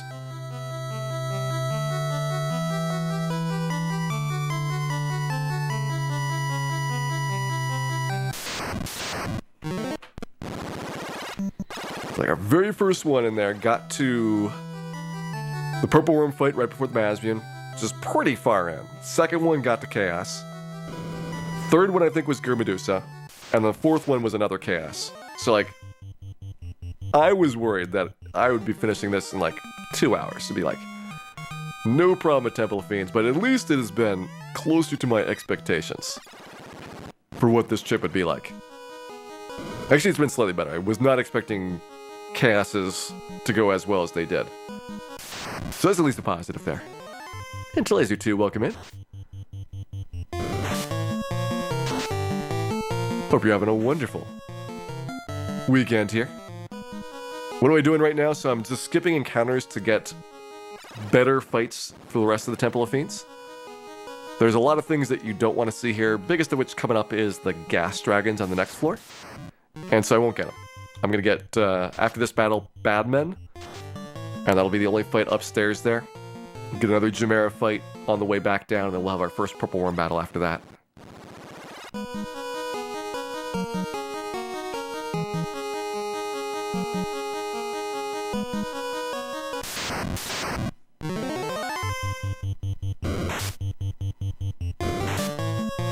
Alright, Badmen doing a lot of damage there. Probably worth tossing a couple heals there so we don't die on Phantom. I mean, if Phantom goes well, you take no damage, but if he goes for the physicals, then it can hurt a lot. Let's do that. 6 in.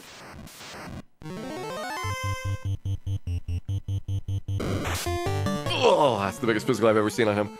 375 is impressive. That is top tier for Phantom damage.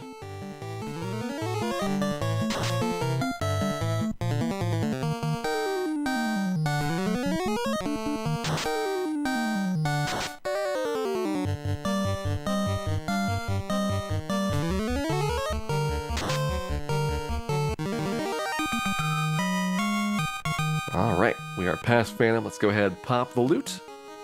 A couple of heal potions as well. We are way off of our pace for heal potion usage, but again, I've been ending up at the bottom with a decent amount left over.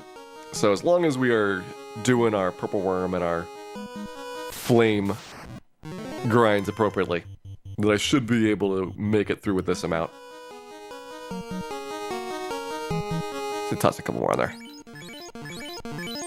350 is a little bit safer for the purple worm battle, in case we get a crit in the start of the fight.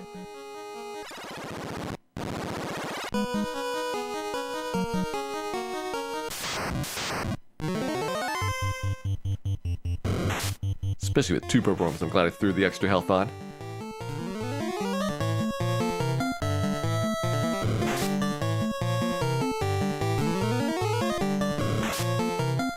Alright, mostly defense up. Let's fast kill one of the worms off. Do another defense and then get into our heal staff grind at that point.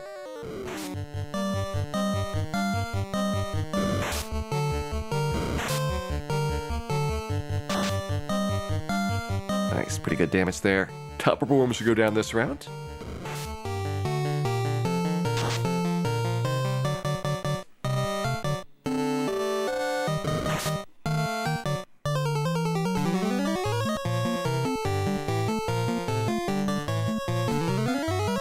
Solo Thief possible? Yes. All character classes have been done solo without class change. Thief is by far the worst, though. I know when J. Coper did solo Thief without class change, it was many weeks. And probably more than I'm willing to do for my stream schedule for putting that in, but it definitely is a feat. Black Mage, possibly the second worst. Might be faster time-wise than White Mage, but White Mage has an easier path through a lot of parts of the game. Just a little bit more tedious grinding for the levels.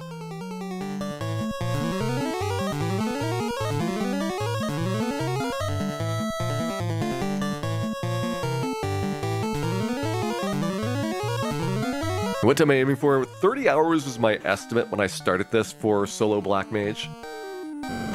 And we got to Temple of Fiends at the 21-hour mark, so... well, probably closer to the 22-hour mark, but we've been trying the final dungeon here for a couple hours.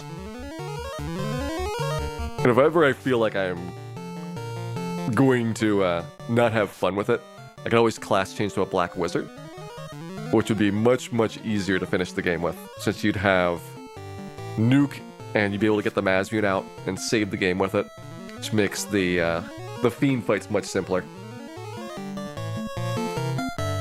It's like if you had the Mazmune, you wouldn't need to fast on like the Purple Worm fight or the Fire fight, saves you around there.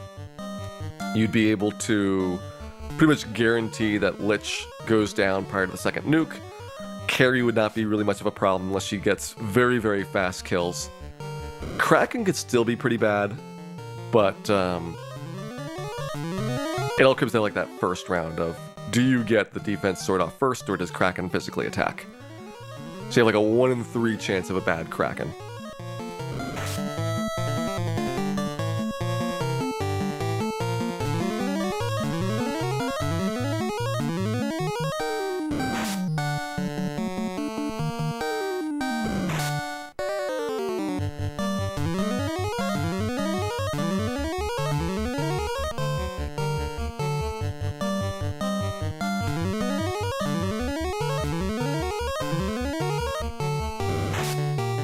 Alright, got most of my health back. Let's get Purple Worm out. That saved me about 8 or 9 heal potions doing it that way.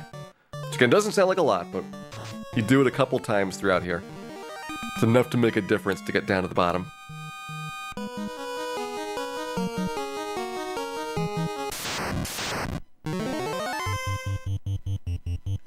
Good run there, Dian. If only you could run like that on the Medusa battle, which has so far been a 70% success rate.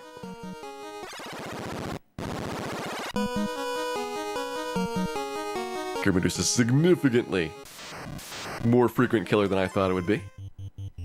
I really didn't think that their paralysis would proc that often at level 50.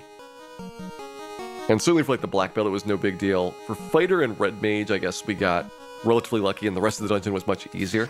So the Medusa dust didn't like make a big deal if we even got any. Dan gets paralyzed again. What are you doing here, Dan? And it's our 4th time getting paralyzed by Germedusis. See if he gets out of it this time. 1 time we've managed to break away. The 4th time or 5th time? Might be the 5th time getting paralyzed. 1 time we managed to break away, and I think 3 times we've died. Got a 1 in 4 chance each round of snapping out of it.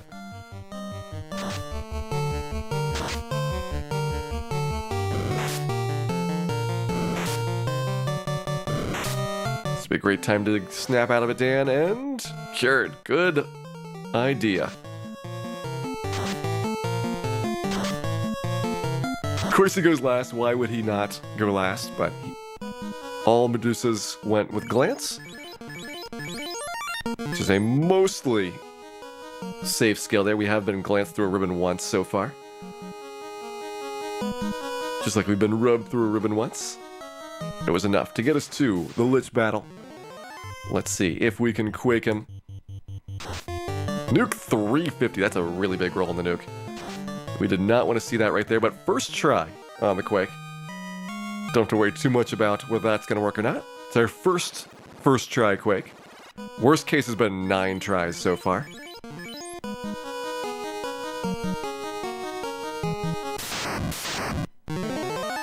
I'll take this. We'll get most of our healing done here, and man, that Agama was rough. I can't believe Agama betrayed us like that. The Agama crit. What a dark day.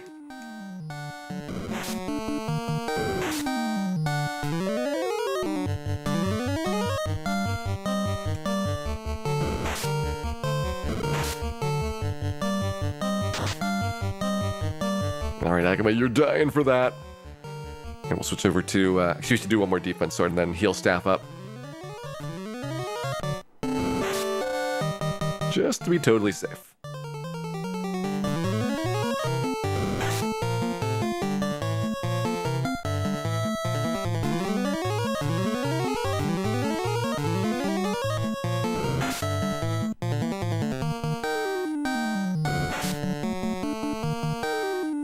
Hey Joker, Dan is level 50. I mean, we're at Temple of Fiends. This is the end of the game. We've been given Chaos a couple tries. There is nothing left to do besides get luckier in a couple of fights, particularly the last one.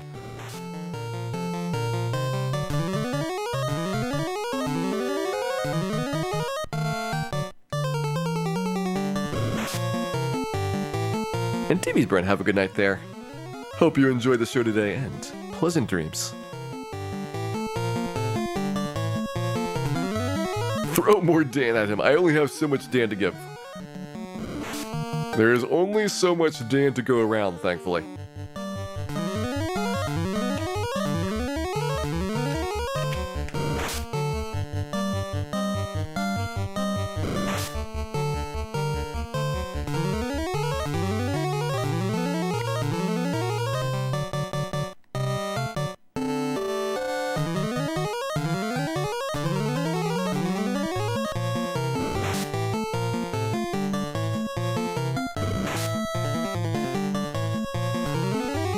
I'll probably go up about 500 or so on HP here. Switching over to the firefight for the rest of the recovery. Because fire is unrunnable, you have to do it at the start. I just want to make sure I have enough HP at the start of the fire battle, though, that we are not in danger of getting killed prior to getting our defense swords up.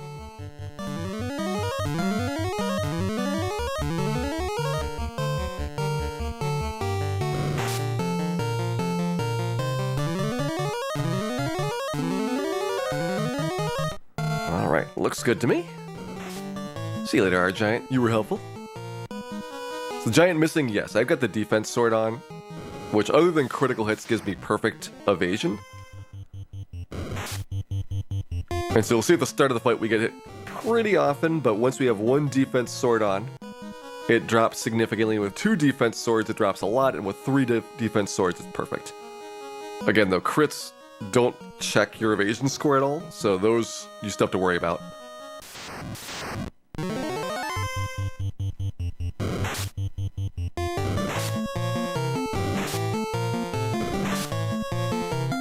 Alright, that's like 107 damage. You can do better than that, Dan. I would say I believe in you, but that's not true.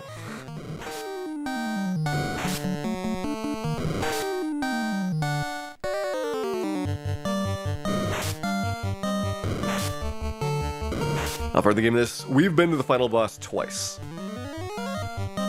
Obviously, we were not successful either try, but we've been to the final boss.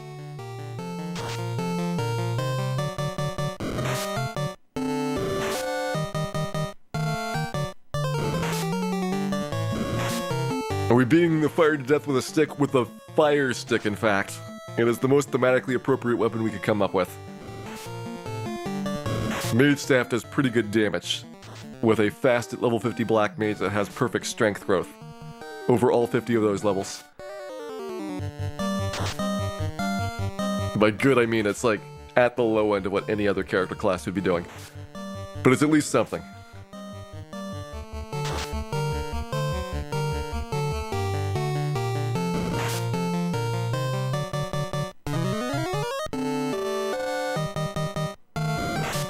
Go ahead, heal back up here.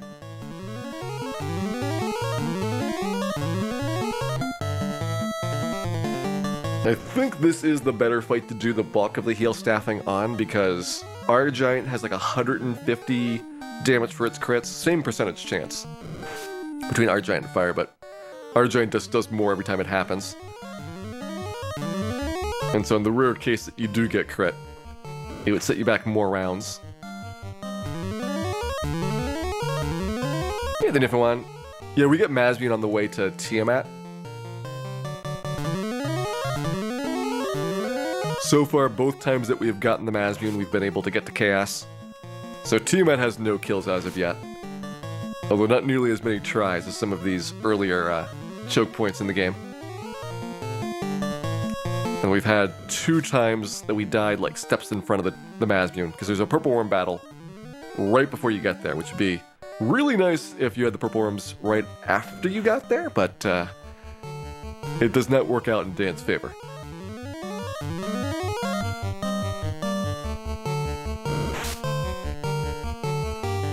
Hey Crab Cakes, Dan thanks you for your support, and I thank you for not throwing garbage at Dan, which he probably deserves.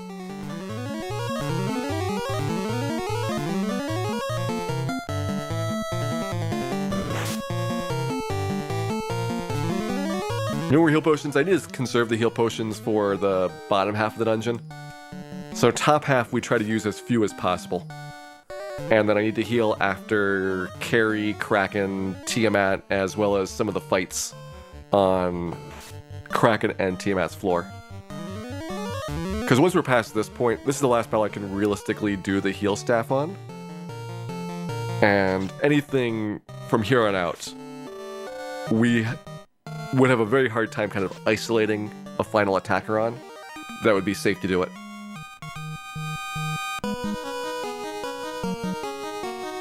Alright, here we go. Carrie! Will you be rude again? Yes, you will be.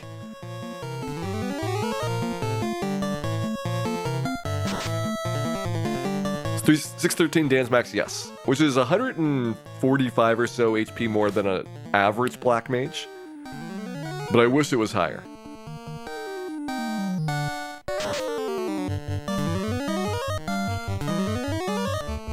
It'd be so nice if he had like 800 health. We could probably have beaten Chaos first try if we could survive like one more round on him against physical attacks.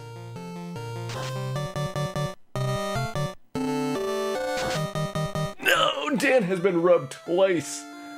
2 rubs through ribbons.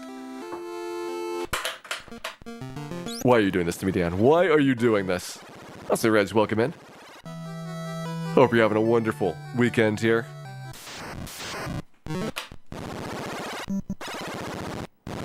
Twice! I can understand getting rubbed once. Getting rubbed twice, that's a little bit bragging. I gotta say, it's Carrie showing off a little bit too much.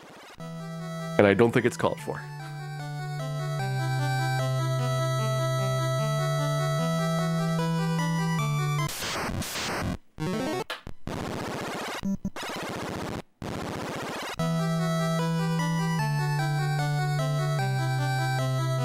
But we will not be deterred. We will keep going. Oh,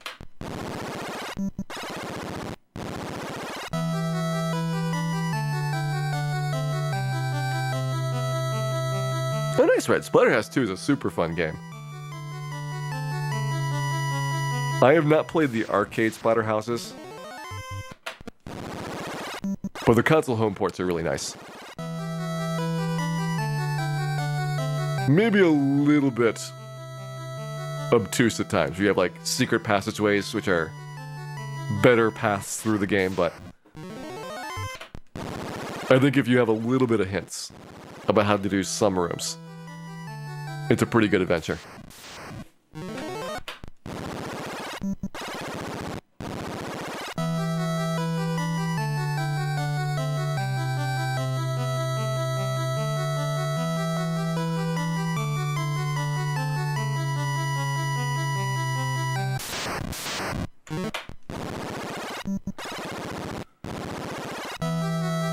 But it has cheated you more than other arcade games. There's a lot of really crummy arcade games for eating quarters.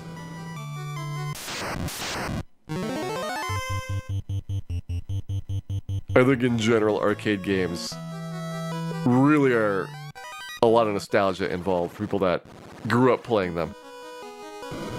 Because when you look back at what it was like playing per pay, and with what really awful things they did to make you pay more money, there was some shady arcade business going on.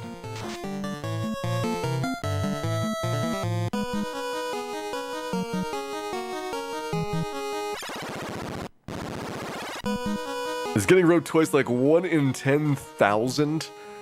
It's a little bit more common than that, because it's 1.5% twice, but we've been to carry more than 2 times. So that slightly bumps up your odds, but still, it's pretty crazy to see that twice in one night.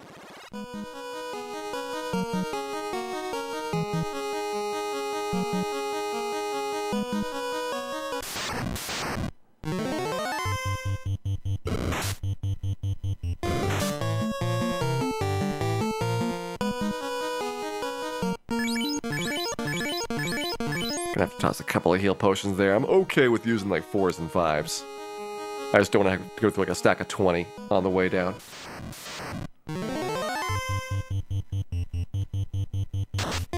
Good, glare is fine. We want him to not physically attack, which is a 25% chance of him physicaling. All of his other moves are good for us. And one more Fire 3 should do it.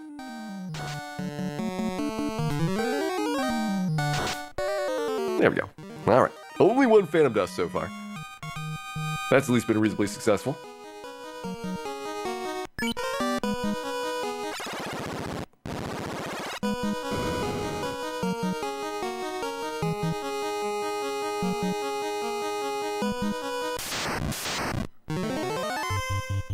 I didn't want to attack. Alright. Dan got a little bit aggressive here. It's okay. We're just giving him a warning shot to let him know that we did not appreciate some of their friends' behavior.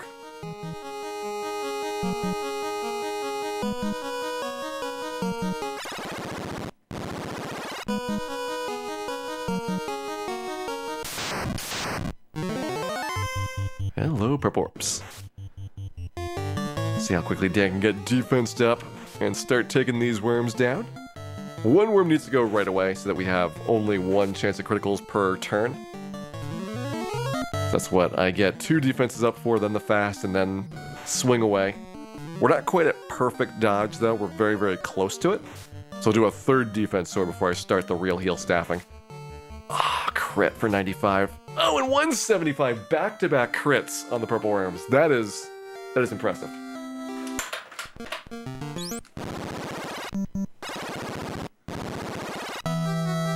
Back-to-back through a double defense. Well, I mean, crits would go through anything. So the fact that I was defensed up does not actually impact how critical hit rates land or not. But still pretty impressive.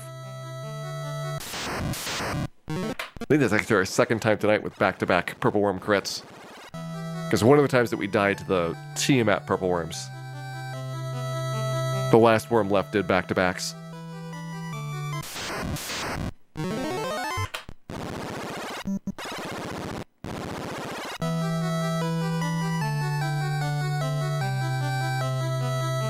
Hey there, Kylie Dan. Refresh just in time to see Dan dying.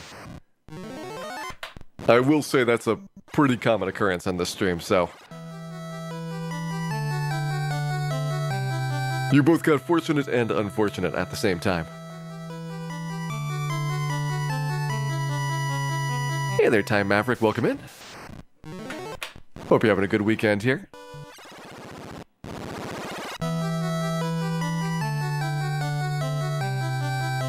What am I looking for? So, I need to skip a couple battles here at the start of Temple of Fiends in order to avoid gas dragon fights upstairs. With solo Black Mage, you are very, very exposed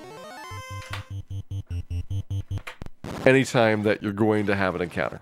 And gas dragons in particular are pretty nasty.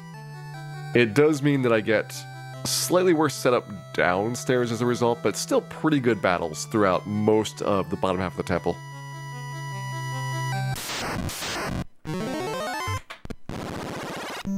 And so those skips are all to pass by the encounters, then we go a little bit of walk in here. We'll get a zombie fight next, which will be our last one prior to going into Temple of Fiends proper.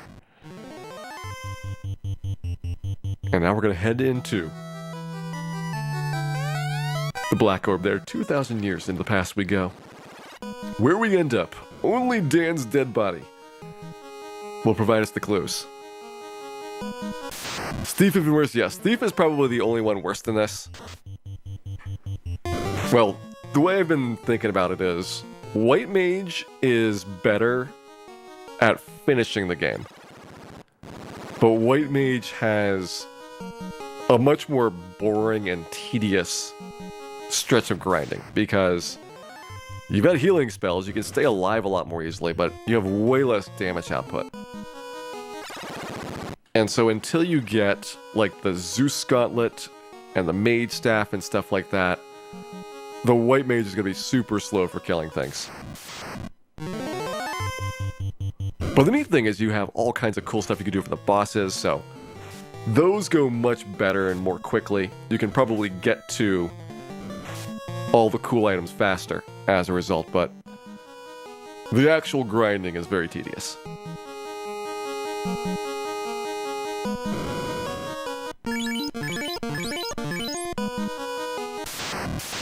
Let's try our Phantom Battle here. Took a lot of bad man damage, which is unfortunate. And again, we want to see Phantom use spells and skills, no physicals.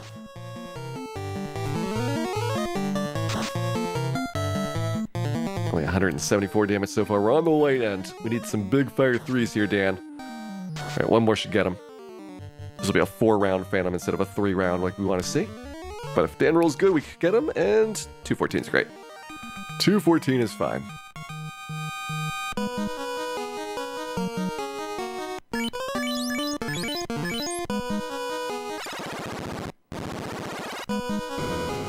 Double it, and let's head down. So Passage Mirror is that Purple Worm fight. Purple Worm, one of the rough ones. There's really 2 super bad random encounters. And they're not random because I know where the encounters are going to be, but the ones that are not, pre-placed by the designers. Purple Worm is one, and then Gurmedusa, surprisingly, was the other one. I had not expected Gurmedusa to be as tough as they turned out to be. And they're on the next floor after this.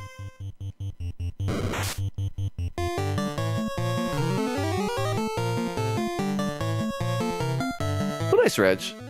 Diablo 1 is a great game to sink a ton of time into. Are you doing single player or multiplayer for going through it?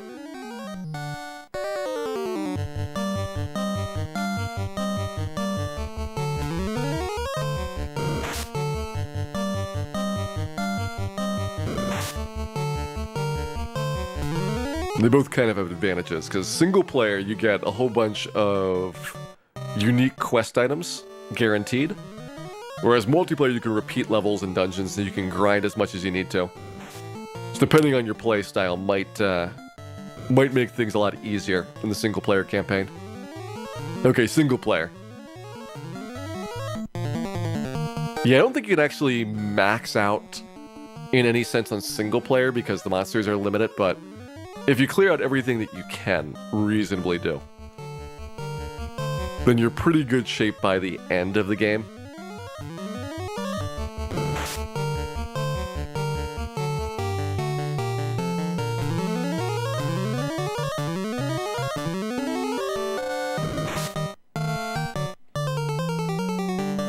I didn't need another defense sword, but take it! Take that defense sword. Just making sure our old defenses haven't worn off. Dan confirming that. How to predict the zombie fight earlier? So, the way that encounters work in this game is that there is a value stored in memory of the console, and that gets cleared out whenever you turn the power off.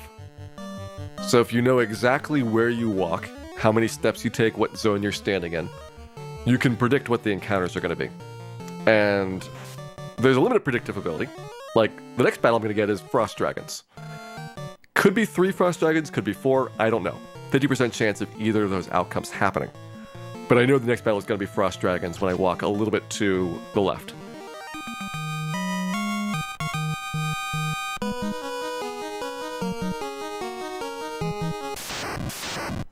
And it was 4 Frost Dragons.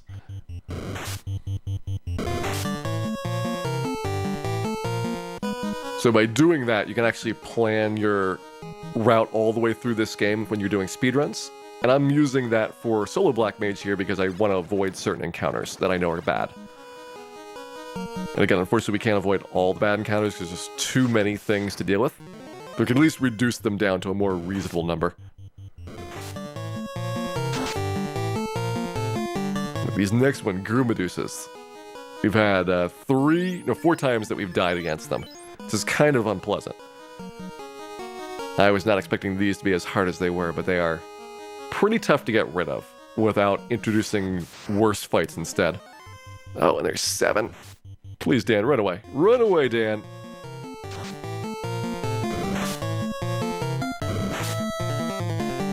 Why do you always go last in these rounds? And he gets paralyzed. He was the last one to go. The 7th Gurmedusa paralyzed him. Dan is the worst. Absolutely the worst here.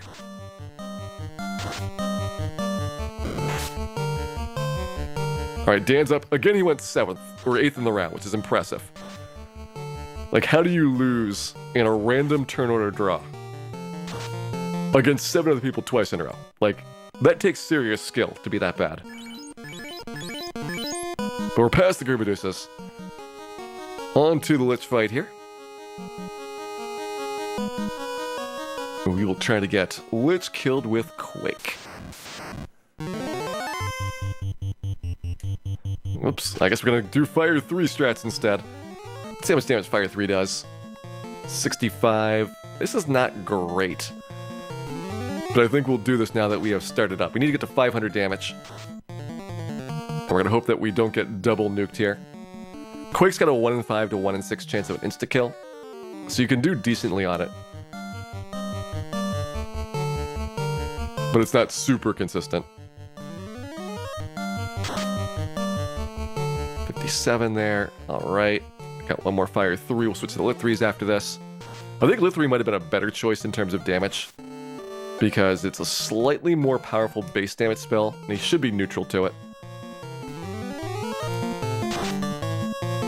Oh yeah, that was good. I mean, they're not all going to do 188s. I think that was a pretty lucky roll on top, but at least it was a good roll. Okay, 81 heals there. That's probably okay. Yeah, I should have done Lit 3s. Because I need Ice 3s for Kraken. I don't need Lit 3s for him. So why not, you know, do Lit 3s on Lich and hope that we can outspeed him to getting to the second nuke. If we're doing like 100 damage around, we could probably get it.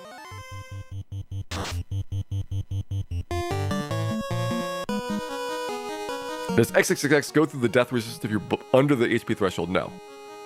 If you have death resistance, you're totally safe. Does not even check your HP. If you don't have death resistance, then it checks your HP. And it either works or it doesn't. There's no randomness in how XXXX works. It's one of the few spells that is like that, where magic defense does not come into play at all.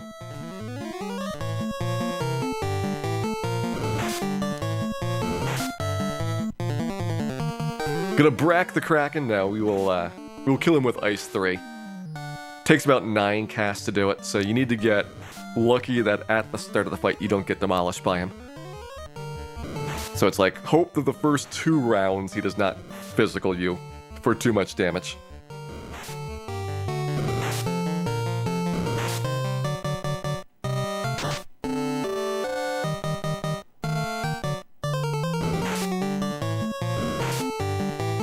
Three and 2d6 of an in-skill working with death resistance? Yes. We have confirmed that. Twice. Really 3 times. The glances, you're getting so many glances in the Medusa fight that that one's not as obscene as getting rubbed by Carrie twice.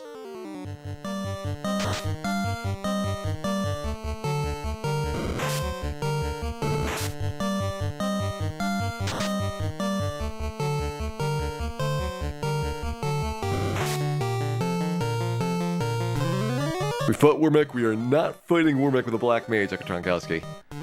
That is final. With Black Wizard, maybe. I think Black Wizard would really struggle versus Wormek, but at least have a chance. Because Nuke is going to be like 6 rounds you have to survive, plus 2 rounds of defense swords, so you need like 8 rounds to go well on him. You need him to not ambush you. You get the defense sword up before he attacks the first turn. You need him to not nuclear a whole bunch.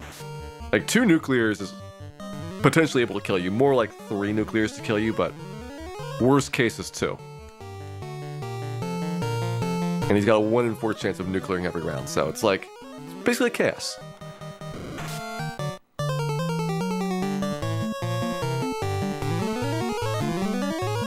Do we warp out after the Maz View, and Black Mage does not have warp.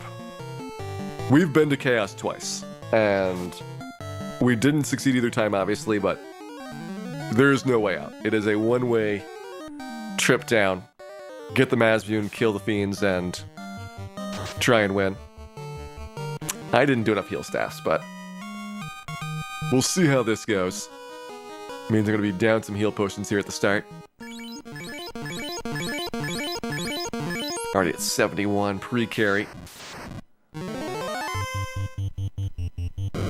No, carry, don't do that. Use Fire 3 on the first turn. It's better. But still means that we are playing behind from the start of this fight.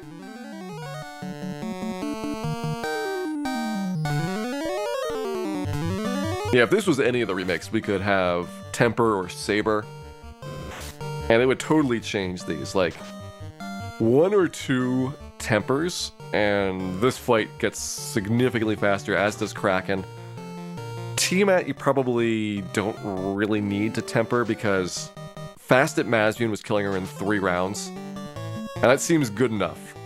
Like, I don't think that the Temper or Saber is going to save you any time at all. Because it'd have to be like 1 Saber and then 1 shot, and that's not going to be enough of a buff to make it work out. Chaos probably... Chaos be close. It looks like we need to fast and get 4 attacks on him, maybe 5. I don't think Saber would speed that up at all. But against this fight, against Kraken, those 2 would be significant. And also against Lich, because you could Saber on the Lich fight and probably not have to worry about getting to the second nuke.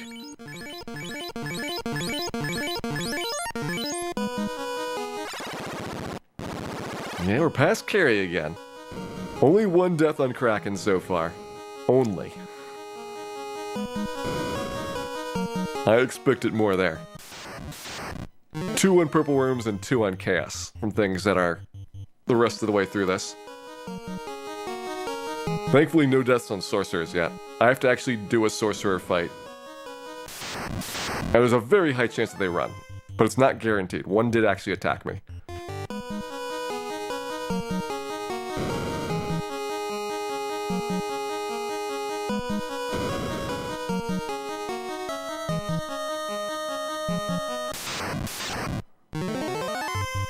That's so scary. It's one tile before Kraken where this encounter is. One tile. Alright, here we go. Kraken time. Don't punch Dan in the face. You punched Dan in the face! I said don't do that. Up. Punch, punch, dead. That is not survivable. That is with one defense sword on for both of those punches, by the way.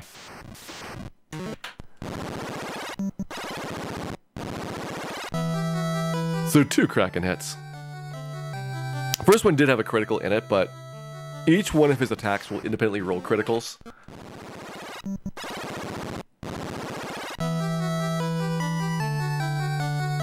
I think he got 1 out of 5 crits there.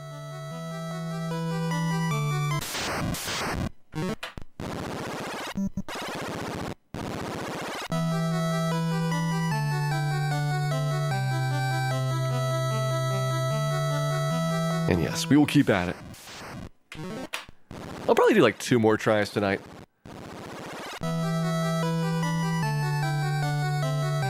And then rest up for tomorrow.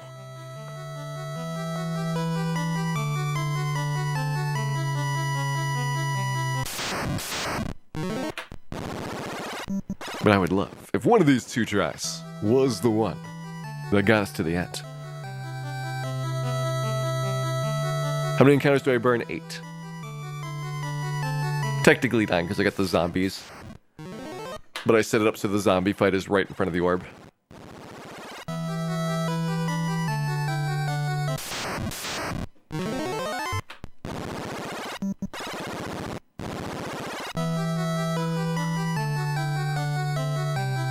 Go ahead, get creep battle here.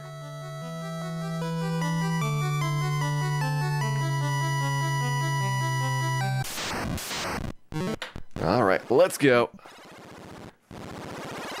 Is this the run? Dan will be the judge of that. And Dan is not very good at judging things, so just a little bit of forewarning.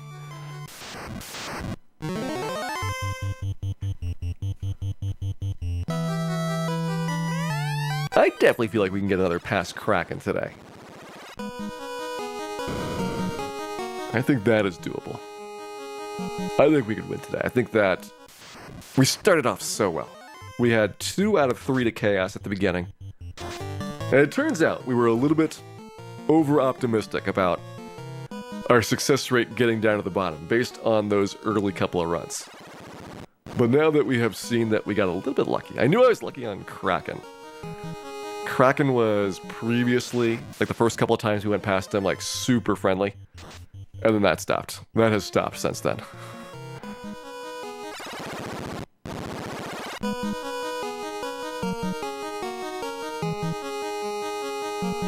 Is class change worth it for the Black Mage? You get Mazmune, you would get Warp, you could use the Cat Claw on the way down the first time.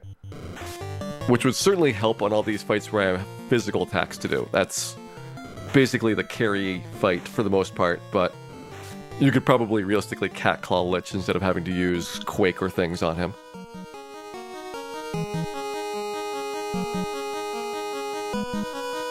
But the big stuff is, you get through there with a couple of nukes, you grab the Mazmune, you warp out, you repeat the process this time with the Mazmune, save your nukes for the end, and things go very, very much smoothly. But for defense, nothing changes. So defense, every time you see somebody taking me down, if they take me down fast, Black Wizard would not have anything different on it. If it's a slow takedown, then Black Wizard could have probably squeezed the fight out faster and would not have had the same problem.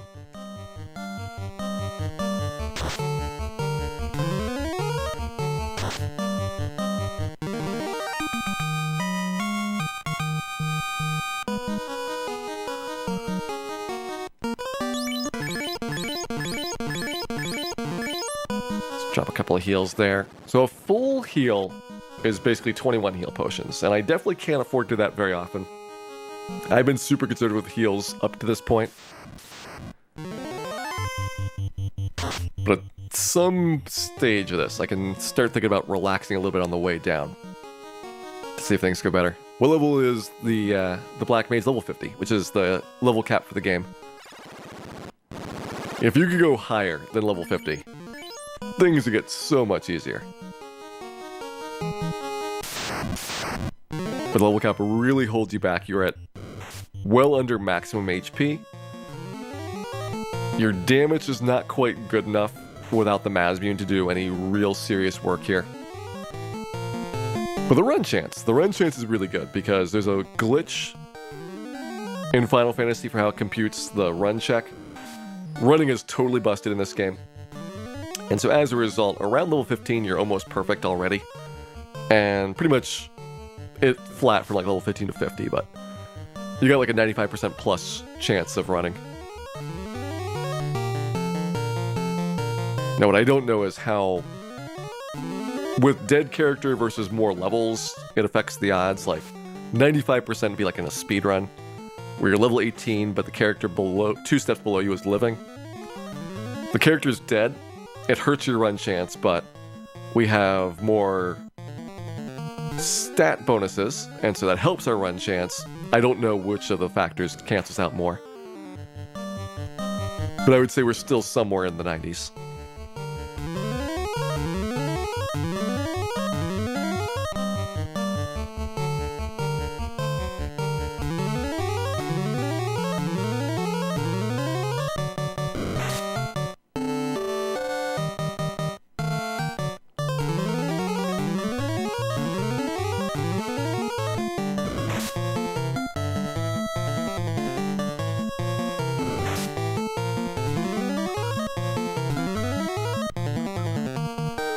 Fast up, a couple more rounds of heals, and then we'll be ready to head down to the Earth floor, where we get our first fun challenge versus the Gurmedusis. I mean, there's some fun challenges prior to this, but we were past those. Either Phantom or this fight would be the ones that you would have notable trouble with.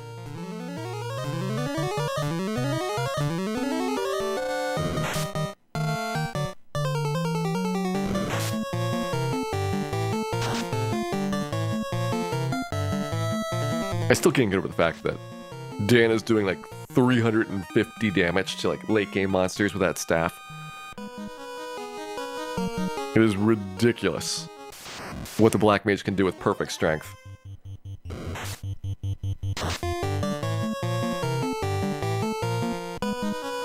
Beefiest Black Mage you've ever seen. He's pretty close to perfect, but I missed out a little bit in Vitality at the start because I didn't understand the right trade-off between Vitality points and the random level up, so I'm down like 30 HP and probably down about 5 Agility, which I found out was also a significant amount because we are just short of 2 defense swords being perfect dodge, and so as a result I have to do 3 defenses to be safe.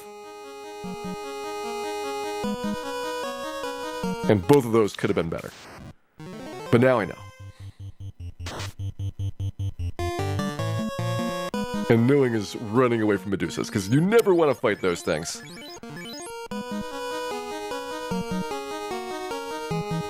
But the question is, do we do Quakes on Lich? Let's see what the Lit 3 looks like. What if we just do Lit 3s instead of the Quakes? And again, Ice 3 is fine for Kraken. And what I want to do is have something that's more safe for avoiding to get the second nuke in there. Alright, this is going to be a little bit short. If it's 90 average, we'll probably get double nuked. 150, yeah. Not much better than the Fire 3s were. Also quick. Looking really good here now that we are in danger range of the nuke. 308 is not safe at all for this. Oh, let's go down. Okay, Lit 3 crit more often, but I don't know how consistent that is. That could have been luck, or it could be that Lich's magic defense, just lower than a lot of the other fiends, but still pretty high, wasn't able to block the Lit 3 as effectively. I think I'm just going to stop doing this fight. Get all of the health on the fire elementals instead. Splitting up into 2 pieces, not making really any savings. We've done a couple of Quake Sunlets so far. Best case has been 1 use. Worst case has been 9, which is the number of Quakes that I have. And if it goes over 4, then we are probably going to see 2 nukes, which I'm trying to avoid. If I get 2 nukes, it's kind of missing the point of doing the Quakes. Because he's not really going to do damage outside of the nuke spells. And Quake has a chance of, never working. Whereas damage will eventually kill him.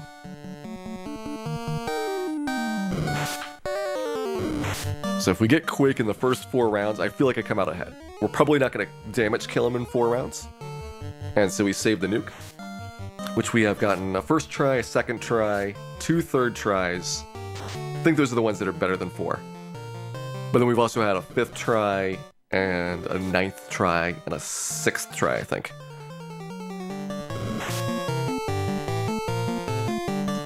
So if you get lucky, it's good. If you get unlucky, I'm not sure if I want to keep doing it. All part of the calculation, though, into how it goes in. Mage Staff's crit rate. It's decent because it's a pretty late game weapon, and critical hit's one of the many things broken about Final Fantasy. The later in the game the weapon is, the better the crit rate, just invariably. Every weapon is in an order, and it increases by 0.5% along that order for the crit rate, which is not what's supposed to happen, just what the game does. So Mage Staff probably like 2/3 of the way through in Sea Shrine, I would guess is critting like 15% of the time.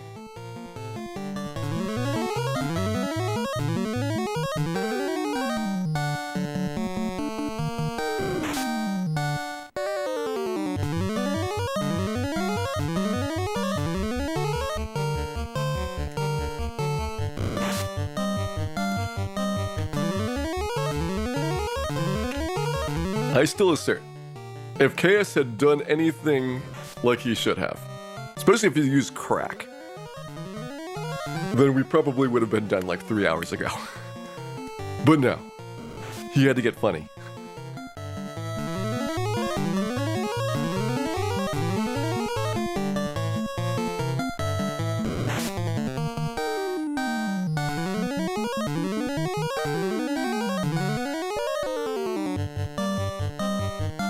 Last heal here, guaranteed to be 613, and let's go. Knock out the fire and give Carrie another try. Carrie's been pretty rude tonight, speaking of rude. But will she take Dan out this time as well? And the answer is... Dan gets the defense sword off, which is a good start. Good, that's what I want to see. Fire 3 at the beginning is great. Rub, scarier than it used to be, but pretty decent. There's our triple defense, and now we go into pounding mode. Because Carrie's got resistance to fire, ice, and lightning, we don't really have an element to attack her with, and so it is just about beating her with the Mage Staff, which takes a while.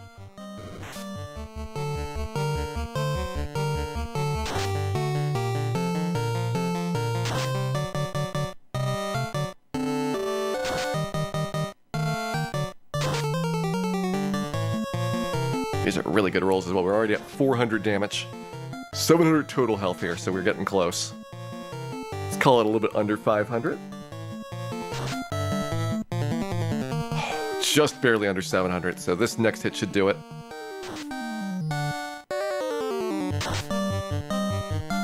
And there we go. That's probably our best carry kill yet. That one was very, very smooth.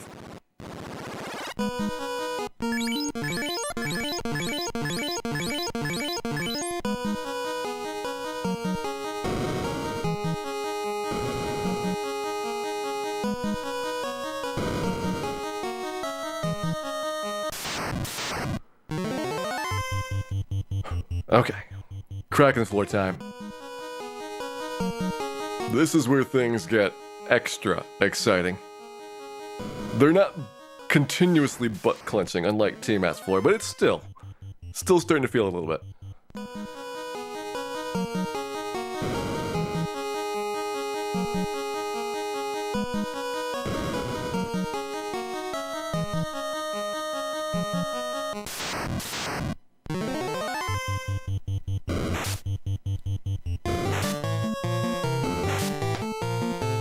Poisoned.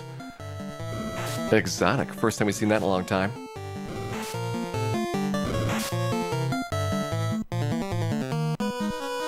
That fight before cracking a trap tail? Nope. Just planned out to have battle one step beforehand.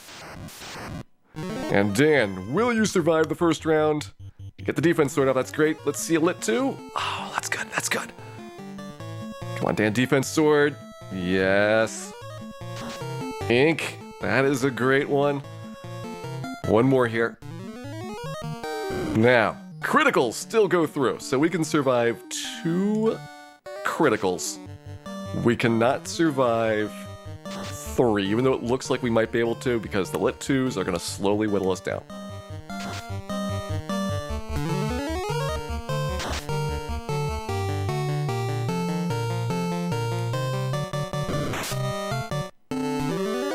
Just hope that he doesn't crit.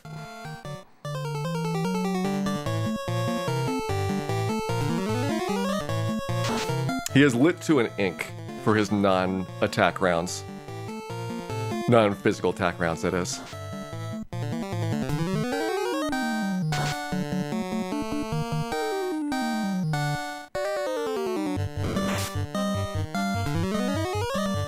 Yeah, 1 skill and 1 spell. So if he picks a skill, it'll always be ink. If he picks a spell, it'll always be lit 2. And if he picks tentacles, it'll always be death.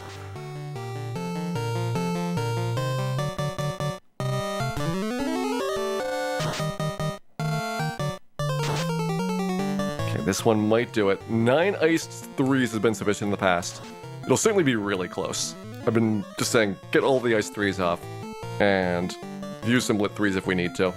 Very small decrease in damage with lit 3.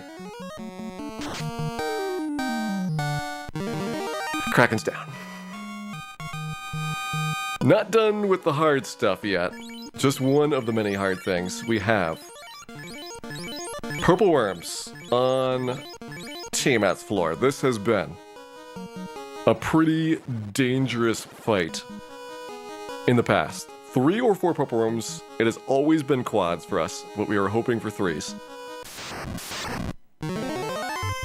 Oh, nice. Sorcerers don't even have a chance to be gruesome. Couple more fights with purple worms. It is right next to the Masmune, where we get those.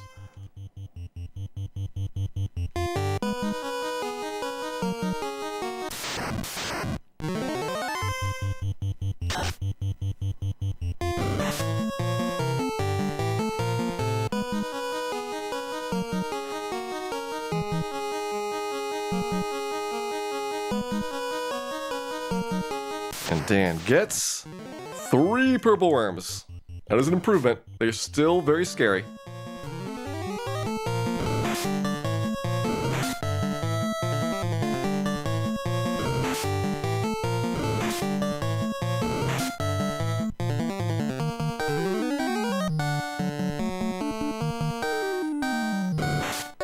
Oh, there's a crit. We don't want those crits. We don't want crits.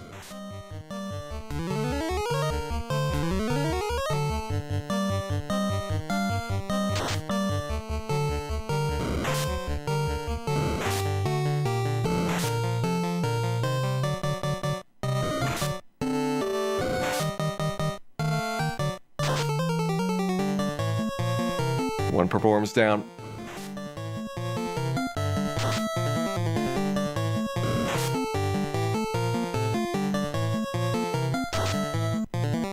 Two purple worms down. And heal potions, we have 58.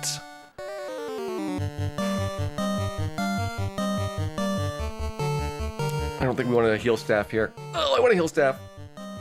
I have changed my mind. No, I just want to kill it. I just want to kill it. Please die, purple worm.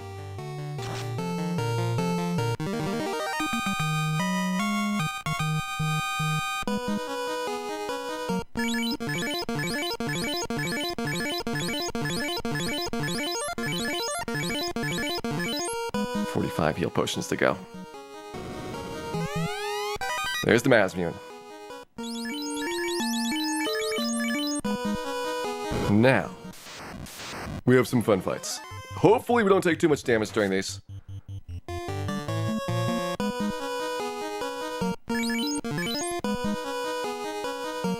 And also some really scary ones right at the very end.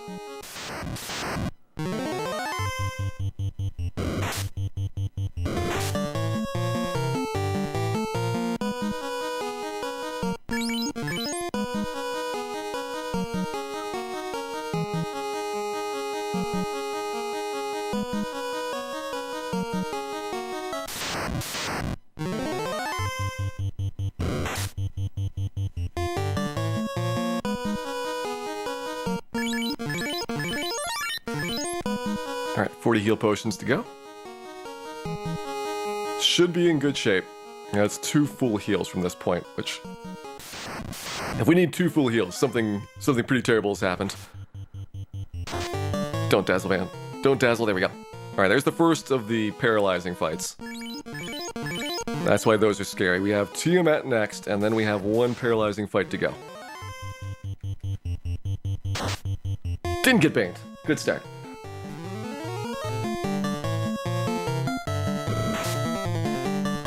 The bite, not great. But we're at least in this. Let's go with a double defense on Tiamat here. I want to get into attacking a little bit faster than doing with the triples. This is what our Chaos hits are going to look like as well. Tiamat 2 and Chaos have the same absorb rating. So if you see these damage numbers on Tiamat, you can do the same thing on Chaos.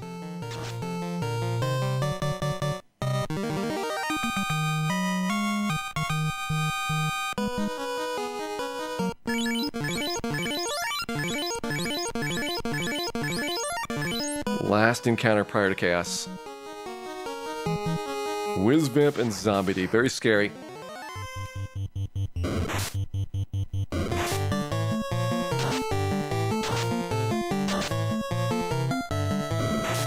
Of course, Dan goes last, but he's out of there. He is out of there. It is time for Chaos. Now, we are going to once again go offense. We are trying to damage race him. We are hoping that he does 1, probably 2 skills and 2 spells near the start.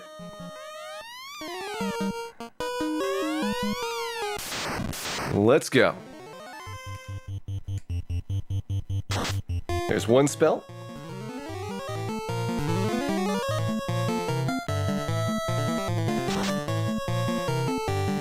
Two is not a good roll, and he does another physical.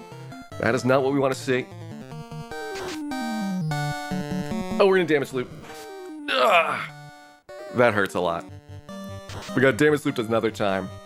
That is really bad. We need to get crack here and a miracle. Twice on RNG loops is the worst, and Dan gets hit by slow 2. At this point, pretty much over. The Cure 4 is coming next on spells. Skill crack. Went for the Cure 4. All right.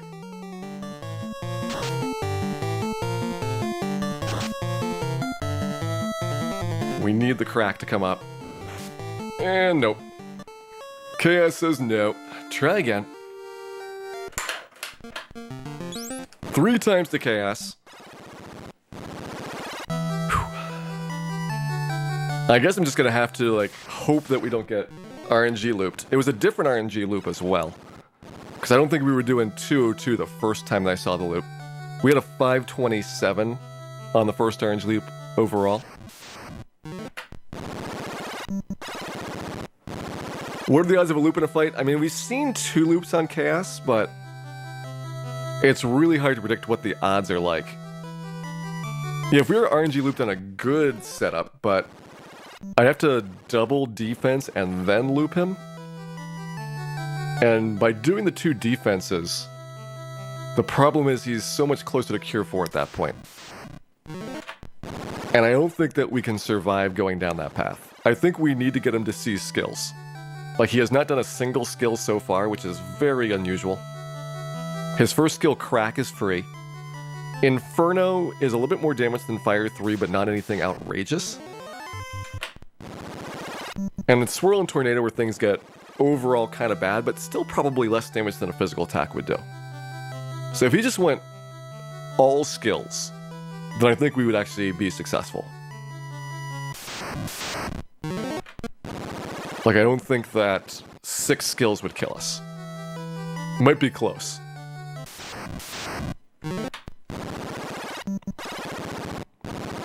But instead, we will try again.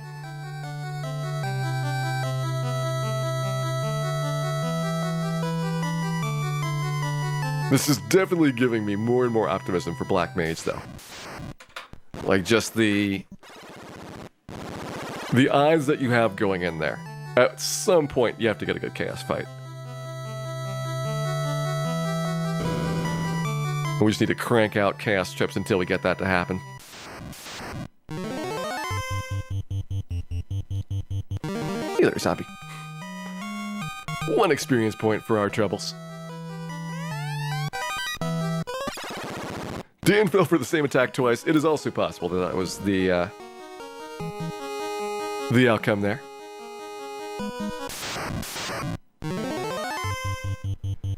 You don't think Black Wizard adds anything? It makes getting to Chaos much easier.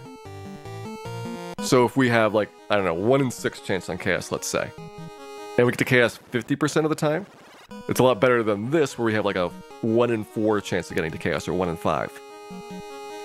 So while I don't think Black Wizard changes the Chaos fight itself, you get a lot more tries at it. And for something that's totally RNG based, more tries is faster to success.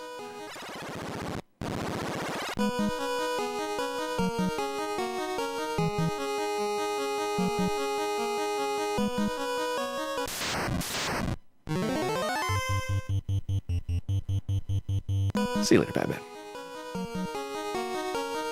Just go for the quakes! Yeah, the 1.5%. Funny thing would be, like, if I had done that, we'd have like 15 cracks at it by now. Just still pretty far from having even the expected 1 success on it. But eventually, you know, if you get to Chaos like 6 times and fail, then you're pretty close to, like, maybe I should have been going for insta-kills.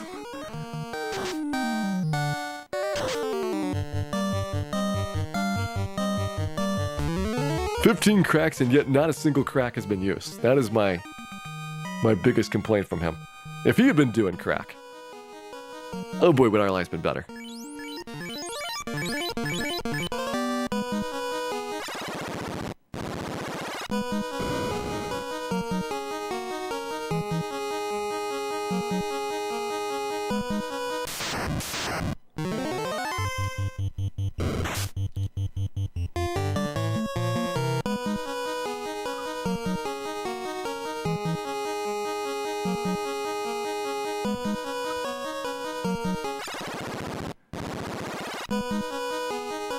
That is true. Maybe Dan will lead by example and demonstrate how to be instantly killed to other people in these fights. I think, though, that nobody would take Dan seriously. If there's one thing that we can probably say, is that Dan is not really considered a role model around these parts.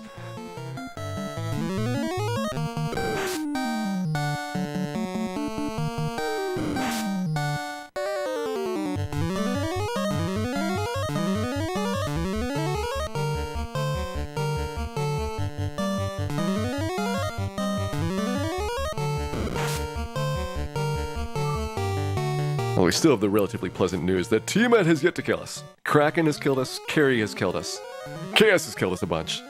I said the Purple Worms, and once on Phantom, several times in the Good Medusas, but Tiamat, not once.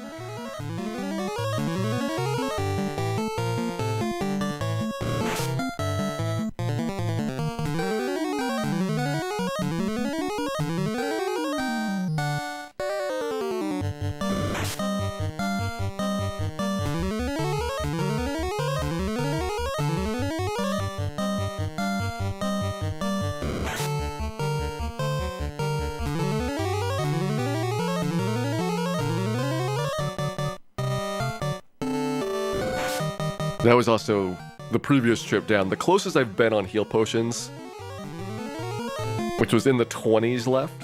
Still a nice margin there, but that is about what I want to see when I don't have any really bad fights on Tiamat's floor.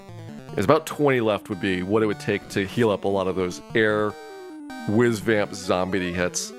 Maybe more the Whiz Vamp and Air. I think Zombie D by this point probably doesn't hit me very hard. Just the chance of paralysis is why it's scary.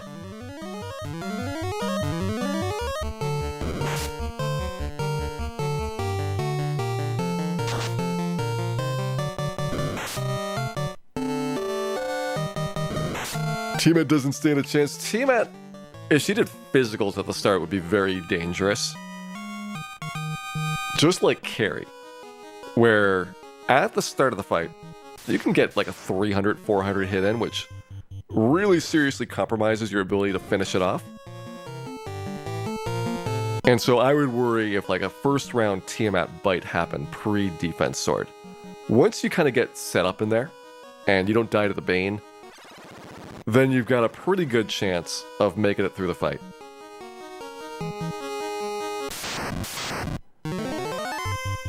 Her spells are going to be doing like 40 damage, her skills are going to be doing like 80 damage, and you can take a bunch of those. And once you're defensed, probably you're looking at maybe 120 for the physical, in the worst case. And those are all survivable things.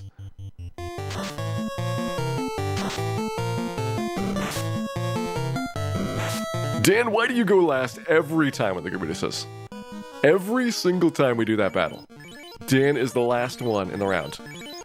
I don't even care now that he's making it through these battles. I just want to know why he is so awful at turn order there. It is uncanny.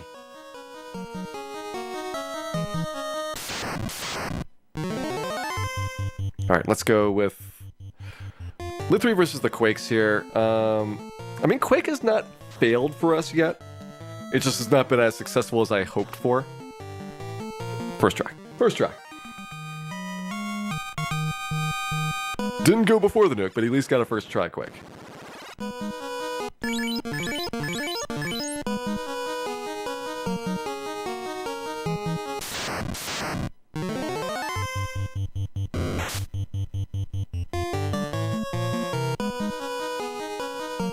Yeah, at least it's got like a 1 in 5, 1 in 6 maybe chance of dying to the Quake, so it's not truly astounding. We've had one that went to 9 tries, which is all the Quakes that I've got.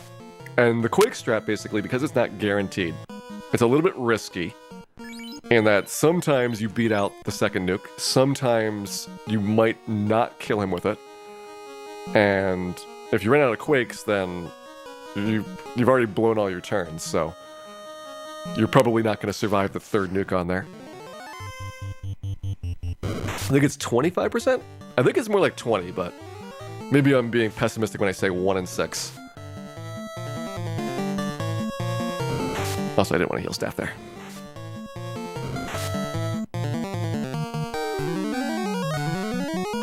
Yeah, Zap's slightly less likely to work. Quake... I mean, Lich has got 70% magic defense, I think.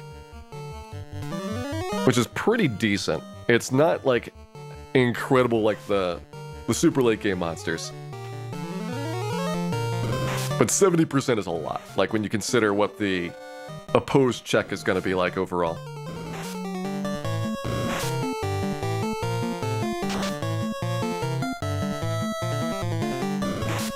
It's a healthy percentage of the way to being able to block everything all the time. Hey there, has Dan seen Chaos 3 times? We have been to Chaos 3 times. We have not beaten him any of those 3 times. Still looking for our first Chaos victory.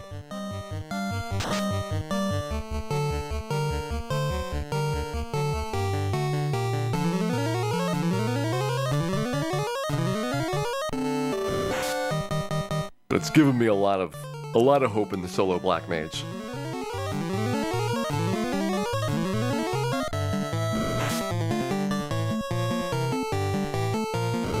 Almost to the point where I'd probably do all of tomorrow before class changing. Like, really go all in on it, but if the hard sticking point at the end is Chaos and Black Wizard doesn't improve that, it really is a question of how often can we get to Chaos, how fast can we get to Chaos, and how many tries do we think it's going to take. We can get to Chaos more often with Black Wizard. We can probably get there faster, but not appreciably so. So I think it's going to be the percentage chance that is the biggest difference.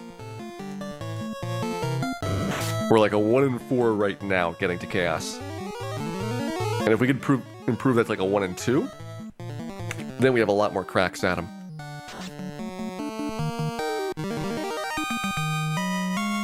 %24% for Quake on Lich 2. I'm surprised it's that high, but that is basically 1 in 4 then. That is very respectable for the odds. Good, Carry starts with Fire 3, that's what I want to see. Carry and Kraken, so critical to get good starts in these fights. The punch is not good, but we had 1 defense stored up, so it was okay.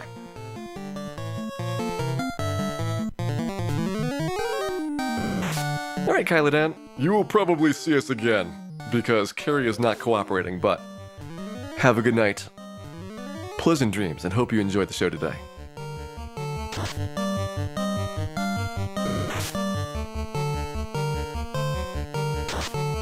Didn't get rubbed. Still can't believe I've been rubbed twice by Carrie.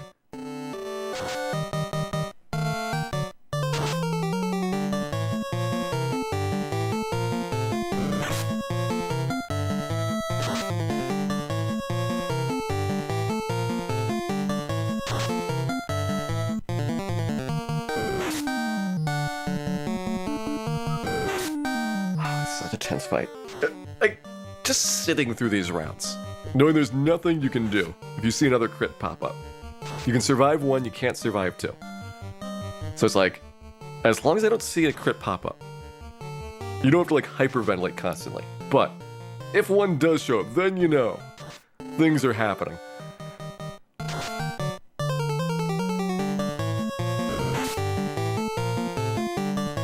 These rolls are pretty bad, but that is because Dan is not very good with the mage staff. Just not unexpected. Like, this is a boss that has significantly more defense than your average monster. Carrie's got 60 absorb, which is probably enough to crush my mage staff into the ground for attack power. So I'm mostly relying on crits and a little bit of damage each round otherwise. We had the Cat Claw. It would actually help. Maybe. It's possible that Cat Claw would actually just heal all the bosses. It's probably something they didn't test. I can bet you that nobody tried what happens with a solo Black Mage with a Cat Claw in Final Fantasy, because it is almost certain that it's broken.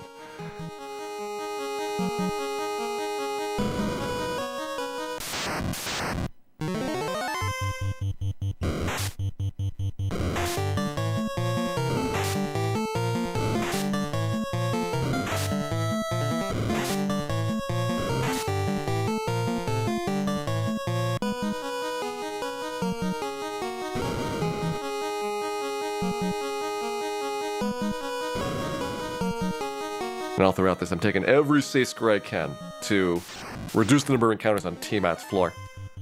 If it wasn't for that, we'd have to deal with a lot more junk down there.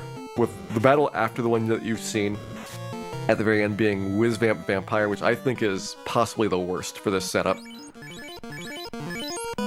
Other than Kraken. Kraken's pretty bad. And do we survive the first round? We got a defense sword. Come on. Ink, Lit 2. Lit 2's good. That's not good. That is not good. That was less than ideal. So we can survive 1 more crit, maybe. And we have like 9 rounds of Ice 3s to get through. So good luck, Dan.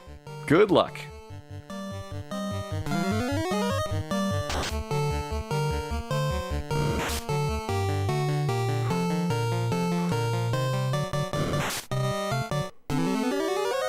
Just continuously clench throughout this, please. Help me out. If everybody clenches really hard, I'm sure this is gonna go well. And just don't unclench until Chaos is dead. That is really how things are gonna roll.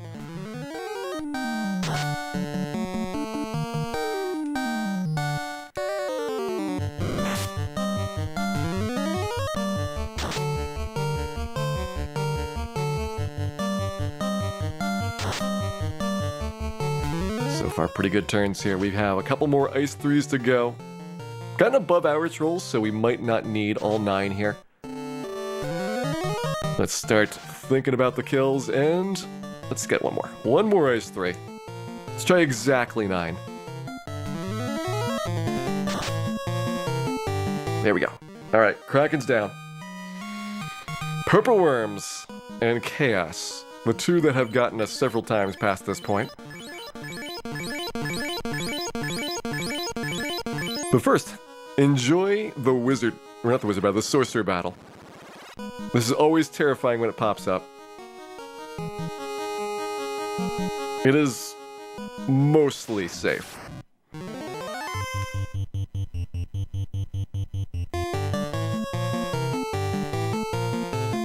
Goodbye, wizards. Alright, come past the sorcerers. It is possible for them to not run. We have seen it happen in here. Luckily, the one that didn't run did not insta-kill us or didn't trance. But oh boy, that is scary.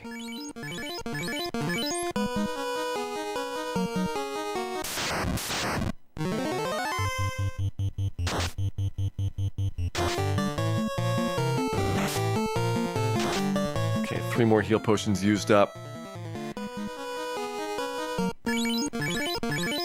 And time for the purple worms. Come on, 3 purple worms. Don't bring any friends.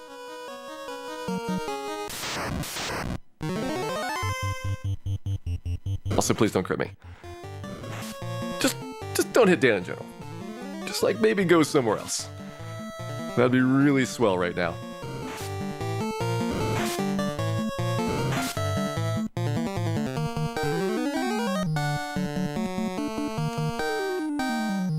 There's a low chance their death touch breaks through. We haven't really tested that part of it. We've just tested the running part of it. I actually went to Ice Cave before coming here to verify on a couple of sorcerer fights they would run away almost all the time. And in Ice Cave we had like 12 in a row runs, so it was like, alright, I'm willing to take the chance there. And we had computed the odds at 1 in 51 that they don't run. And like the sorcerers so far, we've seen maybe like 15 here, and only 1 has not run. So still pretty good.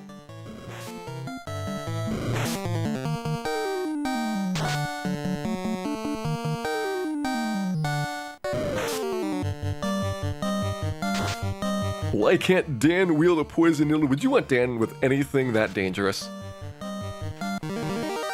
Like seriously, that would cause widespread destruction if he got his hands on something like that. Also, yeah, he'd probably poison himself. That is definitely the first person that gets hit by it.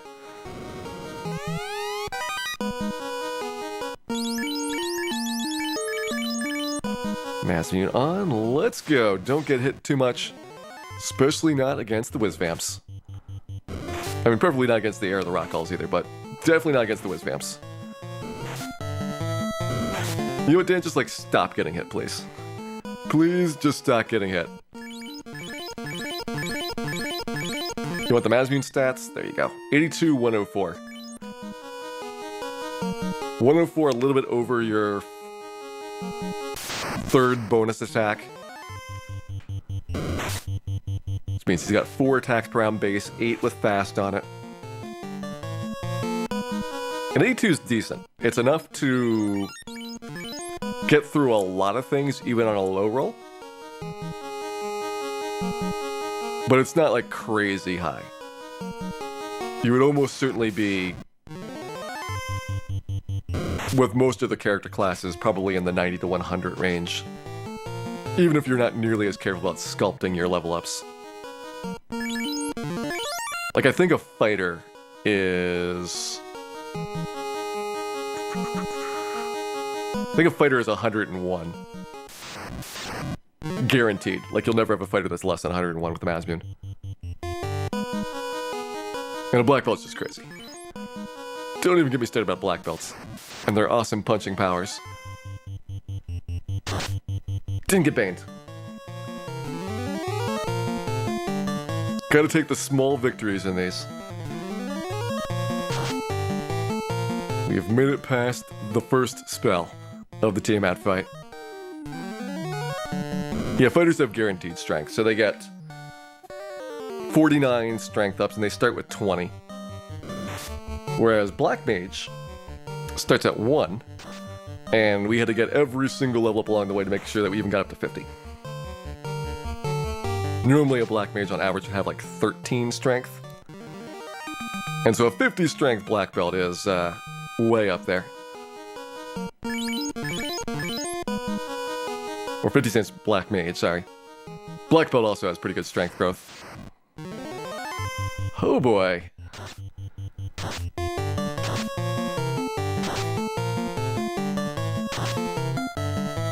Dan, please run away. Please run away. We've talked about this not going last thing, Dan. I don't know why he does this. But he allows all the monsters to go before him. Just to perhaps, like, be, like, polite or something? I don't know. Whatever it is, stop it. Just take your turns. Alright, here we go. This time I am not holding the A button down. I am not going to risk another RNG loop at the start.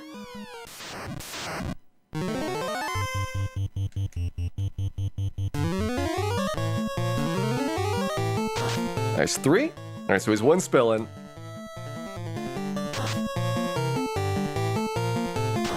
Lit 3, he's 2 spells in, this is scary. 3 spells in, really scary now. He's up to Cure 4 next.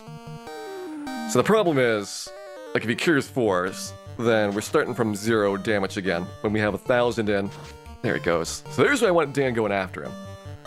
Dan goes after that, it'd be much better.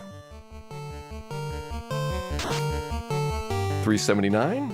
RNG loop now would be fine. That was good damage. Close to 1,000. 1,200. That one's an RNG loop. Let it go. Let go. We've seen the 202, followed by that 211 physical.